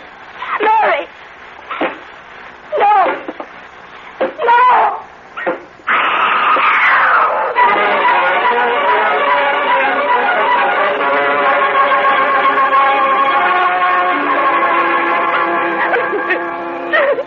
Virginia, please stop crying. Good heavens, what happened? Mary. Excuse me, Mr. Hanold, but I think I can tell you what happened. I'm Professor Strager, one of the men who built that robot. I came to your apartment hoping to persuade you to return the robot. I heard a dreadful commotion inside. Called this patrolman in the corner, and we forced our way in here. The robot was moving toward this young lady here. I tried to get away. Wherever I went, it came after me. I shut off the control box and stopped the robot. Mary wanted to kill me, John. Kill me. Doctor, how's Mary? Is she all right? I've given her sedatives, Mr. Hanold. I'll take her back to the hospital in a few hours. All this excitement. However, I'm sure she'll be all right in another month or two. But she tried to kill me. He tried to kill me. For some reason, she was jealous of you. But now that we know her obsession, we can treat it psychiatrically. And she'll be all right, Doctor.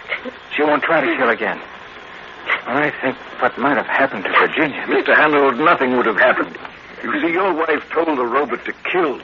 But that was not an instruction the robot could carry out. What do you mean, Professor? You said yourself the robot was going toward Virginia. Yes, of course, because your wife said go to her. A simple physical action the robot is capable of performing due to its directional mechanism. However, the command kill is not sufficiently explicit. The robot cannot kill in general. It must have step-by-step instructions as to how the command is to be carried out. You see, Mr. Hanold, I might put it this way. To strike out blindly, to kill without thinking, requires an emotional drive, the capacity to hate. And that the robot cannot do. It is, after all, a machine, not a human being.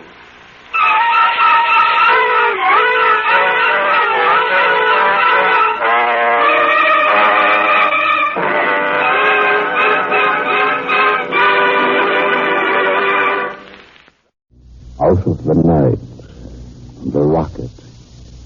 Under my knife, the skull. 2000 plus. Science fiction adventures from the world of tomorrow. The years beyond 2000 AD.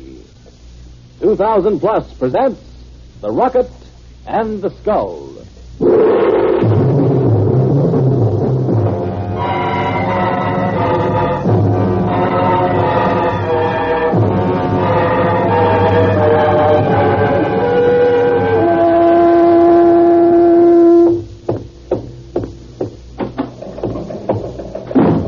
Lieutenant, have you heard from Colonel Bradbury yet? No, sir. I've been trying to for 10 minutes. Well, try again. Yes, sir.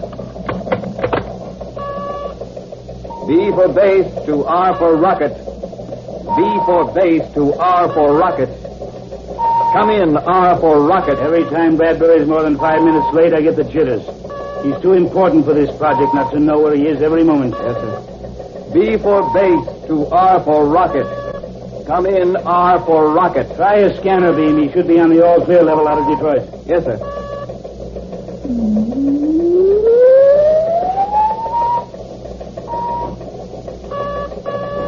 B for base to R for rocket. Come in, R for rocket. We can't afford to have anything happen to him. The first experiment is being conducted tomorrow morning. Bradbury's the only man who knows every step of the routine. B for base to R for rocket.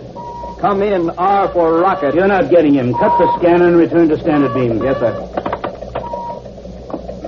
Come in, R for rocket. He should have left an hour earlier, and he could have taken a scheduled flight.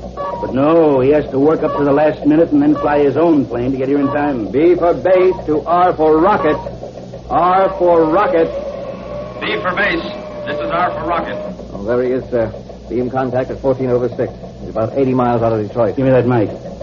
Brad, this is General Hilton. Are you receiving me? Go ahead, General. What happened? We couldn't contact you. Had some trouble with my stabilizer. Thought I might have to land. But it's okay now. Are you sure? We can't have anything happen to you. Don't worry, sir. The first experiment is being conducted tomorrow morning. Everything is ready for you. Good. The entire general staff will be there. Maybe the president himself. Is there anything you want me to have done before you come in? Brad, anything you want done? Hello, R for rocket. I'm not getting a response. B for base to R for rocket. Come in, R for rocket. Funny, sir. He was receiving clear as a bell. Come in, R for rocket. He said the stabilizer had been acting up. That can mean a lot of trouble at 700 miles an hour. What's that? Automatic distress signal, sir. Coming from Colonel Bradbury's plane. Hello, Crash Central. This is B for base. Automatic distress signal coming in on channel 420. Colonel Bradbury flying a rocket jet X-93. Take. It stopped. B for base to Crash Central. Automatic signal ceased to register at beam contact 16 over 8. Carry out emergency crash procedures. Repeat. Colonel Bradbury's rocket jet X-93 has crashed on beam position 16 over 8. Check out.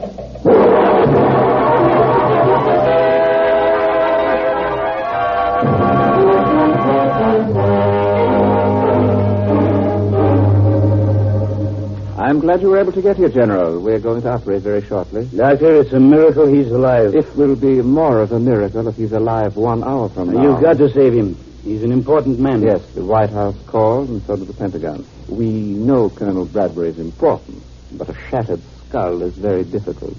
I know you'll do all you can. Stay right here, General. We'll keep you informed.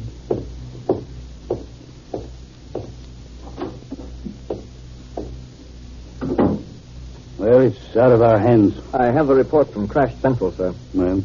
Apparently, Colonel Bradbury used the catapult parachute just before the plane crashed. Otherwise, he would have been killed instantly. When he was catapulted up, his chute didn't open. He fell into a group of trees. Poor Brad. It might have been better if he'd stayed in the ship. You heard what the doctor said? Yes, sir. A shattered skull. The one brain we need to carry out the experiment tomorrow, and this is what happened. Probe. Clamps. Sponge. Scalpel. Mark my brow, nurse. Clamps. Systolic, 80/40. Patient thinking, sir. More oxygen. Yes, doctor. Patient responding, sir. Good. Scalpel. Sponge. Clamps. Scalpel. I'm completely out, Lieutenant. Have you a cigarette? Yes, sir. Here you are. Thanks. Oh, this waiting. Waiting. It's been more than an hour. Brain surgery is very delicate, sir. May take another hour, or even more. You carried out my orders to postpone the experiment? Yes, sir, until further notice. If Brad doesn't live, we'll have to start another man all over. May set the project back a year, and the year could be dangerous. Oh, you look surprised, Lieutenant. You don't know what this experiment's all about, do you? Well, I see the code name for it on the paper, sir, but it never has a description. After all, it's marked top secret. Maybe it's about time you were told. With Brad upstairs hanging on to life by a thread, I'm going to need a bright young man to give me some important assistance. You've come through with pretty good colors these last many hours. Thank you, sir. Well, we'll talk more about it in a little while. Right now, I'm going to stretch out and try to rest. I'm about done in. If I hear anything, I'll awaken you, sir. I don't expect I'll sleep. Not with the fate of the world depending on a surgeon's knife upstairs in the operating theater. Sponge.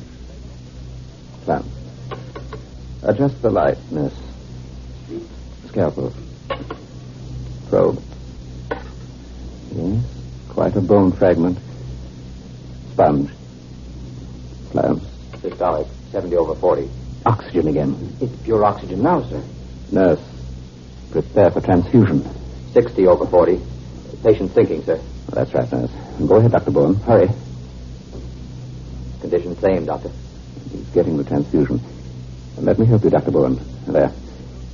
Well? Systolic, 80/40. Good. He's responding. All right. Scalpel. Probe.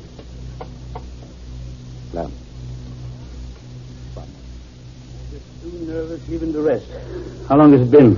Almost 2 hours, sir. 2 hours. Just about now, the general staff would be arriving, and Brad would be checking everything for the experiment in the morning.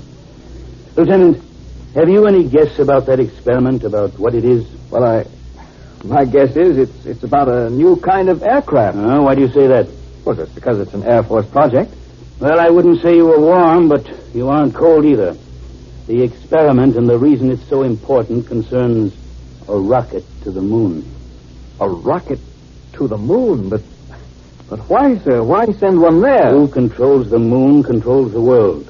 If we had rockets on the moon, we could compel peace on Earth. The United Nations would press a button and wipe any aggressor off the face of the Earth. But that means space travel. You don't mean that we... No, Lieutenant, we haven't found the way to send rocket ships with human beings through space, not yet anyway. But the rocket we're experimenting with is a two-way rocket. It can land on the moon and return from the moon, all electronically controlled from the Earth. Sounds fantastic, sir. Oh, it's quite feasible, I assure you. But we have reason to believe that we're not the only nation thinking of this. Time is of the essence. Colonel Bradbury knows more about operating these rockets than any man alive. And just on the verge of the experiment, this has to happen. Shh. Quiet. General Hilton. Yes? Dr. Riggio asked me to take a message down to you from the operating room. Brad. He's dead, isn't he? No, General. He's still hanging on. Dr. Riggio says that he now has a 30% chance of surviving. Thank God. Part of Colonel Bradbury's skull has been fragmented. A head plate will have to be put on. Because of the size of the area, a new metal alloy plate will be used. It'll take at least 5 or 6 more hours. Dr. Riggio suggests you go home, General, where you'll be more comfortable. The hospital will phone you if anything happens.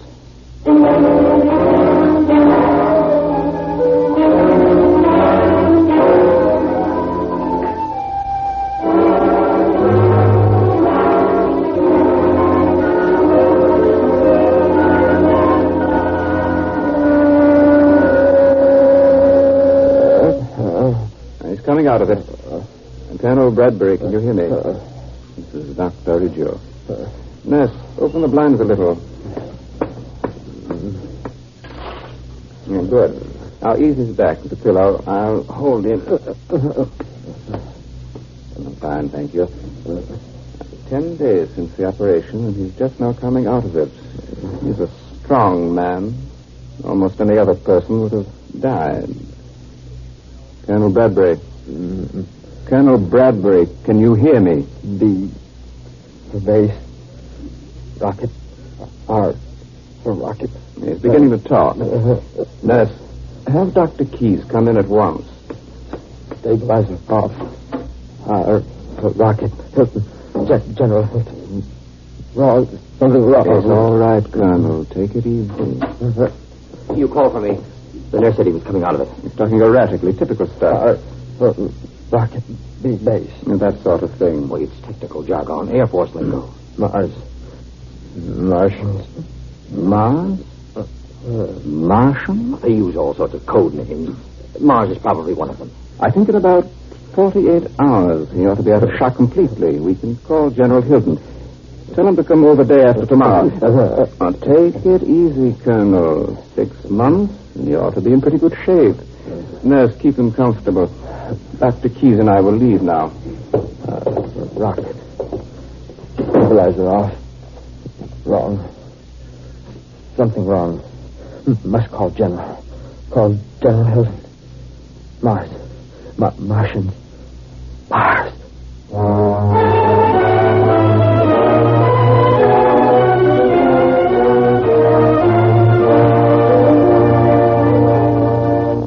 Now read that back to me, please. Memorandum to General Staff. 1. The new experiment is tentatively planned for April 3rd, 2000 plus 6. 2. All security measures have been taken. 3. Although severely handicapped by Colonel Bradbury's absence, newly trained specialists will endeavor to fill the gaps. Anything more, General? No, Lieutenant. Sorry, I should say no, Captain. You like that extra bar? I certainly do, sir. Well, you've earned it, Bob. You've been a great help to me. Okay, note the memo is top secret and send it facsimile to the Pentagon. Oh, I'll take it. Never mind. General Hilton. Who? The President. Oh, yes, Mr. President. Of course, sir. Well, I've just prepared a memorandum, but that's only 2 weeks, Mr. President. We assumed about 60 days. Oh. Yes, sir. We'll work day and night to do it. Thank you, Mr. President. Captain, change the date in the first paragraph of the memo. The new experiment is to take place in 2 weeks. General, that's almost impossible. I know it, and you know it. But there's one man who doesn't know it, and he says it's got to be done. I'm not disposed to argue with the President of the United States.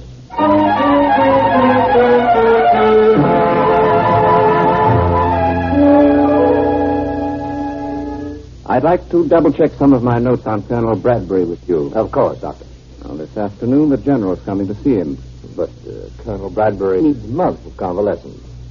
And he's not too lucid. Now, that's the point. He's not too lucid, but weak as he is, he talks normally for a while, makes sense, and then that strange reaction sets in. I've observed it myself 3 times. Well, head injury cases are quite unpredictable. Perhaps, but according to my notes, Colonel Bradbury's strange reaction has taken place always either at 10 a.m. or 5 p.m. Of the 3 instances I've observed, 2 have been at 10, 1 at 5.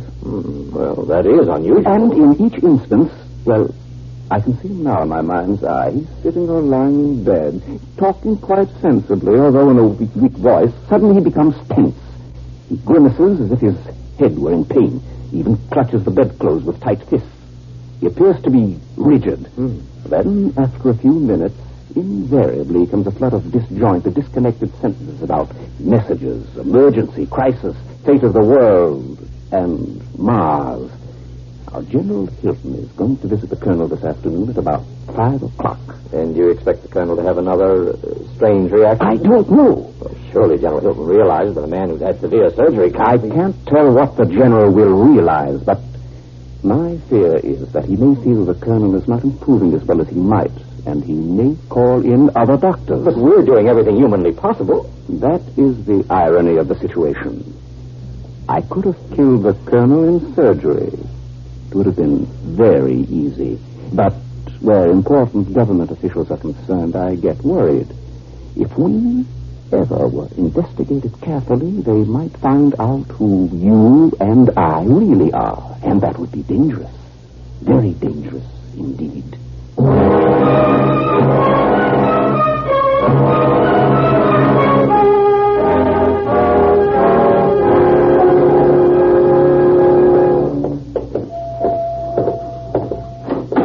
In here?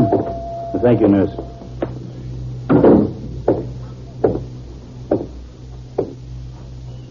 Hello, Brad. Hello, General. Understand you wanted to see me. I came as soon as I could. Sit down. Sure, Brad. Don't worry about me. Brad, we're rescheduling the experiment. Do you feel up to answering a few questions about it? Experiment?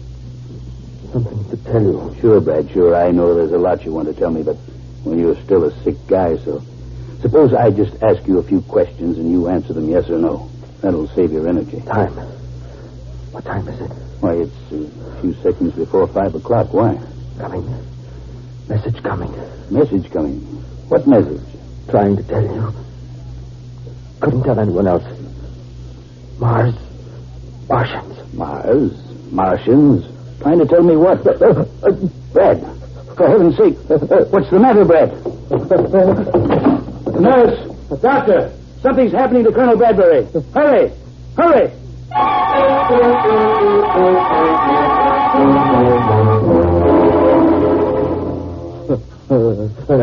Colonel. Dr. Riggio, can you hear me? Mars. General Hilton is here, too. You remember? I'm sorry, General. Strange things happen to the human mind. His skull is a metal plate. Mars. Calling Mars. Earth calling Mars. Message. It's like a fit. Look at him. Agent reporting. Urgent. Calling Mars. You are received. Mars receiving your call. Proceed. Colonel Bradbury. Colonel. The nurse will try a hypo. Get one for me, please. Moon experiment will take place in 12 Earth days. Experiment. Individual Colonel Bradbury was to postpone project indefinitely. Thank you, nurse. Now I'll inject. There.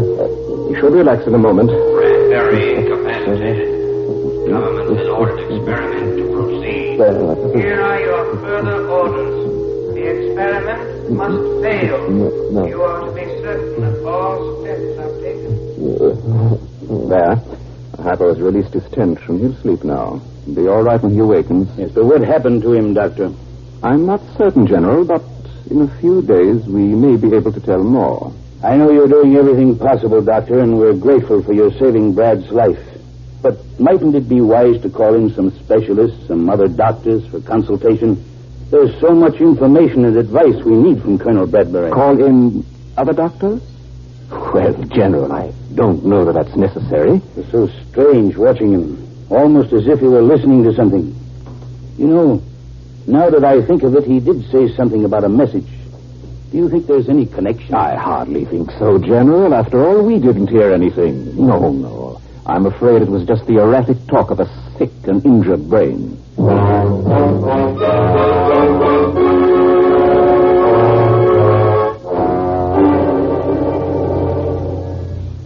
General, you really went through an experience watching the colonel like that. Captain, he was almost in a fit. Had some crazy idea he was getting messages.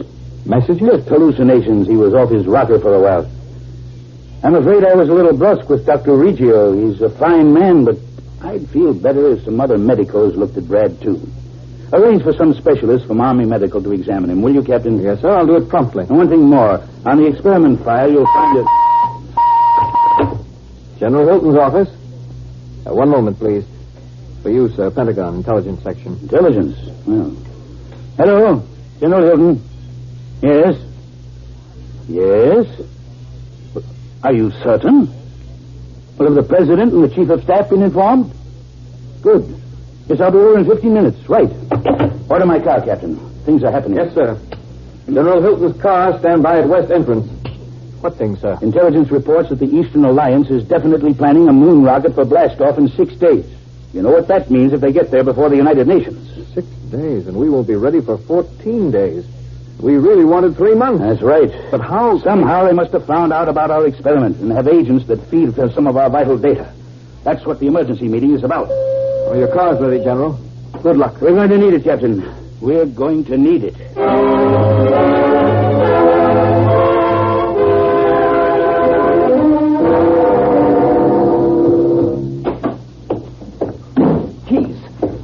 Dr. Keyes, have you heard? What is it? Some other doctors are examining Colonel Bradbury. Yes, I just met them. What? Of course, I gave them permission. I had no choice. General Hilton requested it yesterday. Who are they? That's just it. Army Medical. Army. How you can be so cold and calculating in surgery and so nervous now, I cannot understand. Your record here is flawless. Your operation on Bradbury is superb. No suspicion will attach to you or to me. If we conduct ourselves in a normal and professional manner, what is the risk? But they are the Army. Now, that means an intelligence section. They have routines about these things. We have no choice but to keep up appearances. I know. But if they ever find out that we are the agents of the Eastern Alliance, that we have masterminded the theft of certain moon rocket data, they will be ruthless, Dr. Keyes. Ruthless.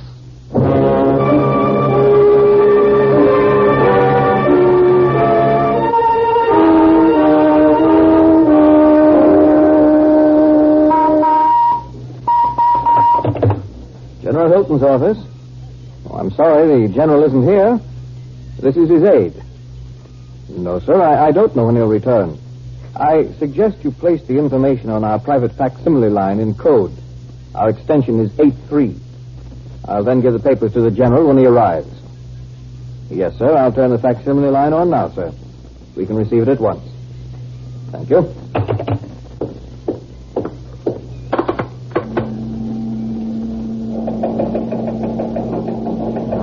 It's coming in now. Report regarding Colonel Bradbury. Item 1. Good heavens, Dr. Reggio. Item 2. A metal plate surgically applied to Colonel Bradbury's skull. The metal skull plate. Martian voices. So that's what the Colonel's hallucinations are. It's fantastic. There, the message is ended. We must move quickly. Very quickly. Military police. Hello, General Hilton's office. At Central Hospital, there are 2 staff doctors, Dr. Reggio and Dr. Keyes. Right. Place them under arrest at once. Hello?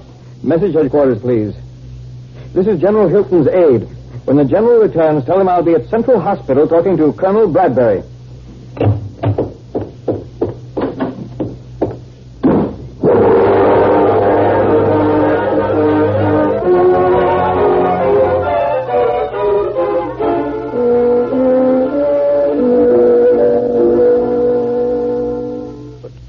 I'm the general's aide.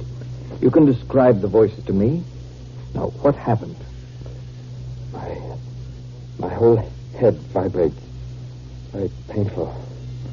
Then I hear voices. What do they say? They're talking to Mars. Martians. Well, apparently the metal plate on your head somehow picks up certain high-frequency radio waves. At least that's the theory of the Army Medical Examiner. But the Martians, they want to stop the moon rocket. Enemies from another world. No, Colonel, you can't really believe that. You must have misunderstood. The real enemies are the Eastern Alliance, but their agents have been caught. Their moon project won't take place for a long time as a result. Now, you just take it easy, sir. The Army is going to track down that wavelength that bothers your head. Then you'll recuperate peacefully. Captain, it's true. Excuse me, sir. It's almost 5 o'clock. I've got to be going, sir. Just take it easy, please.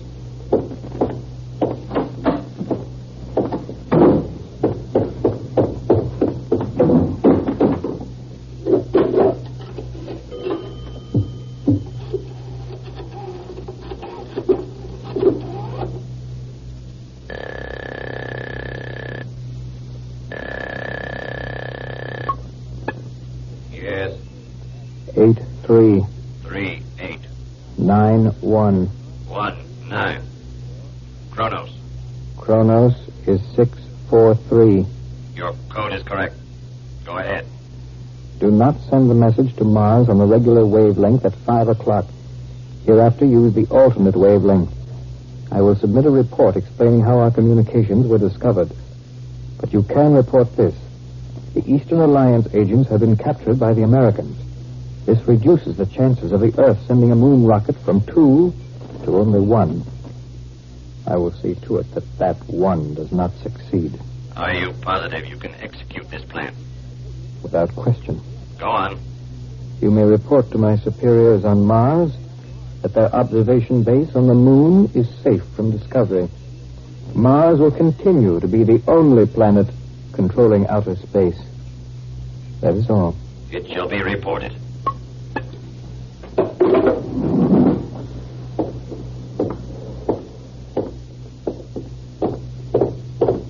Captain, I just read that facsimile message in my office. Came as quickly as I could. Now, what on earth is happening?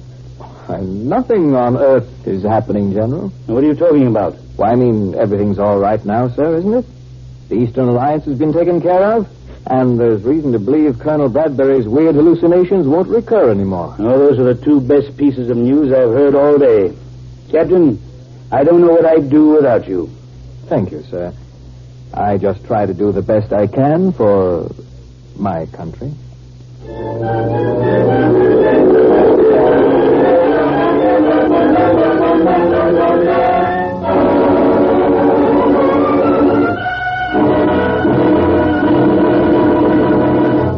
Next week, another exciting adventure from the world of tomorrow, from the years beyond 2000 A.D. Be sure to listen.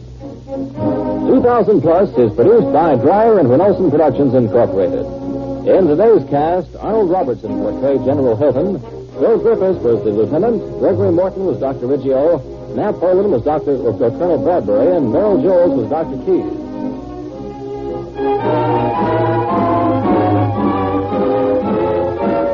The orchestra was conducted by Emerson Buckley, music composed by Elliot Jacoby, sound, Walt Shaver and Adrian Penner, engineer Bob Albrecht.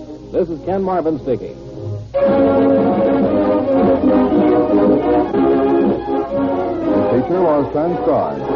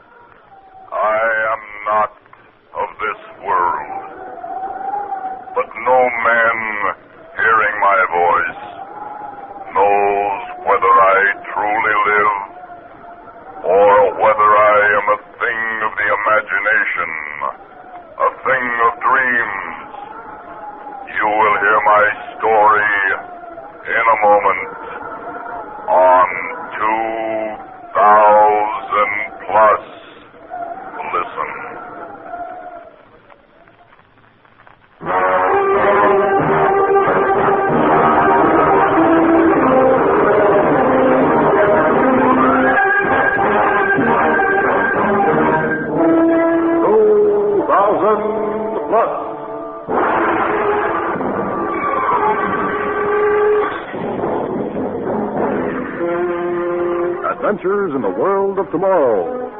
Dramatic stories of science fiction from the years beyond 2000 AD.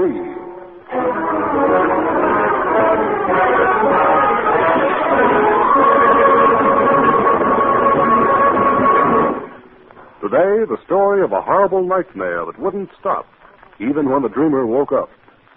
A story called The Green Thing.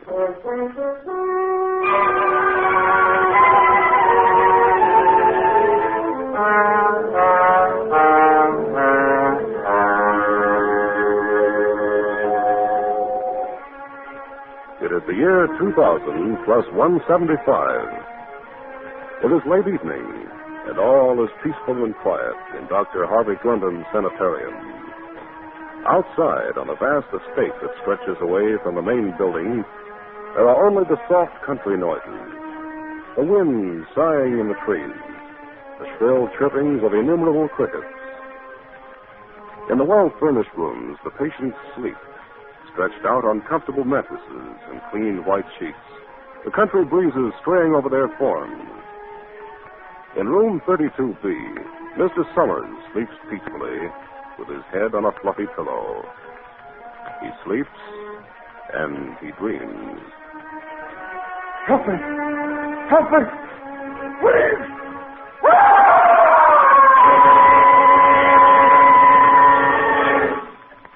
So, in the light of the growing psychological problems facing our nation, the government has sent me to you, Dr. Glendon, to enlist your aid.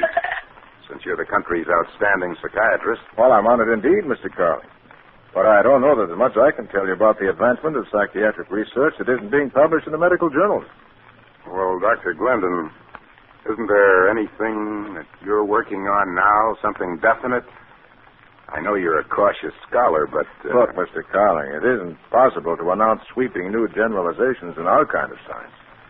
Our work is painstaking, complex, highly subjective. You take the case of one of the patients here in the sanitarium.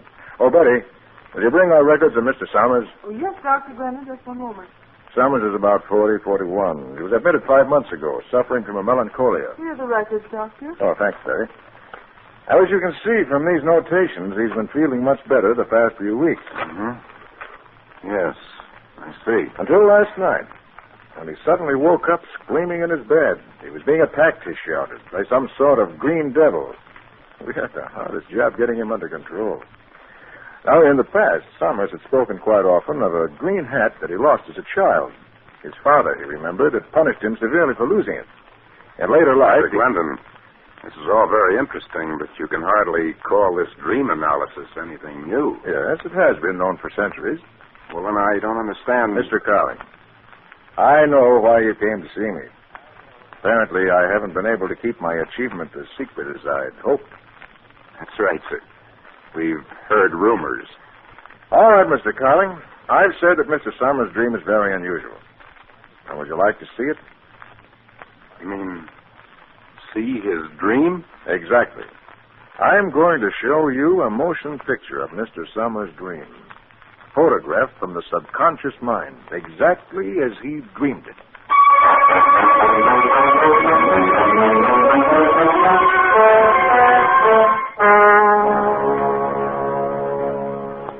I attach special nerve electrodes, and these electrodes pick up the current impulses of the brain. Then these impulses are transmuted back into pictures on the film of the machine.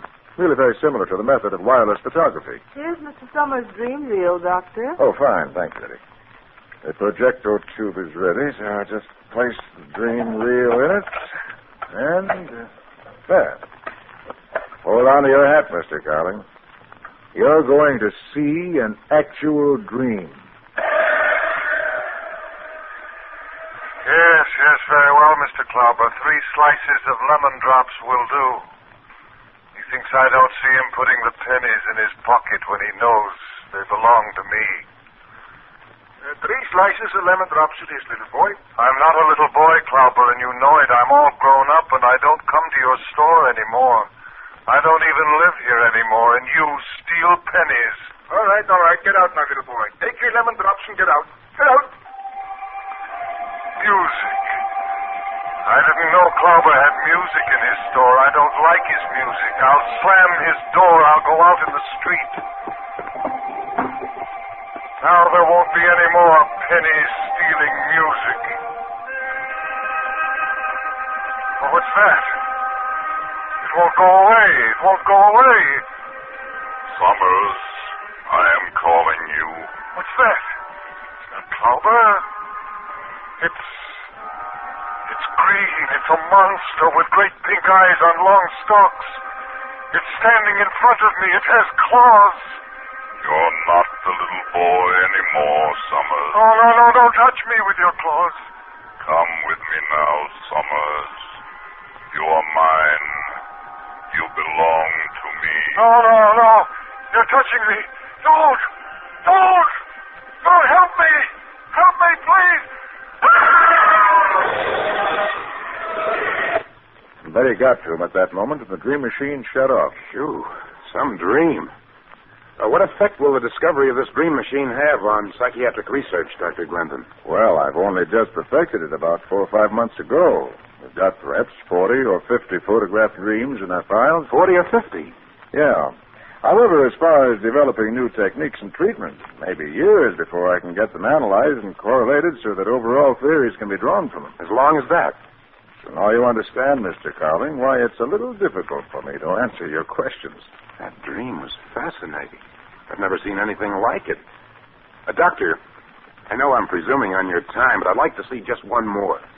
I'll have to report on these at the Government Bureau. Well, only one more, though. I'm sorry, but I'm quite busy. What about this one here? The purple tag. What's that for? Well, I haven't seen that one myself yet. Purple tag means it's in the violent ward. Mr. Rolfe. Sick man. Well, we'll try it. All set?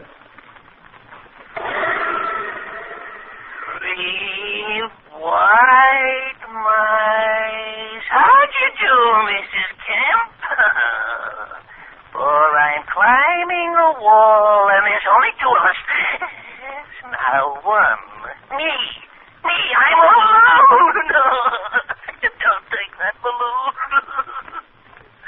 Much sense of that. Gibberish, I'm afraid. Rolfe's a difficult case. Homicidal tendencies. Comes from a good family. Was a very successful businessman.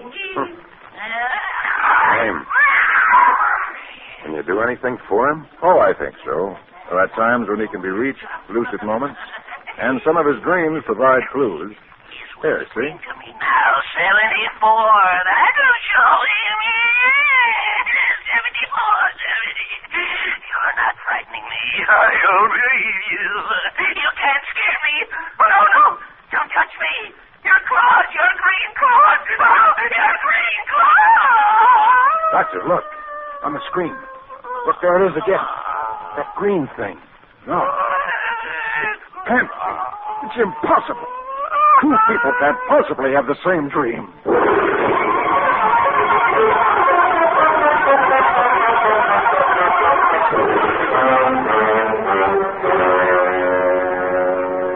I don't understand it, Betty. I can't understand it. I've been through all the records of both of them, Summers and Rolfe. There's nothing in their background that would cause them to have the same dream. Are you sure they haven't been together at some time? I'm positive, Doctor, they haven't even met. Mr. Rolfe came here only a month ago, and he was placed in the violent ward immediately. He's never been out of it. It's possible for people to have similar dreams, yes, but never to dream of the same unusual, horrible, specific subject as that green thing. Every detail was the same. The pink eyes, the claws. Makes me shudder myself. Betty, I want our dream reels. All those I haven't seen. Oh, now, you're not going to view them all. It would take you... I don't care how long it takes. I want to see them all. I've got a funny feeling inside. And I won't be at ease until I know. Until I'm sure.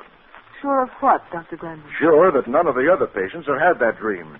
That same horrible dream of that green thing. Dream 9, Mrs. Jordan. Shall I put the sound on? Oh, no, not necessary. We can see it if it appears. No, nothing here. Dream 10, Miss Farnham. No, nothing. I don't think we'll find anything, Doctor. It must have been a freak, a coincidence. Keep going, keep going. Dream 11, Mr. Craig.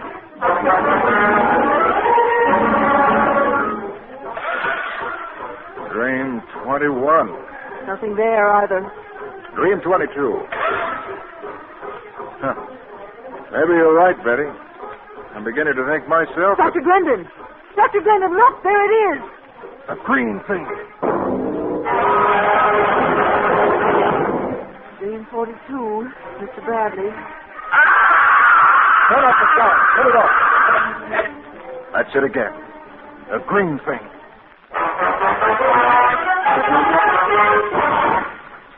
Four of them, Carly. 4 dreams of that monstrous green thing. Each one from a different patient? And each one during the past week. Darling, there's something there. Something to make even a psychiatrist feel frightened.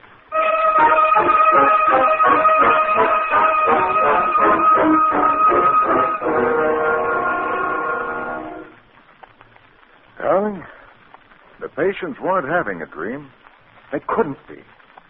They had nothing in common but the fact that they're in this sanitarium. Why, even the nature of their illnesses are different. Doctor, aren't you getting a little mixed up yourself? Huh? You saw those dreams. I saw them. And Betty saw them. I know it's incredible. Listen, to have a dream means that you create that dream. You and nobody else. You mean you think the patients didn't create those dreams? They're not their dreams? There is such a thing as thought projection. Mental telepathy? Yeah. Why should anyone want Someone to... may have found out about the dream machine. Maybe jealousy or grudge or a hatred of psychiatry in general. There are many reasons. What we've got to do is to find out where it's coming from. The patients must be protected. How? First, we've got to find out whether this telepathy is coming from inside or outside the sanitarium. Then we've got to track it down. I tell you, Carly, whoever's trying this terror by mental telepathy isn't going to get away with it. I'm not going to stand by while a lifetime's work is destroyed by a campaign of terror against my patients. I'm going to institute protective measures at once.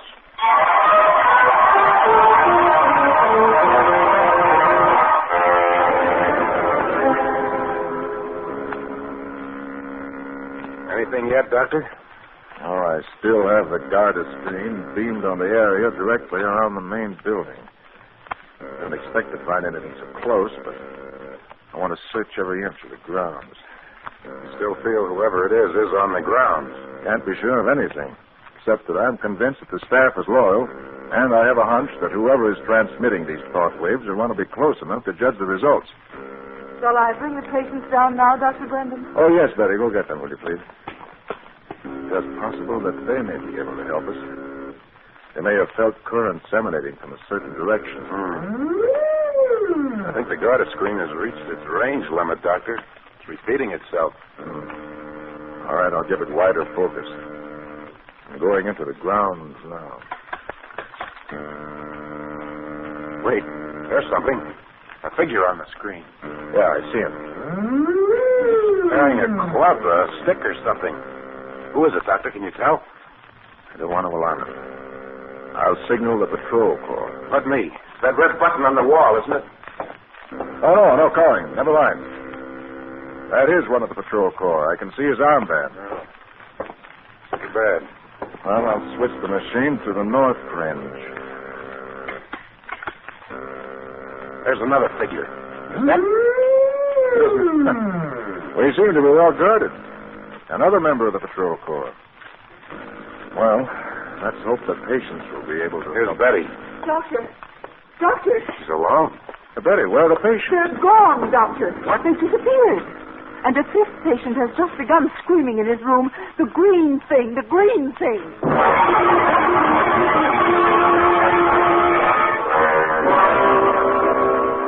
64, all accounted for, Doctor. The 4 that are missing would make 68.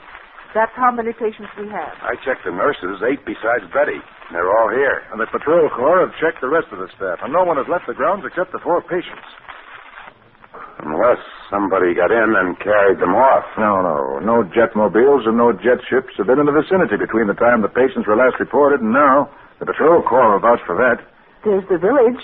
Renfield, Oh, it's the only village for 100 miles, but it's a backwoods country village, a quaint place, never kept up with the times. No, I doubt that they have any jetmobiles in Linfield, much less jet ships. But you can arrange for transportation there, can't you?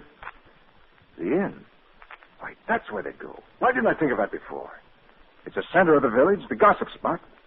If the patients entered town at all, news of them would spread to the inn. Better, you take charge here. Carling and I are going to Linfield. How long will you be gone, Doctor? Until we find them. Or learn they're no longer alive.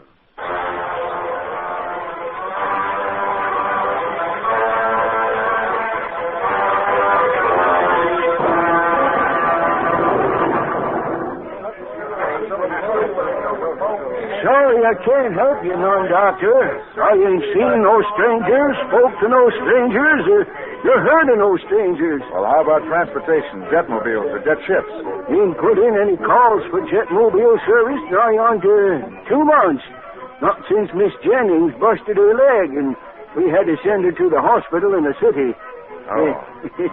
Jet ships? Why, last time one of them flaming monsters landed here, we nearly had a riot in Linfield. Darn fools all thought 'twas invasion from Mars. Just ran a wild goose chase, Doctor. Yeah, so it seems. Well, thanks anyhow, Mr. Barker. You've been very helpful. Haunts, he says. The blasted idiot believes in haunts. I do. Everyone knows there's ghosts everywhere. Idiot, there's no such thing as gold. There are ghosts. There are ghosts in every village and town. Quiet down, you boys. You'll be getting my end a bad reputation now. Hey, there's the doctor. Dr. Glendon talking to Mr. Barker. I put it up to him now. What'd you say, Doc? There's no such thing as haunts, ghosts, either now. Hey, you tell my ignorant friend. I wasn't listening very carefully. But if it's ghosts you're talking about, well, there's never been any scientific evidence that they exist. Haunts don't exist. That's what you're trying to say, ain't it, Doc? That's right. Oh, come on, Carling. Let's get out of here. Hey, ain't no ghosts. This Doc's an educated man. He knows. Yeah. Then suppose you tell me what that green thing was floating around down near the cave. And we ain't the only one who's seen it. Right, boys? A green thing? Where? Where are these caves? Right down the river. Why, Doc? You ain't going there. It's nighttime now. Carling, will you risk it? I've got my ray gun. Doc, you're crazy. I'm telling you, there's a haunt. Why, there ain't a man in this whole village go with you tonight. Well, if it's only a ghost, you needn't worry. But if we're not out of those caves by dawn, you better come for us. It won't be a ghost that's holding us.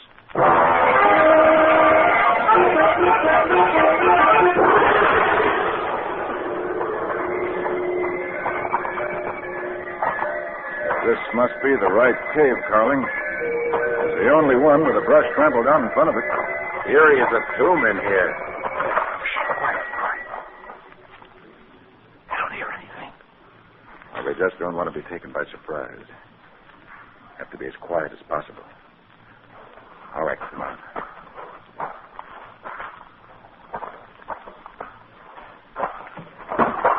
Hey, what's that?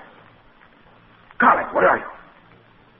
Carling, are you all right? Oh, it's coming for me. The green thing. It's flying. It's terrible.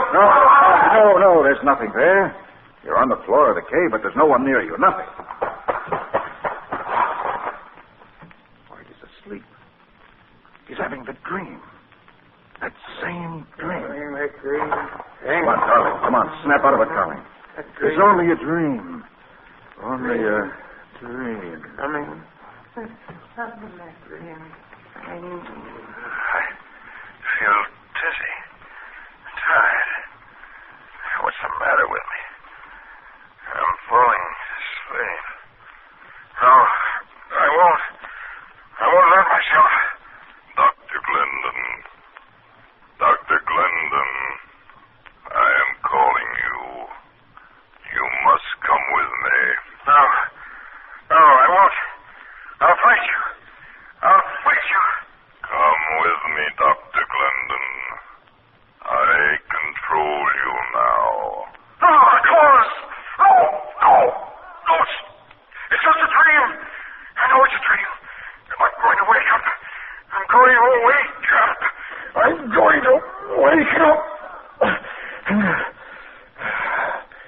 I did it. I'm awake. I conquered the green thing. Did you conquer me, Dr. Glendon? It can't be. Standing over me. The pink eyes, the long stalks, the clothes. The green thing.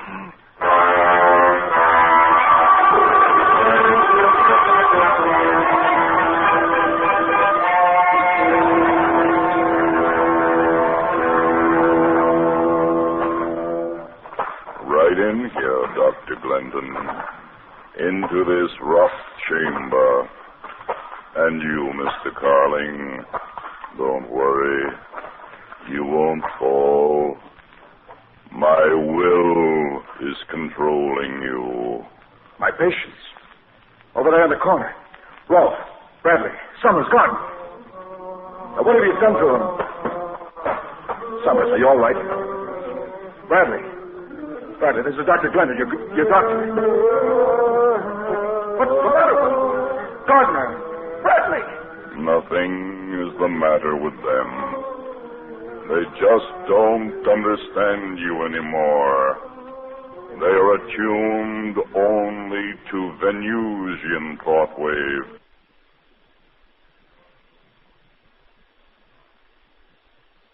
Venusians? You're from the planet Venus? That is right. For a long time, we have been observing your Earth, your resources, and your remarkable technology. But we did not know how to conquer you, for we of Venus have no strength or physical dexterity, only mental power. You shouldn't have told me that. I'm going to beat that horrible body of yours to a pulpy great mess. You hit only air, didn't you? I'm growing tired of this game. Stop. I will that your arms obey me and not you. I can't move them. Carling, support me! Do not be foolish again, and I will return their motion.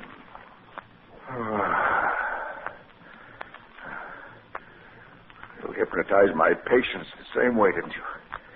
Those dreams. A little more complicated than what you Earthlings call hypnosis. But it is mind control. I have come to Earth to prove to my planet that this is the way to conquer your Earth. We will control the minds of its inhabitants and thereby control their strength, their physical dexterity. I began on your patients first because their minds are more easily controlled. What do you want of them? Their bodies. They can perform physical acts that I cannot. With their bodies, we Venusians can continue our investigation of your planet at close range. And we can also study the structure of the Earthling when I bring them back with me. Bring them back? To Venus? Do not worry, my dear doctor. I shall not separate them from you.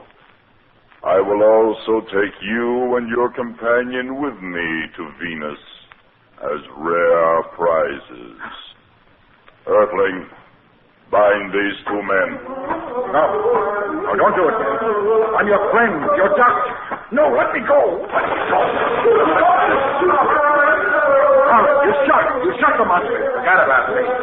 Maybe he didn't know the Earthlings had weapons, too, like ray guns. Well, why doesn't he fall? He's still standing. Did you really think you could hurt me with that? Your death rays have no effect on my body.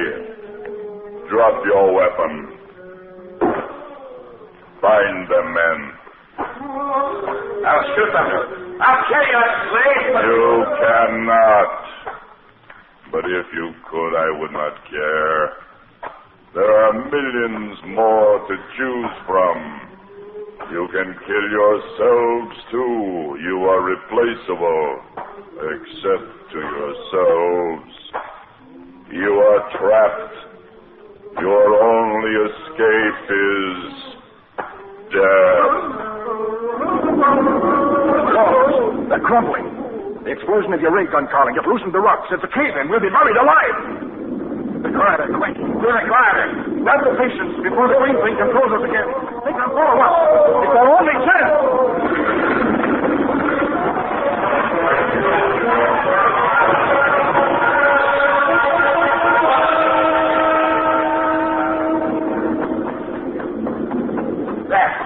There's the mouth of the cave. Hurry, Doctor. It's blocked. The rocks have fallen here, too. There's one big one just at the mouth. If you move that one, I think we can make it. All right, help me, Doctor. I'll get the patients, too. All right, come on, then. Here. Pull. Pull. That's right. Move it. All right. Come on. Now we can squeeze through now. You go first, Doctor. Pull the patients after you. All right. All right, I'm out. Now, Rolf, come on. That's it. All right, Bradley, you next. Come on. That's the way. All right, you, Summers. Hurry, Doctor. Quick, now, come on. All right, Gardner, quick. You, all right. That's it's all right there. All right, now you, Carling. I can make it. Oh, good. Help me. Earthlings. I cannot escape. He can't squeeze through. He has no physical strength. Earthlings. Come to me. They're going to him. He still has power. Come on, Colin, quick. Before they release him, help me shove this rock over the opening. Come on, quick.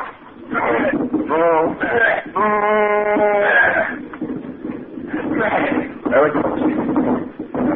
Thank goodness. Hey, what's that? Look out, step back!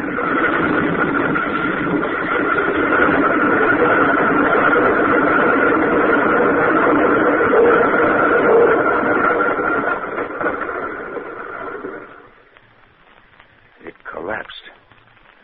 The entire cave fell in. We were just in time.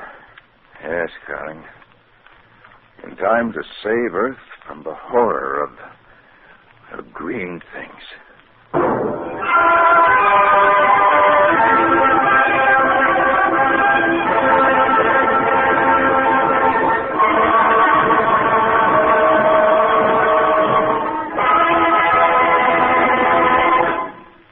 Next week, an incredible story about a man of science who dared tamper with the secret of human life.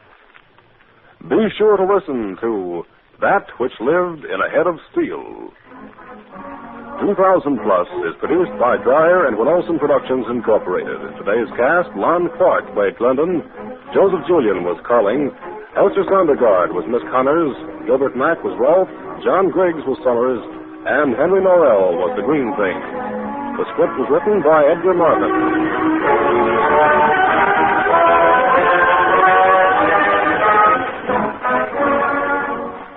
The music was composed by Elliot Jacoby. The orchestra conducted by Emerson Buckley.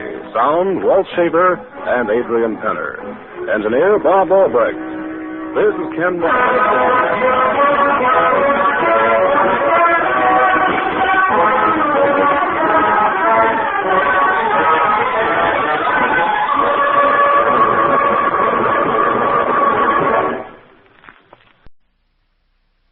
It was like a terrible nightmare.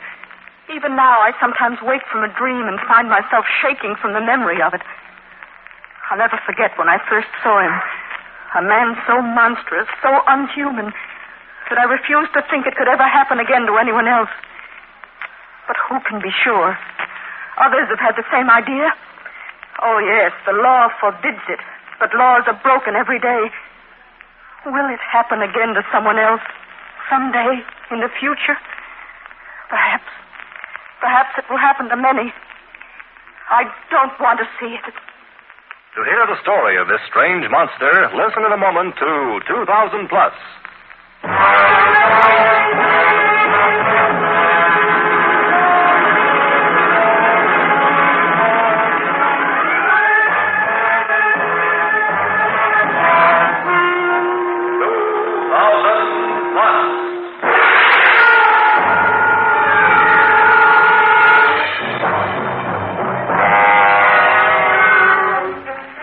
Adventures in the world of tomorrow. Dramatic stories of science fiction from the years beyond 2000 AD.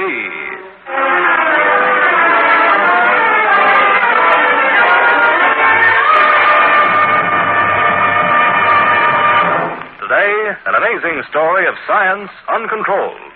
The giant walks.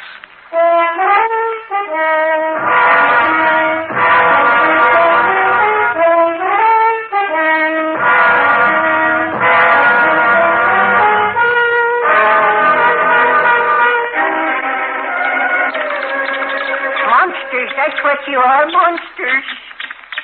That's it. Fight to fill your slimy stomachs. Feed the rats, the doctor says. Always feed the rats. As if you weren't big enough already. If I had my way, I'd kill all you rats. That's what I'd do. I wouldn't go close to them, Hawkins. A rat 4 feet long can be quite a nasty little thing. Oh, yes, Dr. Ellsworth. Is everything ready, Weston? Yes, Dr. Ellsworth. Barstow? Yes, sir. Then open the cage. Look at him go. I've never seen a rat run a maze so rapidly. Check that gold gradient, Weston. Yes, Doctor. The rat's in the food box now. Let me see. 11.8. There. You see, Weston? Not an unusual intelligence, just high. Well above that of the average rat. Look at them. The power in those legs. Barstow. Just imagine what they could do with their teeth if they had the chance. It's frightening to think what would happen if all rats were giant rats. If they got loose. It's evolution, Barstow. Merely the scientific elimination of growth barriers. Now that your experiment's a success, we can tell the world. Your theories will be accepted. You'll regain your rightful place in science. Not yet, Barstow. Not yet. I'm already at work on what I consider will be an ultimate experiment. It's only a matter of calculating, checking, and verifying data on the rats so we can build a larger pituitary revitalizer. Well, what animal do you have in mind for this new experiment, Dr. Ellsworth? What animal? Well, there's only one that I could possibly be interested in now. It's the next logical step. Surely you can't mean... Yes, Barstow. A man.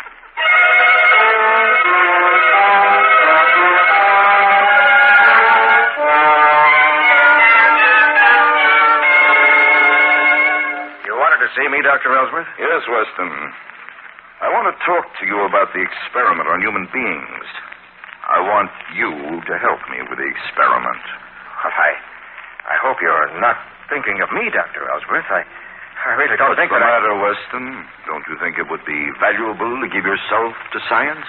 Well, it would seem that there are so many to choose from. So many, Weston? Who, for example? I'm sure that old Hawkins won't do. And we really can't kidnap anyone. But, Dr. Ellsworth, I was... I'd say it would be a great honor to be the first real Superman on Earth. Well, how about Barstow? Exactly, Weston. Just what I was leading up to. You seem relieved. Yes. In Barstow, we have a real physical specimen. And he seems to have quite a boundless enthusiasm for the future of mankind. An attitude you apparently don't share. Well, how could we get him to agree to it? Psychology, Weston. It's merely a matter of appealing in the proper manner to his scientific judgment and sense of fair play. Now, here is what I want you to do when he gets back.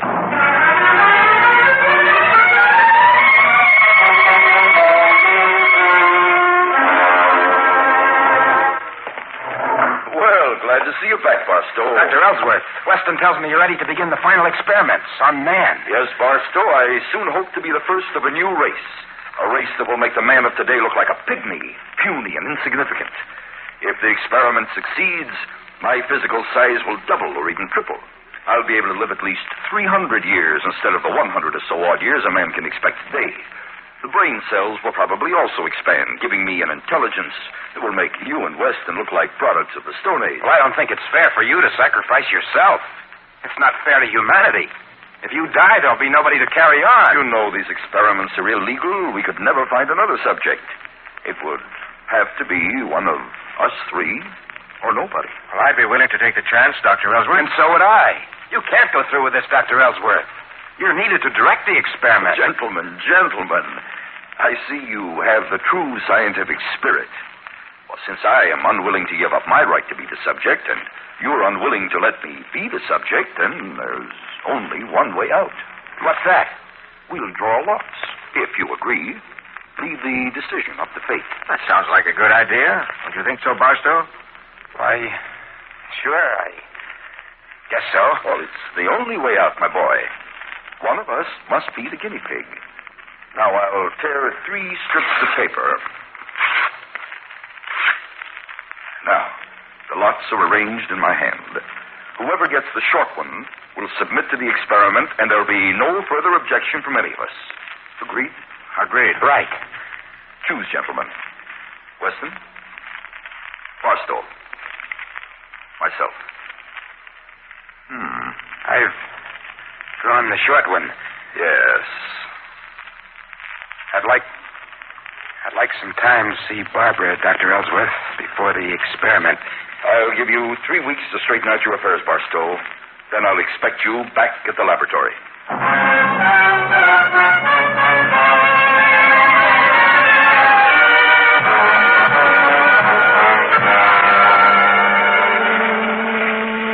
Contacts are wide open. Cut the circuit, Weston. That's enough. Well, Barstow, are you ready? Quite ready, Dr. Ellsworth. As you know, it may be painful at first, but after the primary series, I don't think you'll notice much. I'm not worried, Dr. Ellsworth. No, of course not. Well, good luck, my boy. Thank you, sir. Contacts open, Weston? Yes, Doctor. Then pipe the circuit. Now, that's fine. Now, keep it steady at 3,000. Prepare for the first injection. We'll give him 5 electronic unit charges. Valve open.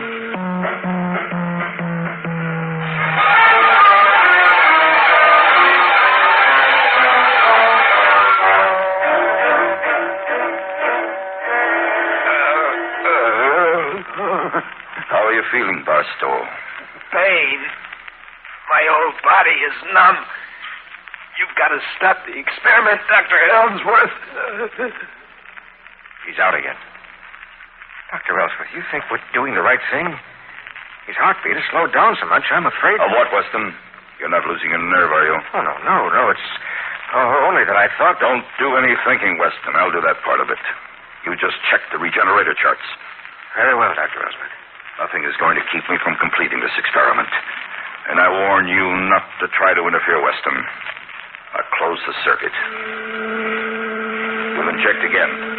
100 cc's. Valve open.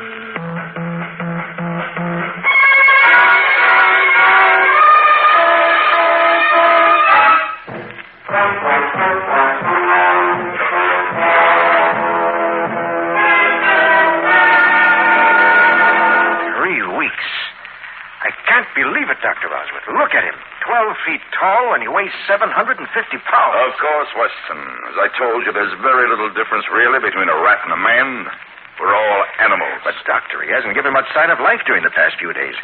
You think his body can stand the strain of all this growth? Certainly. In fact, I think we'll give him the final super injection today. About 500 cc should do it. 500? But that's 5 times what we've been giving him. Yes, Weston. We're building a new skeletal structure. New flesh, cartilage, and bones.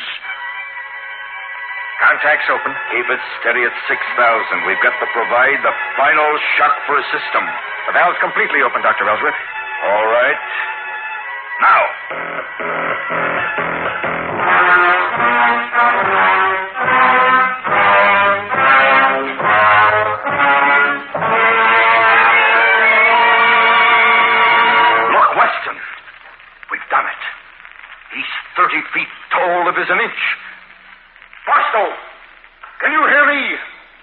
you understand what I'm saying? You must talk slowly, Barstow. Slowly. You're not an ordinary human being anymore. Look, he's getting up. Hey, what's happening to me? Why is everything so small? Our experiment is a success, Barstow. You're a Superman. I've made you a Superman. But I can't move. My head is touching the skylight. Stoop down, Barstow. There's a rolling door in the side of the laboratory. I think you can crawl through that. Easy, Barstow. Very slowly. That's it. Well, how does the world look now that you have some elbow room? Small. The world is very small. 30 feet of muscle and bone. It's my creation. My creation.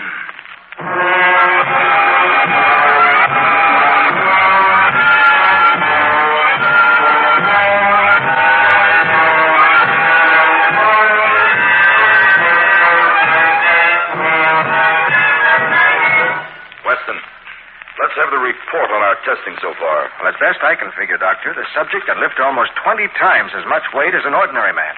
Can run approximately 60 miles an hour without difficulty. Oddly enough, though, he appears to get along fine on 4 or 5 hours sleep a night. But he's consuming food at a rate that's all out of proportion. Well, that's understandable. He's still making an adjustment. Go on. Mentally, very superior. He appears to be able to solve the most complicated problems right in his head. It's all just as I predicted. But this morning, though, after I just finished giving him the work test, he pulled up a tree by the roots and waved it at me. It was frightening. I ran, and he began laughing. It sounded more like thunder. Weston, you're letting your imagination run away with you. It's quite obvious what's the matter. He's not getting enough exercise. We've got to give him more physical work to do. Come on.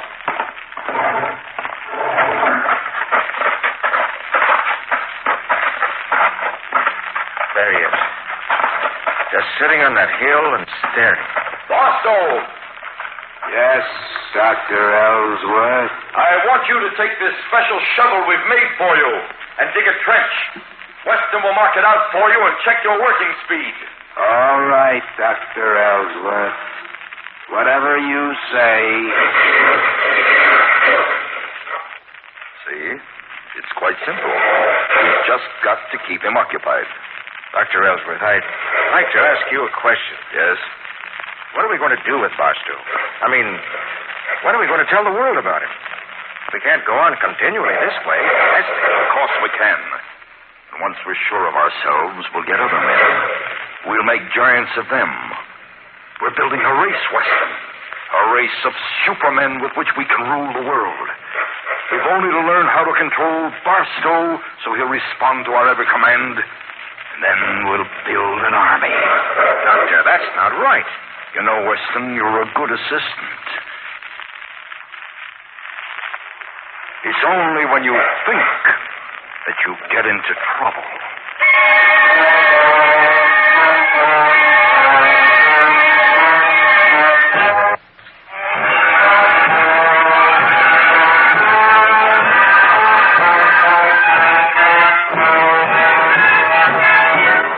Barstow, are you awake?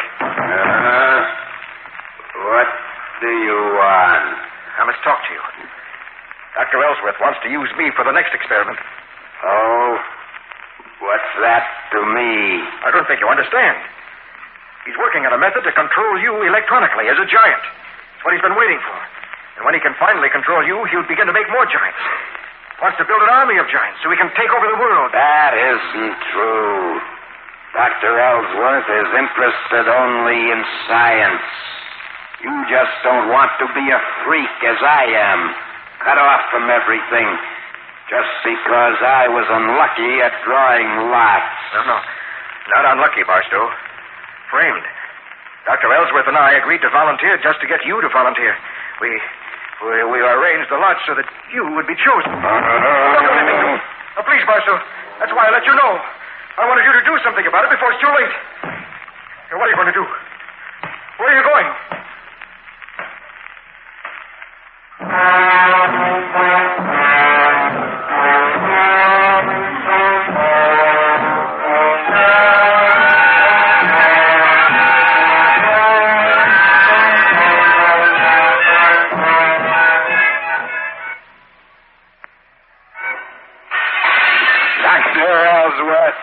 Dr. Ellsworth. Barstow, what are you doing at my window? I've come to tell you I can't go on with these experiments.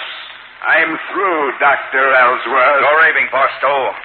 Go back to your quarters in the barn and we'll talk about it in the morning. I can't go back to the barn. Why not? I'm tired of living in the barn.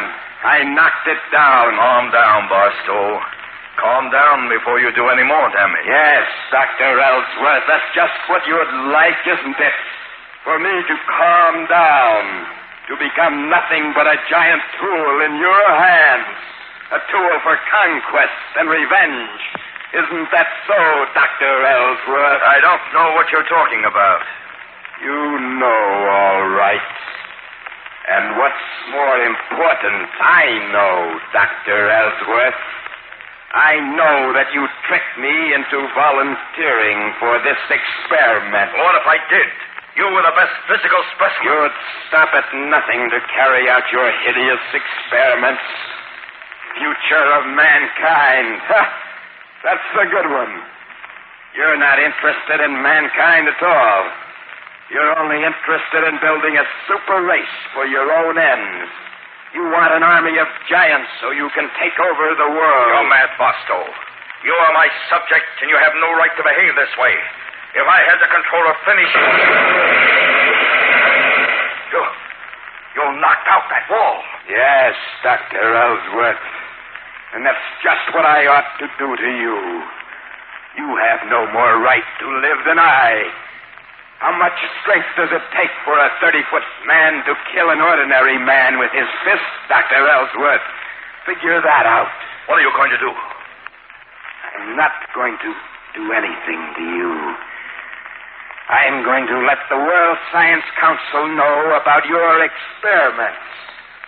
They'll know what to do about you. But you can't leave.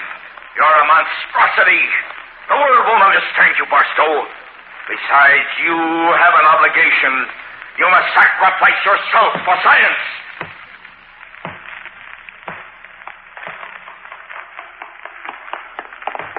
He's gone? Yes, all my plans ruined. Yes. Weston, you did this to me. You told him about my plans. Yes, Dr. Ellsworth, I did. You've ruined the experiment, Weston. You betrayed science. You have no right to live. Who are you to decide these things? Come inside, Weston, now. A gun? Right.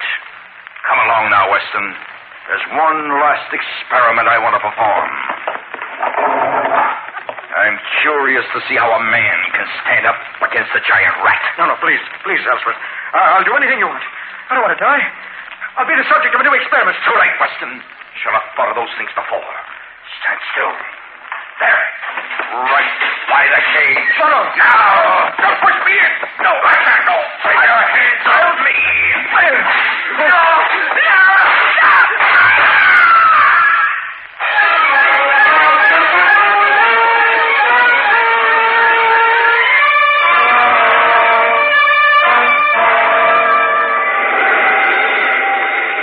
I'm sure glad the old man let me have the jet car tonight. Oh, it's a lovely night to go riding with you, Bob. Say, Helen, do you hear something? The motor, you mean? No, listen. I hear it now, too. I can't imagine it. Oh, well, I guess... Oh, Bob, over there! It looks like a man, but... So big! Oh, Bob! It's a giant standing in the road in front of us here. Turn the car around, quick! He's lifting us with his hands. Why are you afraid of me? I just want to talk to you. I won't hurt you. Put us down. Put us down, you monster. I'm not a monster. I am not. Oh, we're back on the road. He didn't hurt us. What are you going to do? I'm going to the police. They've got to know about this giant.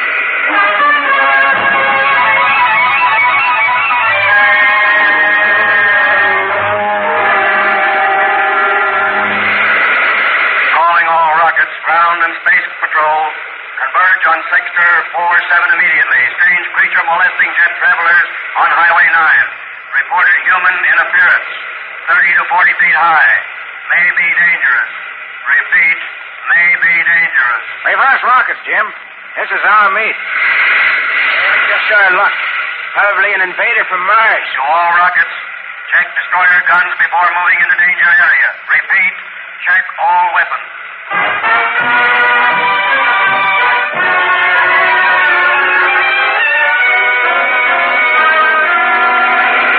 See anything yet, Jim?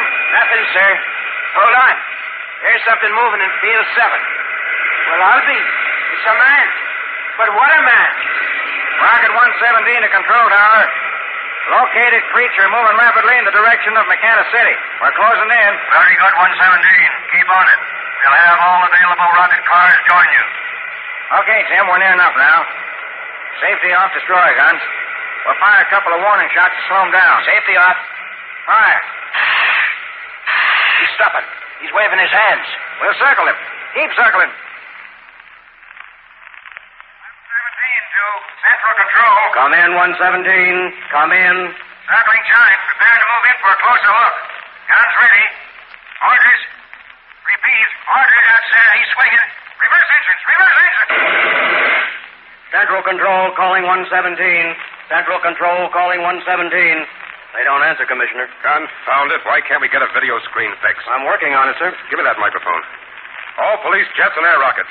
All jets and air rockets. Attention. Attention. Rocket 117 has been attacked by the giant. Contact has been lost. Take battle formation blue. Prepare for attack. Prepare for attack. Good luck. We'll blast that creature out of existence. What could it be, sir? A man from another planet? It's possible. We can only get that video fixed. Oh, I'm getting it, Commissioner. Look, there he is. Good heavens, what an enormous creature. Yes, I see it. Calling all rockets. Take elevation 3,000 and prepare to dive on target. I've got to see the police commissioner. You can't. It's a battle emergency. Who let you in the control room? It's about the giant. We've got to stop your attack. Are you crazy? That creature's a menace. He's knocked down one of our rockets, and now we're going to get him. But you don't understand, sir. Squadrons at elevation 3,000. Targets in view. Look, Commissioner, on the video screen. We're ready to open up on them, sir. Just give the order. No. You've got to call off the attack. Commissioner, look to the right of the giant, near that small hill. Those two men are from Rocket 117. They're walking unmolested toward Junction 9. Thank God they're all right. Hey, you see, he's not dangerous. Stop the attack. That creature's been running berserk. Transmit the command for all ships to hold their positions until I give the order, unless the giant attacks them. Yes, sir. Orders to all Now, look here, sir. What do you know about that creature? Is he from another planet? It's an Earthman. How do you know? He escaped from a government antibiotics laboratory. He was the subject of an illegal experiment. I'm Dr. Weston. I work in that laboratory. Well, Earthman or not, he's a madman. We've got to do something about him. You don't have to do a thing. It'll all be over in a few minutes. Something's happened. I don't see the giant anymore. What do you mean, all over, Dr. Weston? Look at the video screen. There. That's what I mean. Good heavens. It's amazing. Squadron Leader 20 to control tower. Something's happened here, sir. I don't see the giant has disappeared. What are our orders? All police jets and rockets. Attack canceled. Repeat, attack canceled.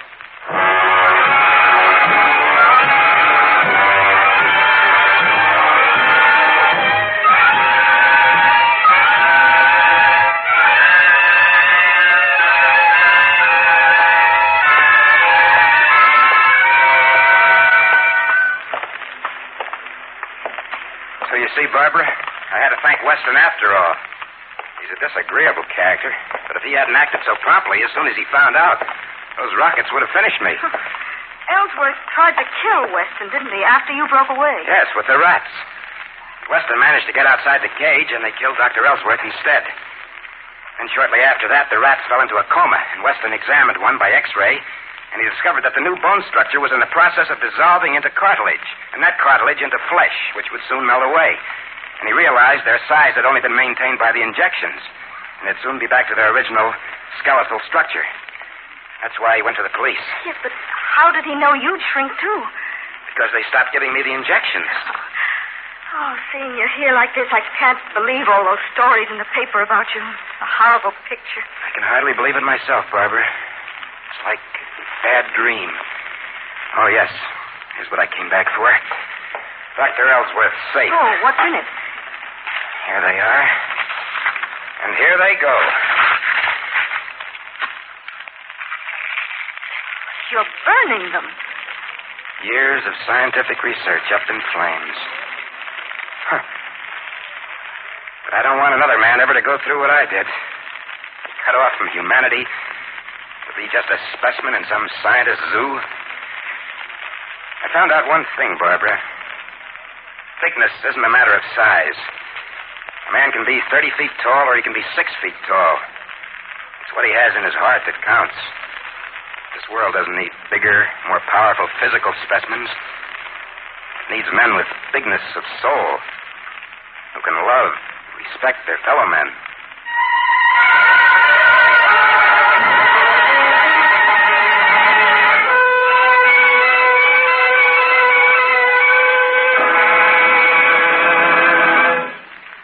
Next week, another exciting story on 2000 Plus.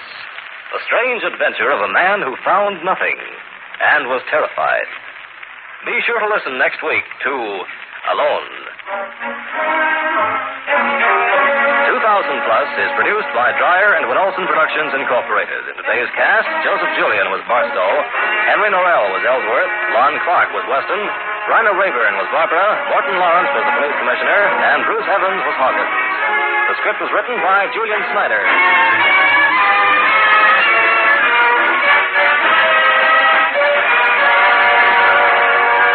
The music was composed by Elliot Jacoby, the orchestra conducted by Emerson Buckley. Sound, Walt Shaver and Adrian Penner. Engineer, Bob Albrecht. This is Ken Marvin speaking.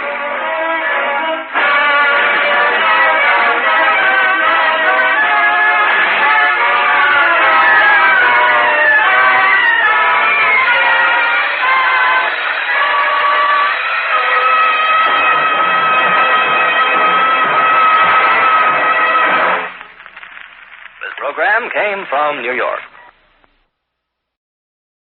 Program transcribed earlier for release to our West Coast audience at this more convenient listening time. Central Operational Headquarters, Commander Dystra speaking. This morning at 400 hours, our electronic scanners picked up on oscillator frequency an unidentified spacecraft in Sector K beyond the gravitational field of the planet Mars. Our calculations indicate that this craft will arrive in Space Sector G within the next 24 hours. Emergency directions to all defense units. Coordinate high-voltage destroyers to cover Area G. All units on alert for assault action. To learn what happened when a strange craft from outer space came into Sector G, listen in a moment to 2000 Plus.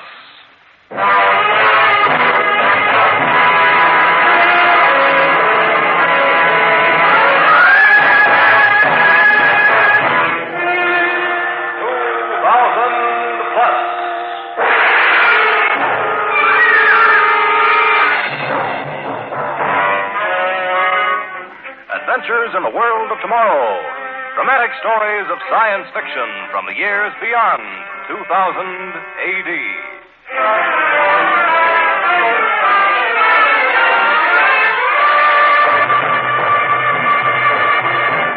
Today, the strange adventure of men who dared the unknown through interplanetary space. Worlds apart.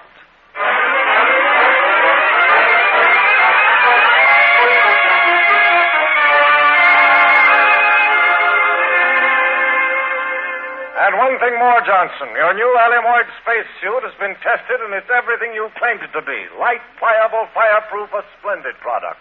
We'll want 50 of them in time for the next space flight 3 weeks from now. Can you make it? Excellent. Good luck, Johnson. Yes? Your son is here, Mr. Granger. He wants to see you. Jim here? Well, tell him I can't. Oh, all right, send him in. Yes, sir. And Miss Ames, tell Robert he can start punching tape for the mechanical pilot on Flight 17. Yes, Mr. Granger. Hello, Dad. How are you, Jim? Dad, I've come to ask a favor of you. A big favor. Well, talk fast, son. I'm very busy. What is it you want? I want to be assigned to Flight 17. What? Flight 17? To Neptune? Well, are you crazy? No, Dad. I've been thinking about this for months. Well, you can stop thinking about it right now. There's no opening for you, son. I happen to know there is, Dad. Golding's down with a bad case of acceleration bends. They'll need a new rocket engineer. But you're too young, too green. I've done 42 experimentals and 3 moon hops. I'm ready. Ready? What? This is an uncharted trip, Jim. A trailblazer. You know what happened to the first flight to the moon, don't you? Yes, sir. Crashed on the lip of a giant crater. Yes, and the first ship that tried to reach Mars. Went haywire and shot off into deep space. And still you want to make this first flight to Neptune? Yes, sir. Well, you have courage, son, I'll say that. But you're not going. Why not? Jim, it's not up to me. Captain Roberts chooses his own rocket engineer. You know, all I do is okay the man he selects. Then I guess I'll be making the flight. You see, I persuaded Captain Roberts to select me.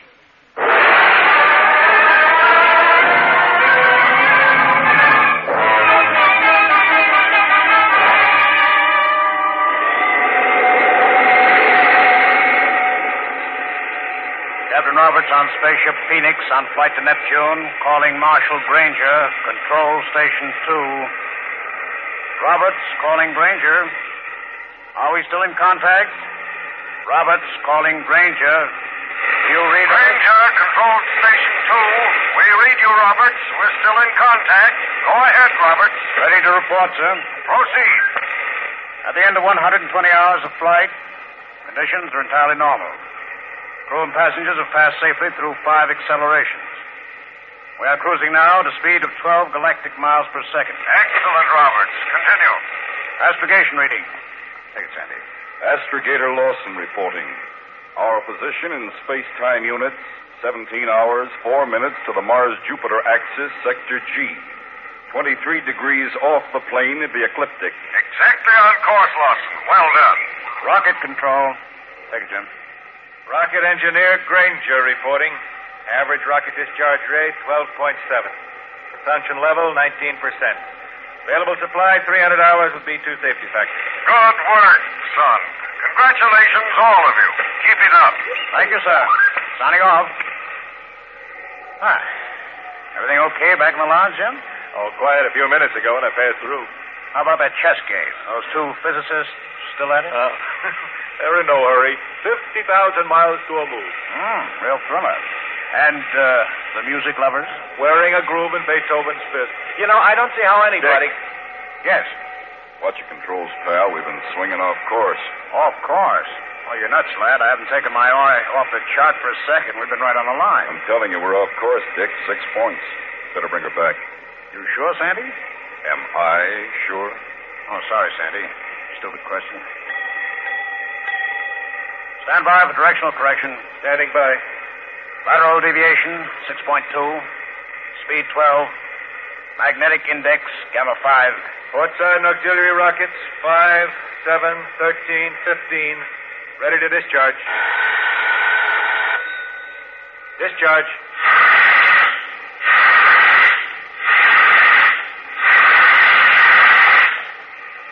Well, that's that. I still don't understand. Wait a minute, Dick. Something wrong. Huh? Wrong? What do you mean? We're off again. What are you talking about?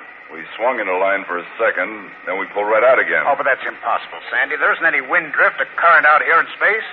Anything in motion moves in a straight line until it comes within the magnetic field of some body. That's what I'm afraid of, Dick. I think we're caught in the toe of some tremendous mass. Oh, what mass, Sandy? The sun, Mars, Jupiter, everything's where it belongs, isn't it? There aren't any unknown bodies floating about. Maybe there are. Maybe the... Like what, Sandy? A comet. A comet? Yeah, a comet. That's what it must be. A wild, uncharted comet from outer space. Look, Dick. The atmosphere gauge, it's way up. We're not flying through a vacuum. There's something else out there now, some sort of atmosphere. Gas. Hot gases forming the tail of the comet. You're right, Sandy. Listen. Hot gases and other things, too. Yeah. Sounds like pellets of some kind. Stones. They're fragments. Meteorites. All trailing behind the comet. We're caught, Dick. Caught right in the middle of it. The ship is beginning to spin. We'll be dragged clean out of the solar system, perhaps out of the galaxy. Oh, maybe not, Sandy. There's one chance. Maybe we can blast ourselves free. Alert. Alert. All personnel to emergency acceleration couches. Prepare to discharge all port side rockets. Do you know what you're doing? 127 rockets going off at once. You'll blow us up this. Our only chance, Jim. Here goes. 5 seconds. Discharge.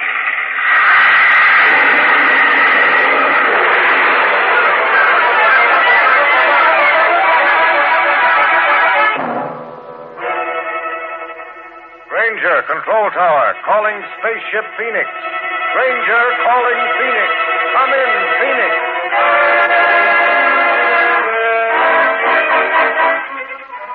Granger to Space Patrol.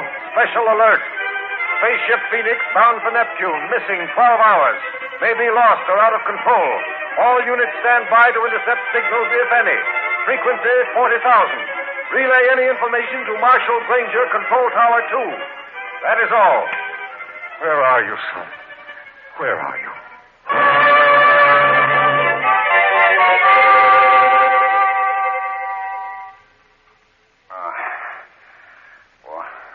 What happened? Oh, my head. I gotta get up. I'm gonna see. Sandy, get up. Come on, man. I'll give. Oh.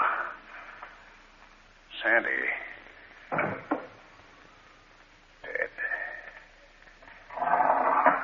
Dick, you're all right. Thank God. Yes, Jim, I'm all right. But Sandy. I know. Head cracked against the control panel. 3 passengers are dead, but we're out of it, Dick. Something threw us clear of the comet, some centrifugal force. Help me up, Jim, quick. Give me the control panel. Take it easy, Dick. All right. Here we go. Oh, my head. Jim, how's the power plant? Half the rocket engines are out. And the boosters? Seem to be okay. Good. We got enough to operate on. Maybe. What do you mean? The nuclear overdrive is shot. Shot? Smacked by a meteorite. Jim, we got to find out where we are. We can't afford to waste a unit of power.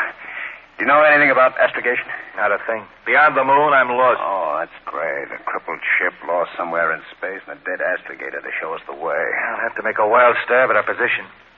What's your guess, Dick? Well, how can I guess? We may be near Neptune or way out near some far-off galaxy. Let's take a crack at that radio relay. Maybe I've been trying all along. Can't raise a thing. Well, keep trying. It's our only chance. I'll take a look through the port, see if I can make out anything. Spaceship Phoenix calling Earth stations Mars, Jupiter, Earth. Spaceship Phoenix. Are we coming through? Can't recognize a star, a planet, an astro body. Jim? Spaceship Phoenix. Can you hear us? Can you hear us? How long is it since we blanked out? Can't say, Dick. All our instruments went haywire. Spaceship Phoenix, Flight 17 for Neptune in distress. Are we coming through? Answer us. We may have... Dick, listen. Spaceship Phoenix, you're coming through. We hear you. We've got him. They heard us. No, it can't be. Give me that mic. Hello? This is Space Flight 17. We're off our course and badly damaged. Our position unknown. We have located your position, Spaceship Phoenix. Stand by, please. Jim, that's Earth. We're blown or sucked the world right back toward Earth. Hello, Phoenix. Are we still coming through? Like music, sir. Very well. We're going to bring you in on a beam if you're within range. Does the signal reach you? Please acknowledge. Got you perfectly. Good. Set your degravitators and disengage all engines. We're in free flight, sir. Instruct all personnel to get into acceleration compensators. You will land at our spaceport in approximately 4 hours.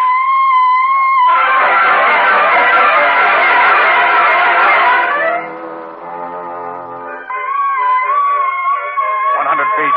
Prepare for landing. Granger to engine room. Landing jet fore and aft. Discharge. 50 feet. Release airlock. Switch on landing lights. 10 feet. Prepare to land. Contact. Cut motors. We've landed, Jim. We made it. Don't I know it? Come on, pal. Out you go. Oh, take your time. We're in no rush now. You may not be, but I am. In a rush to get down and kiss good old terra firma. Oh, boy, does this air smell good. What a spaceport, Jim. I didn't know we had anything anywhere that looked like this. I don't care what it looks like. All I know is that... Here comes someone. Hello. Hello there. I'm Captain Roberts of the Phoenix. Are we glad to see you? Then where you are. Hey, what's the idea? Well, you don't understand. I said I'm... Don't move. Captain Roberts, you and your crew and your passengers are all under arrest. Elton Smith, take over the ship and seal all the exits. No one is to leave. Captain Roberts, you and your companion come this way, please. By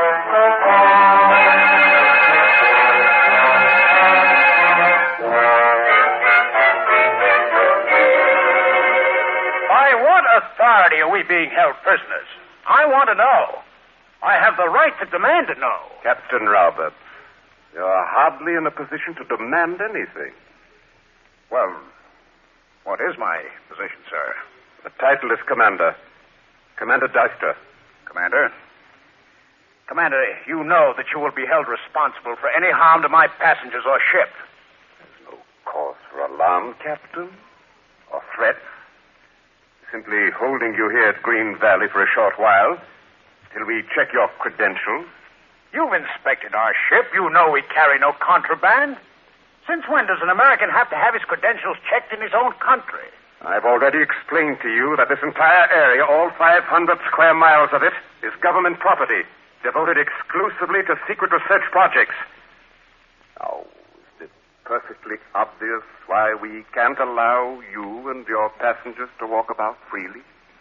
Maybe, but it isn't obvious why we're not allowed to use the visiphone. Why we can't call our base, report our safe landing. Perhaps not, Captain Roberts. But then, government regulations often are obscure. Commander Deister, we were met with guns and suspicion. Now, you say that was because secret research is going on. Yet when you contacted us above the Earth's atmosphere, you offered to bring us in here. Why did you make that offer if you didn't want us here? Would you rather be back in space, floundering about in your crippled craft? That can be arranged. You haven't answered my question. We brought you in for two reasons. First, to save your lives, if you turned out to be harmless.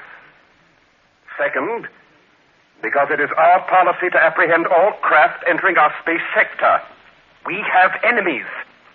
With the high-handed method you use, I can see why. Not high-handed, Captain Roberts. During your detainment here, you and your company will be accorded full courtesy. We appreciate your courtesy, but we demand the right to contact Chicago here, now, and on that visiphone. I'm sorry, that is impossible. Donna. Yes, Commander Deister? Arrange for suitable accommodations for Captain Roberts and his crew. The interview is closed. Commander Deister, That is all, Captain.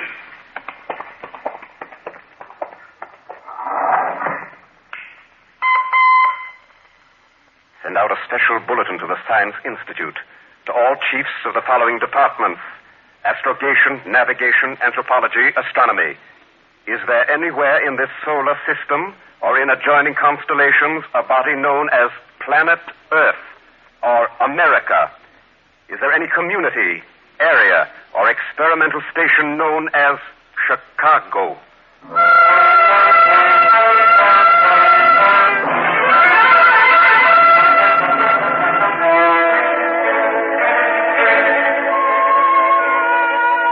I won't do it, Dick. I won't take this lying down. No? What are you going to do about it? Think of something. I'm certainly not going to sit around twiddling my thumbs while the great Deister checks our credentials. I don't like the looks of this place any better than you do. Secret project, he says. For all we know, it may be the headquarters of some gangster outfit. There are a lot of things about this Green Valley setup that bother me. Nothing definite. I just get a feeling that everything's a little lopsided. As if I were looking at it through a Coney Island mirror.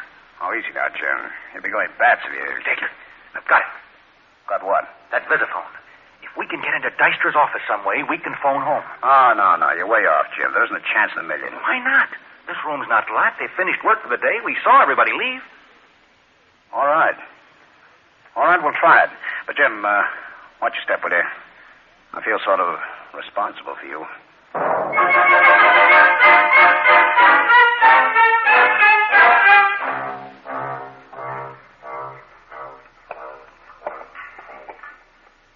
Here's the office.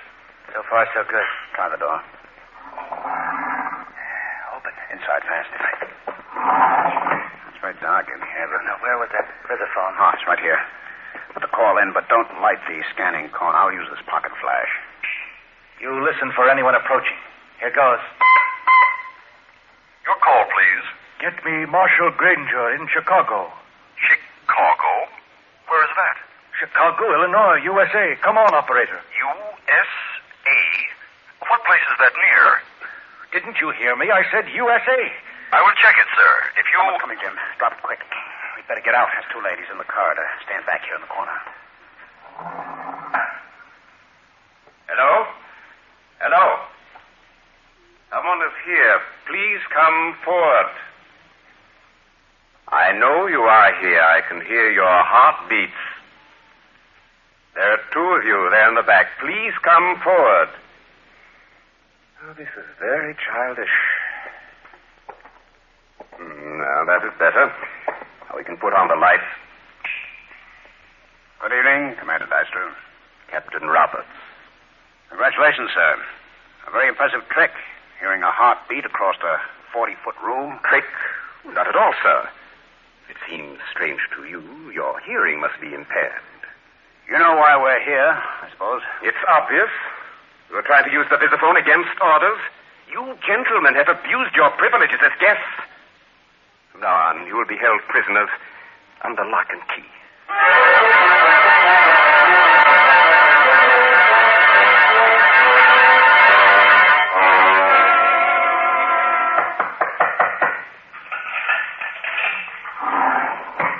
I've brought you your food, gentlemen. It's about time. Well, this is a fancy touch. A woman jailer. My name is Donna, Captain Roberts. I'm Commander Dystra's assistant. We just remembered you hadn't had any food tonight. That's very touching. Thank you very much. Now, take it easy, Jim. She's just carrying out orders. Donna, it was very kind of you to bring us this food, but there's something we need even more. Well, what is it? We need some information. We're going mad. Well, if there's anything I can tell you. Anything. You can start talking now and continue all night. First, where is this place? Where are we? You're in Green Valley, Captain. Green Valley. Where is Green Valley? What continent is it on? What is it bounded by?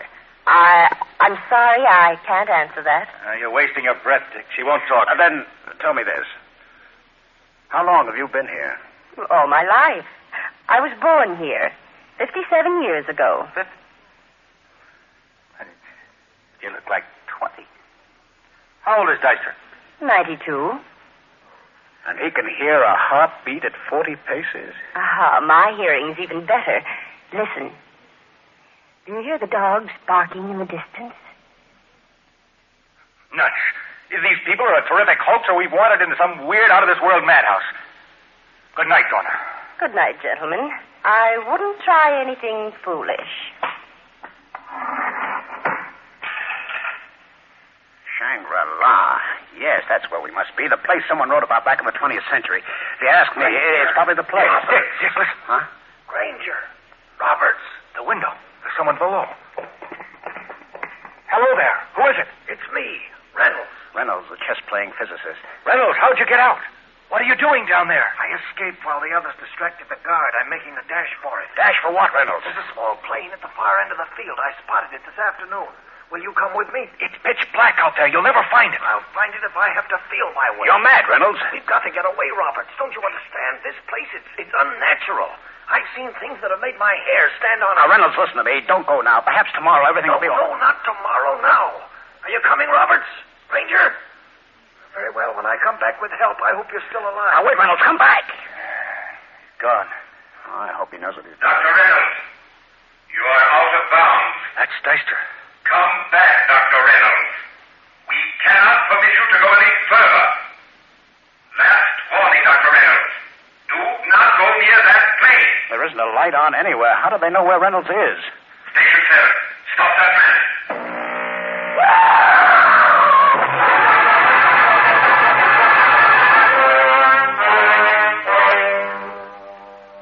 I think you're foolish to refuse the food we've been sending you. You haven't eaten all day. Please put it down, Dawn, and go away. Commander Dystra wishes me to express his regrets. The injury to Dr. Reynolds was most unfortunate. Tell Commander Dystra he'll pay for this. Tell him I said... The electronic beam merely paralyzes temporarily. It leaves no permanent mark. Dr. Reynolds will recover. How did they manage to hit him in the dark? Well, I don't understand. We see very well in the dark. Well, good night, gentlemen. Please eat your food. Commander Dystra will be offended if you don't. Mustn't offend Dystra, must we? Well, here goes this tray out of... Tim, wait. It's foolish, really. We'll only get weak if we don't eat. Too weak to help ourselves if an opportunity comes along. Yeah, I guess you're right. Feel a little lightheaded already. Hand me that jug of milk. Oh, here. Pour one for me, too, will you? 3 days we've been here, and he could have checked our credentials a dozen times. Well, happy landing. Mademoiselle.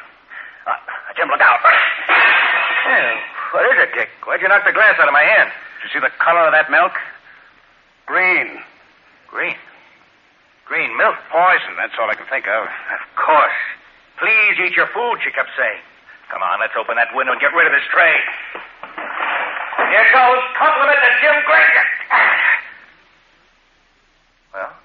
Well, what? When is it going to land? I didn't hear a sound. Did you see it as it went down? That heavy metal tray, that big jug, the glasses, they didn't fall, Jim. They sort of floated down. As if somebody had messed around with the force of gravity. They reduced the pull of the earth here at Green Valley, Dick. Maybe that's one of their secret projects, an anti-gravitational force. Dick, I'm going to find out. What are you climbing up on that windowsill for? And if it works for a tray full of dishes, why won't it work for me? I'm going to jump out, Dick. There's only one way to find out. Take a big jump. Just walking around doesn't give the answer. It's 3 stories. You'll land smack on those rocks below. Well, if I make it, you follow. And if I don't... Don't do it. Wait, don't jump. Hold on, Dick. I'll be seen.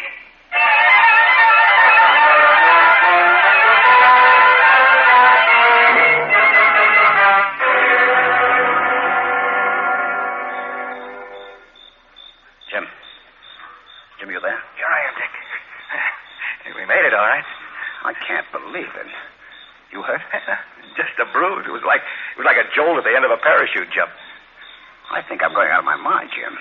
All those fantastic things that have happened since we landed here. The visiphone operator who never heard of Chicago or the USA. And Deister could hear a heartbeat across the room. And see in the dark. Donna, 57 years old, looking like a chorus girl. Green milk. And a reduced gravitational pull. I don't like it.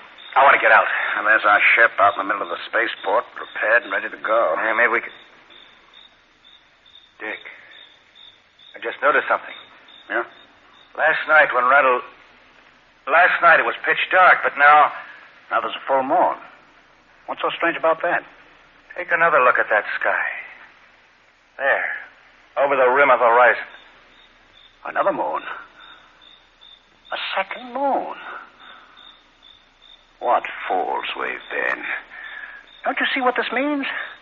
We're not on the Earth at all. We've landed on some alien planet. We must get to Dystra at once.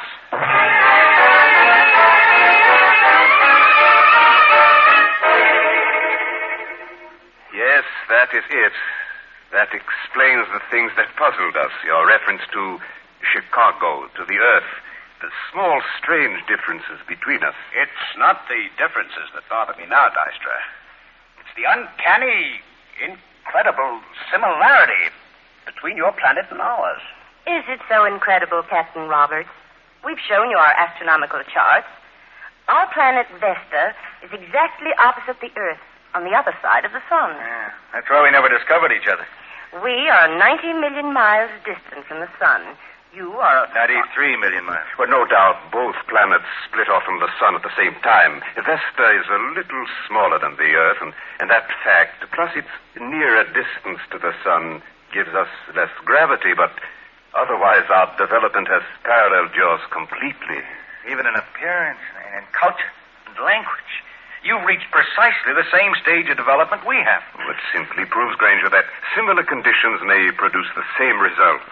One thing still bothers me. Yes? How do you stay so young?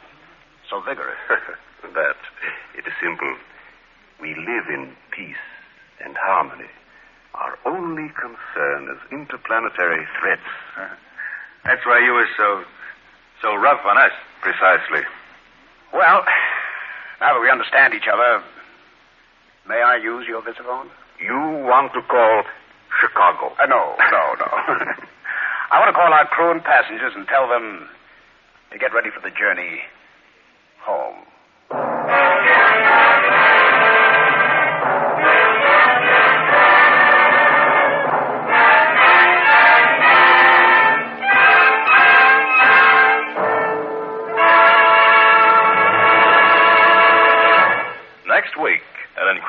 adventure from a world of tomorrow when a scientist crosses the border of what is known into the strange mysteries of the unknown. Be sure to listen. Death without burial. Death unto all eternity. The tomb of Queen Bathsheba has been desecrated.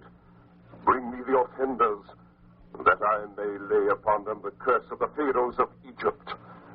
2,000 plus science fiction adventures in the world of tomorrow. 2,000 plus presents The Temples of the Pharaohs.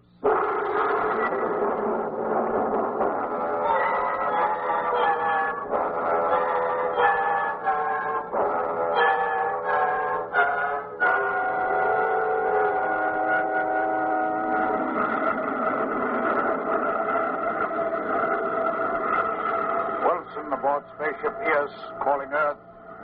Spaceship ES, calling Earth. This is what... There it is, Sebastian. Sonar beam indicating contact with frequency gamma 4. You can start your message. Right, Wilson. Spaceship ES, Rocket Class C. Robert Wilson in command. Professor Sebastian reporting to Bureau of Astral Research and Statistics. Our geological and atmospheric findings will be ready on tape recordings at time of arrival. Anthropological findings, as usual. That is all. Anthropological findings, as usual. Well, love that. Committee? It's too bad about them. We can't find intelligent life where there isn't any. No, only signs that there once was life on almost every one of those cold, dead worlds. What's that? Robert's directional alarm. Directional? We'll swing you off our course. Well, then that's it. You're sitting right there at the controls. Correct it. What do you think I'm trying to do? That's no good. What do you mean? What's no good? The controls. The dials, the directional rockets are working fine. Something's wrong outside. We're not traveling in free space. That's impossible. Is it? This is that vibration. It's caught in some kind of whirlpool, a space whirlpool. Light. What happened to the light? Wilson, where are you? I can't see you. Are you here, Sebastian? Say something. I can't hear you. I'm lost, Sebastian. Lost.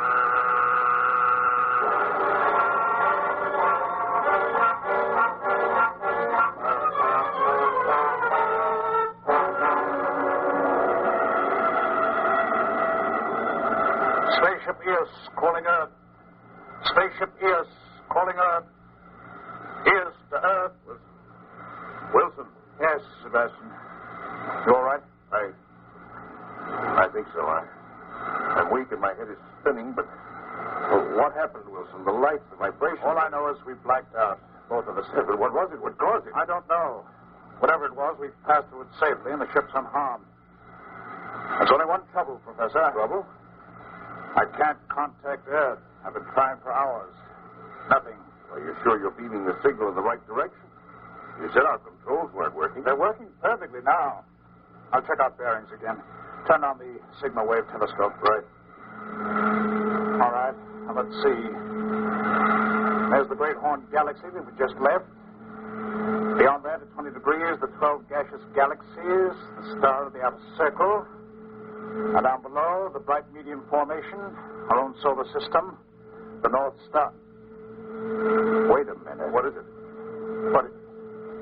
It just can't be. Oh, for heaven's sake, Wilson, what? The sky is wrong, Sebastian. You mad? Am I? Well, all right, you tell me. Go on, look for yourself. Where's Mater's Comet? Mater's Comet? Well, it's right there, but... No, it's gone. It's not there. You're darn right it's not there. There are other things wrong with that sky. The constellations are all twisted up. Halley's Comet is back where it must have been a few thousand years ago. Sebastian, I've got it. That sky is the sky of about 5,000 years ago. How can that be? What does it mean? It means we've been knocked out of our own time orbit. We've been hurled 5,000 years back into the past.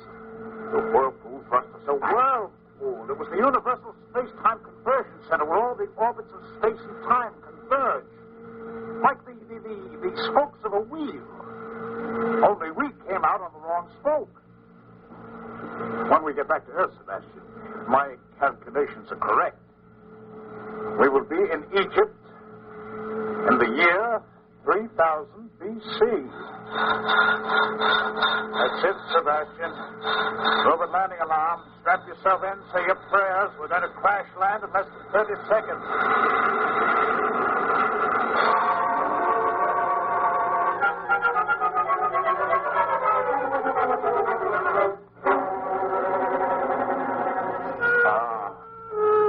My head. Sand. It's hot. Where? Oh, the sky. The sky before we crashed. It was wrong. Made us come it all wrong. Sebastian! Sebastian! I can't move. My arms. My legs. Sebastian! I'm here, Wilson, only a few feet away. In the shadow of the rocket exhaust tube.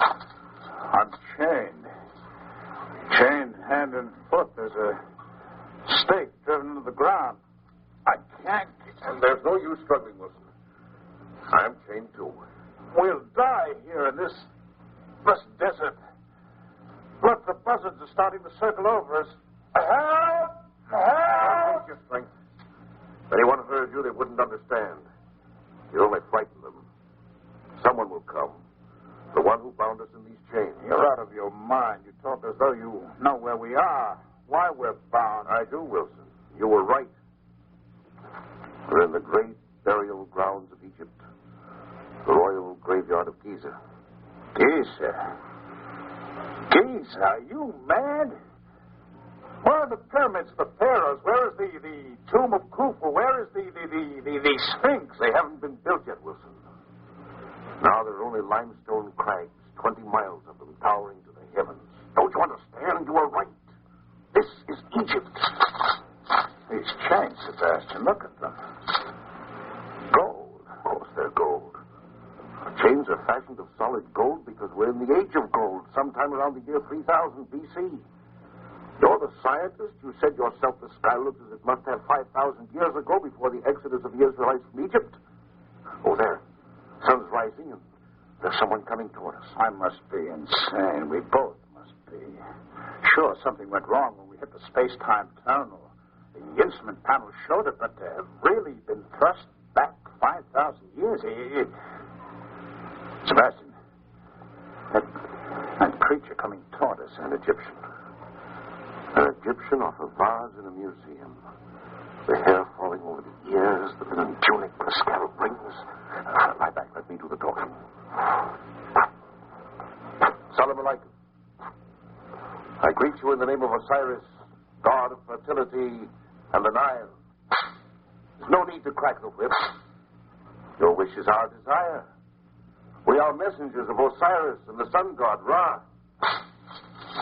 You're wasting your time, Sebastian. He doesn't hear. He can't talk. This man's a deaf mute. But he's unlocked the chains. He's motioning to us to rise. Wants us to follow him.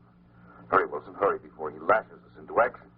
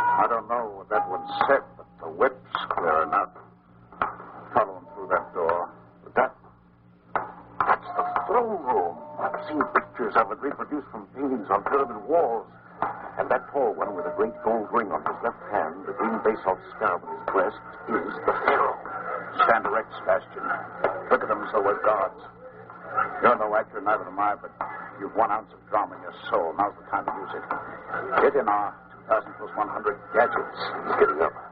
There's the voice splendid, sir. Yes, I need a moment to sort of warm it up. It'll overcome the language barrier. It always has. Walk slowly, very slowly, toward him, and talk with dignity. Noble Pharaoh, we come to you as messengers of the sun god Ra and Osiris, god of fields and of the rivers. Our ways are the ways of the gods, and we bring you miracles of life and life after death. Ryerson, Holy Fa. The first miracle will now be past, O Pharaoh. Listen, O Pharaoh, and our words will be understood by you, and yours by us. Speak to us, O Pharaoh. And Kolifa asks that you tell us from whence your great sky bird comes. The gods have sent us, Kolifa. Before we speak again, strike the chains from our wrists that our thoughts may be of peace and understanding. So be it. Vizier, Tukan, strike the bonds. Remove the bonds from the wrists of the strangers. They have spoken in a strange tongue that is not ours, nor yet the tongue of Babylonia and Assyria, and yet the words have meaning. Even as your words, O Pharaoh, have meaning for us. Why have you come within our gates, strangers? We know not why, O Pharaoh. The will of the god Ra is strange and unpredictable. Our course was charted without our knowledge. The great skybird that brought us here lies upon the sands of Giza, tired from the journey. We must return at once to care for it. Let food and water be brought to the skybird that it may be refreshed.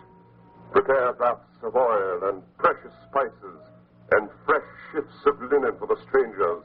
I, Kolifa, Pharaoh of all Egypt, bid you welcome to the land of the Nile and invite you to rest before you return to the great bird. Tukan. Tukan awaits the royal command. Let the high priest prepare a feast for the sun god Ra and his messengers. Lead them to their chambers now, that they may bathe and rest. I, Kolifa, have spoken.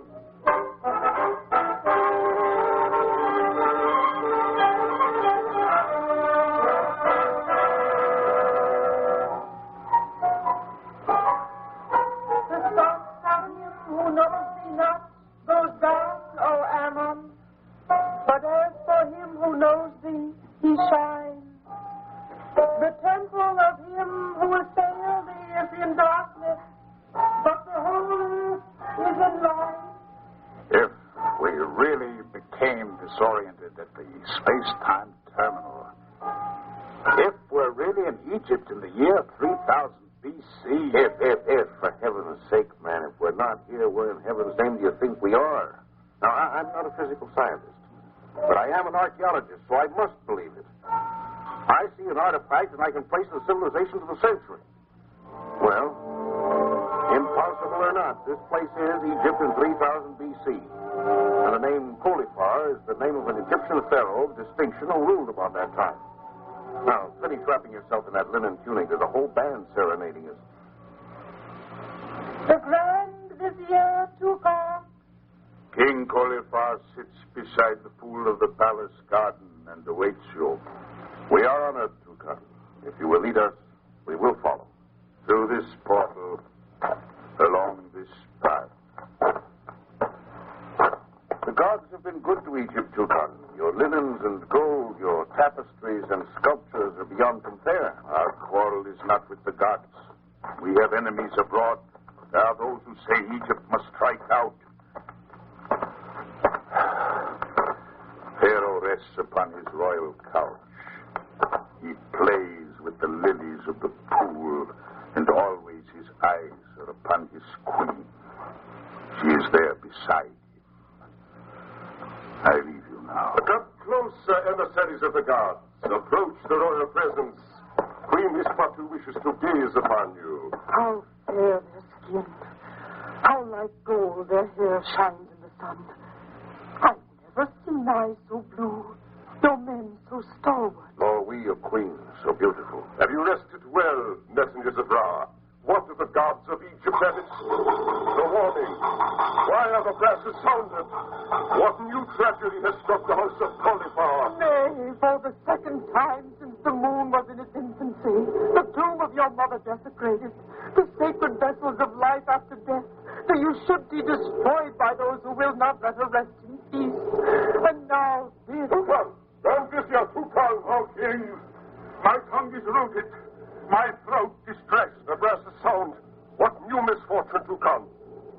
Speak to me, Vizier, or I will have that tongue torn from its roots and have thee rended limb from limb. Speak! What plague has descended now upon the house of Pharaoh, the little prince, so small, so heavy? My son, no. The gods murdered, even as he lay in his golden cradle. Some madman intent on evil snatched him from his linen sheets. The little prince has been abducted.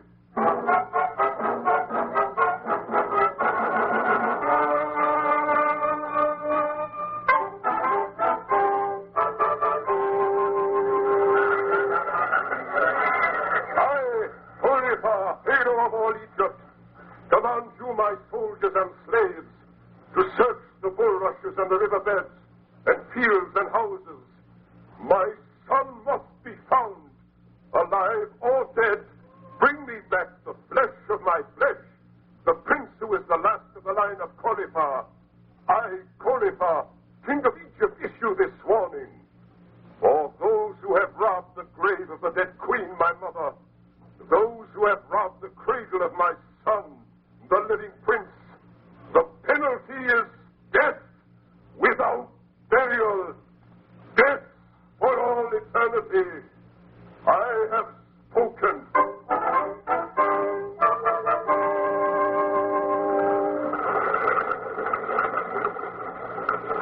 See how the lilies float upon the bosom of the Nile. The body of my child may be feeding them. You are messengers of the gods. You have said so. You have magic far beyond the powers of the court magicians. The instrument that makes your speech and ours intelligible to each other. The great bird that carries you through the heavens. These are miracles beyond the dreams of even a Pharaoh. You must use this magic.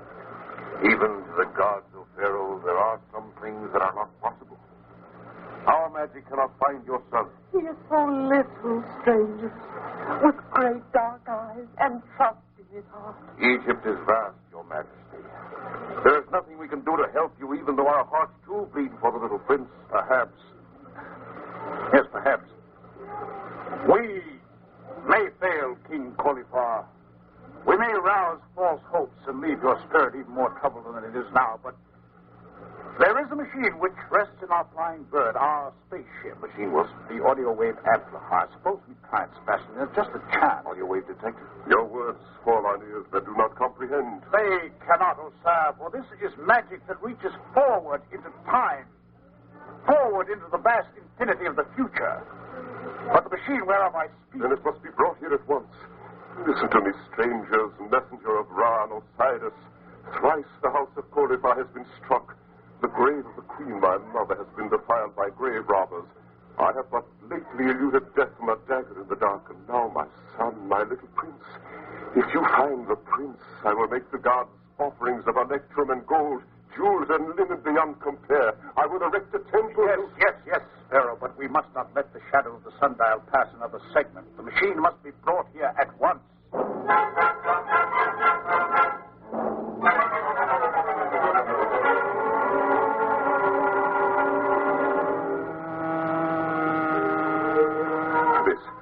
This is the room in which the foul deed was done. This is the cradle in which the little prince slept. And there, beyond the cedar doors where the guards were slain, I, Tukan, Vizier... But the prince is gone now. Why do you tarry here while his abductor's taken beyond our reach? It is here, O Pharaoh, with this magic device, the miracle must be performed. For it is in this very chamber that we shall hear the words of the conspirators. There is no sound here save the drone of your amplifier. Amplifier? Have you ever stood upon the banks of the river Nile, O Pharaoh, and tossed a pebble into the water? Yes, many times. You've seen the waves which it produces move out in ever-widening circles. The waves become fainter and fainter until at last the naked eye cannot see them. Yes. But the motion is still there. The invisible ripples keep spreading through the water, even until the great river flows into the sea. I do not understand. How shall this recall my son? The spoken word, O Pharaoh, like the pebble in the water, produces waves in the air which spread in ever-widening circles and finally become too weak to be heard by the naked ear. But this magic device, Cauliflower, can give new strength to the waves and make them audible. Listen.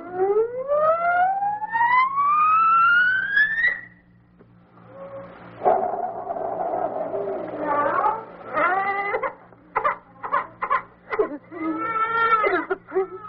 Oh, he weeps. Listen, another voice. The child. Silence the child quickly, lest the outer guards hear him. You know what is to be done now. Good. When all has been carried out according to plan, we will meet in the tomb of Artesia. Make haste now and leave before we are discovered. In the tomb of Artesia. But that is impossible. Who would desecrate the tomb of the dead? Whoever would dare steal the child of the great Pharaoh. Any man who defiles the sacred tomb is struck dead. Nevertheless, if you want to find your son, that is where we must go. The wise men from the skies do not know, Excellency, that there is no access to the tomb of Artesia. That its entrance has been sealed secretly for all eternity so that the living may not disturb the dead. I will find an opening, Cauliflower. The miracles of the great bird are not exhausted. Send the deaf-mute Ankimon with me to show me the tomb, and I will force it to yield its secret. But you cannot! Let it be so. And may the god Ra smile upon you. What are you up to, Wilson? How are you going to get through a mountain of limestone? You'll see, my lad, because you're coming with me.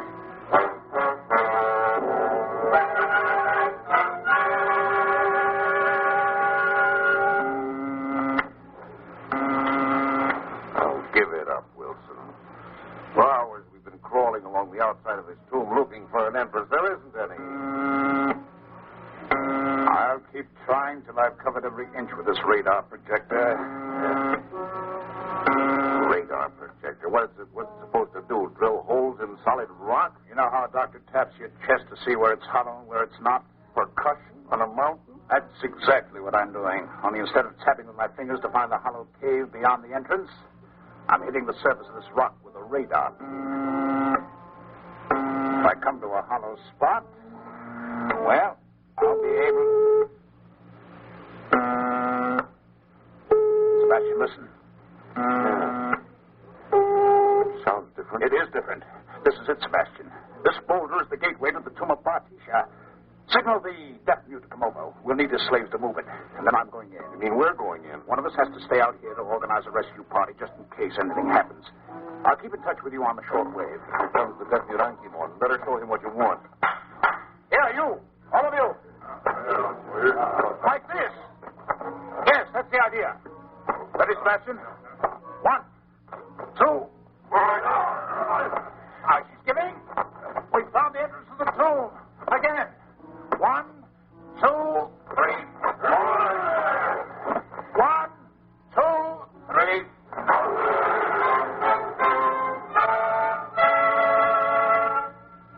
Make way for the chariot of the strangers. Make way for the chariot of the messengers of Ra.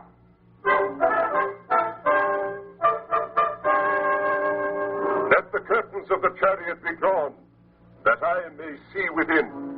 The gods have been good, O Pharaoh. We give you your son. My son. But he lies there so quietly. He sleeps screaming his patu. He was frightened and hungry, but now he rests. Lift him gently. You found him screaming. In the burial tomb of your mother, Queen Artesia. 30 feet down in the limestone tomb in the golden sarcophagus, lying beside the dead.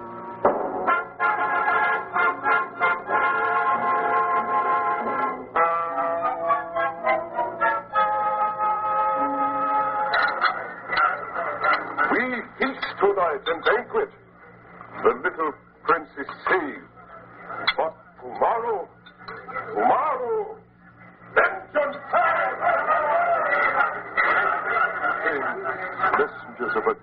listen to me.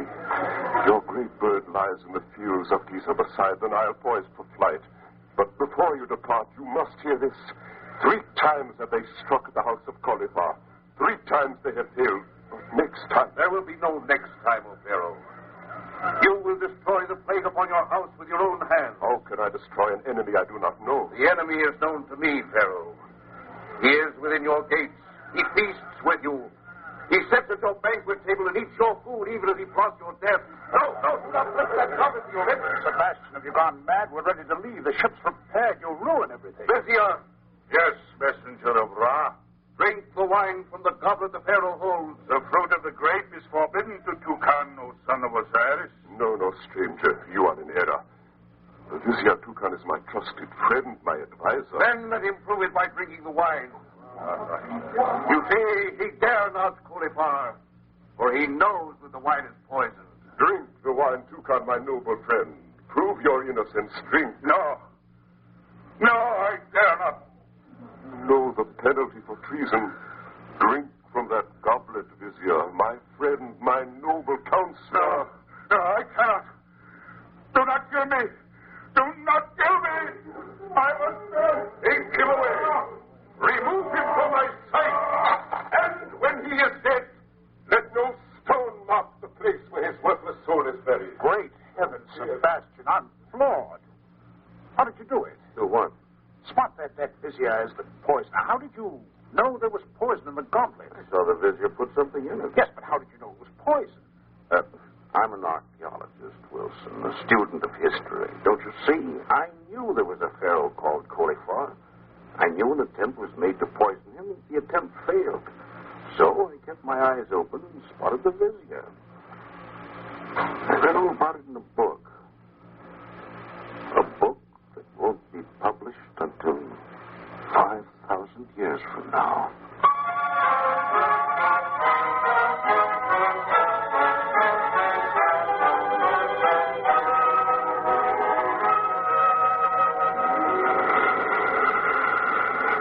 Please do not leave us. Rest with us longer. Must you leave us, sons of Osiris? You have rendered us much service with your feats of magic. These jewels and gold are but a small token of our gratitude. We must leave Cauliflower. It is written in the stars. The gods grow impatient for our return. Already the wheels that turn our spaceship were impatient for flight. The bird is eager to rise. We find your great bird strange and exciting. What is the picture painted in bold colors upon the side? It is a symbol, Pharaoh. It is called the Sphinx. Sphinx? Sphinx? But that is an Egyptian word. I must examine the picture more closely. Strange. Most strange. That bird comes to the garden of the gods and rests upon the sands of Giza. And yet, look upon the picture you call the Sphinx. The body is that of a crouching lion, but the head... The head, my lord, is your head. The features, the face. It's your face. It is an omen from the gods. I, Cauliflower, decree that upon this very spot in Giza, which guards the river Nile, there shall be carved from this mountain a statue, complete in every detail, an exact copy of the picture upon the stranger's great bird. The head shall be my head, the eyes brooding and distant, and the body that of a crouching lion. The statue shall be called the Sphinx.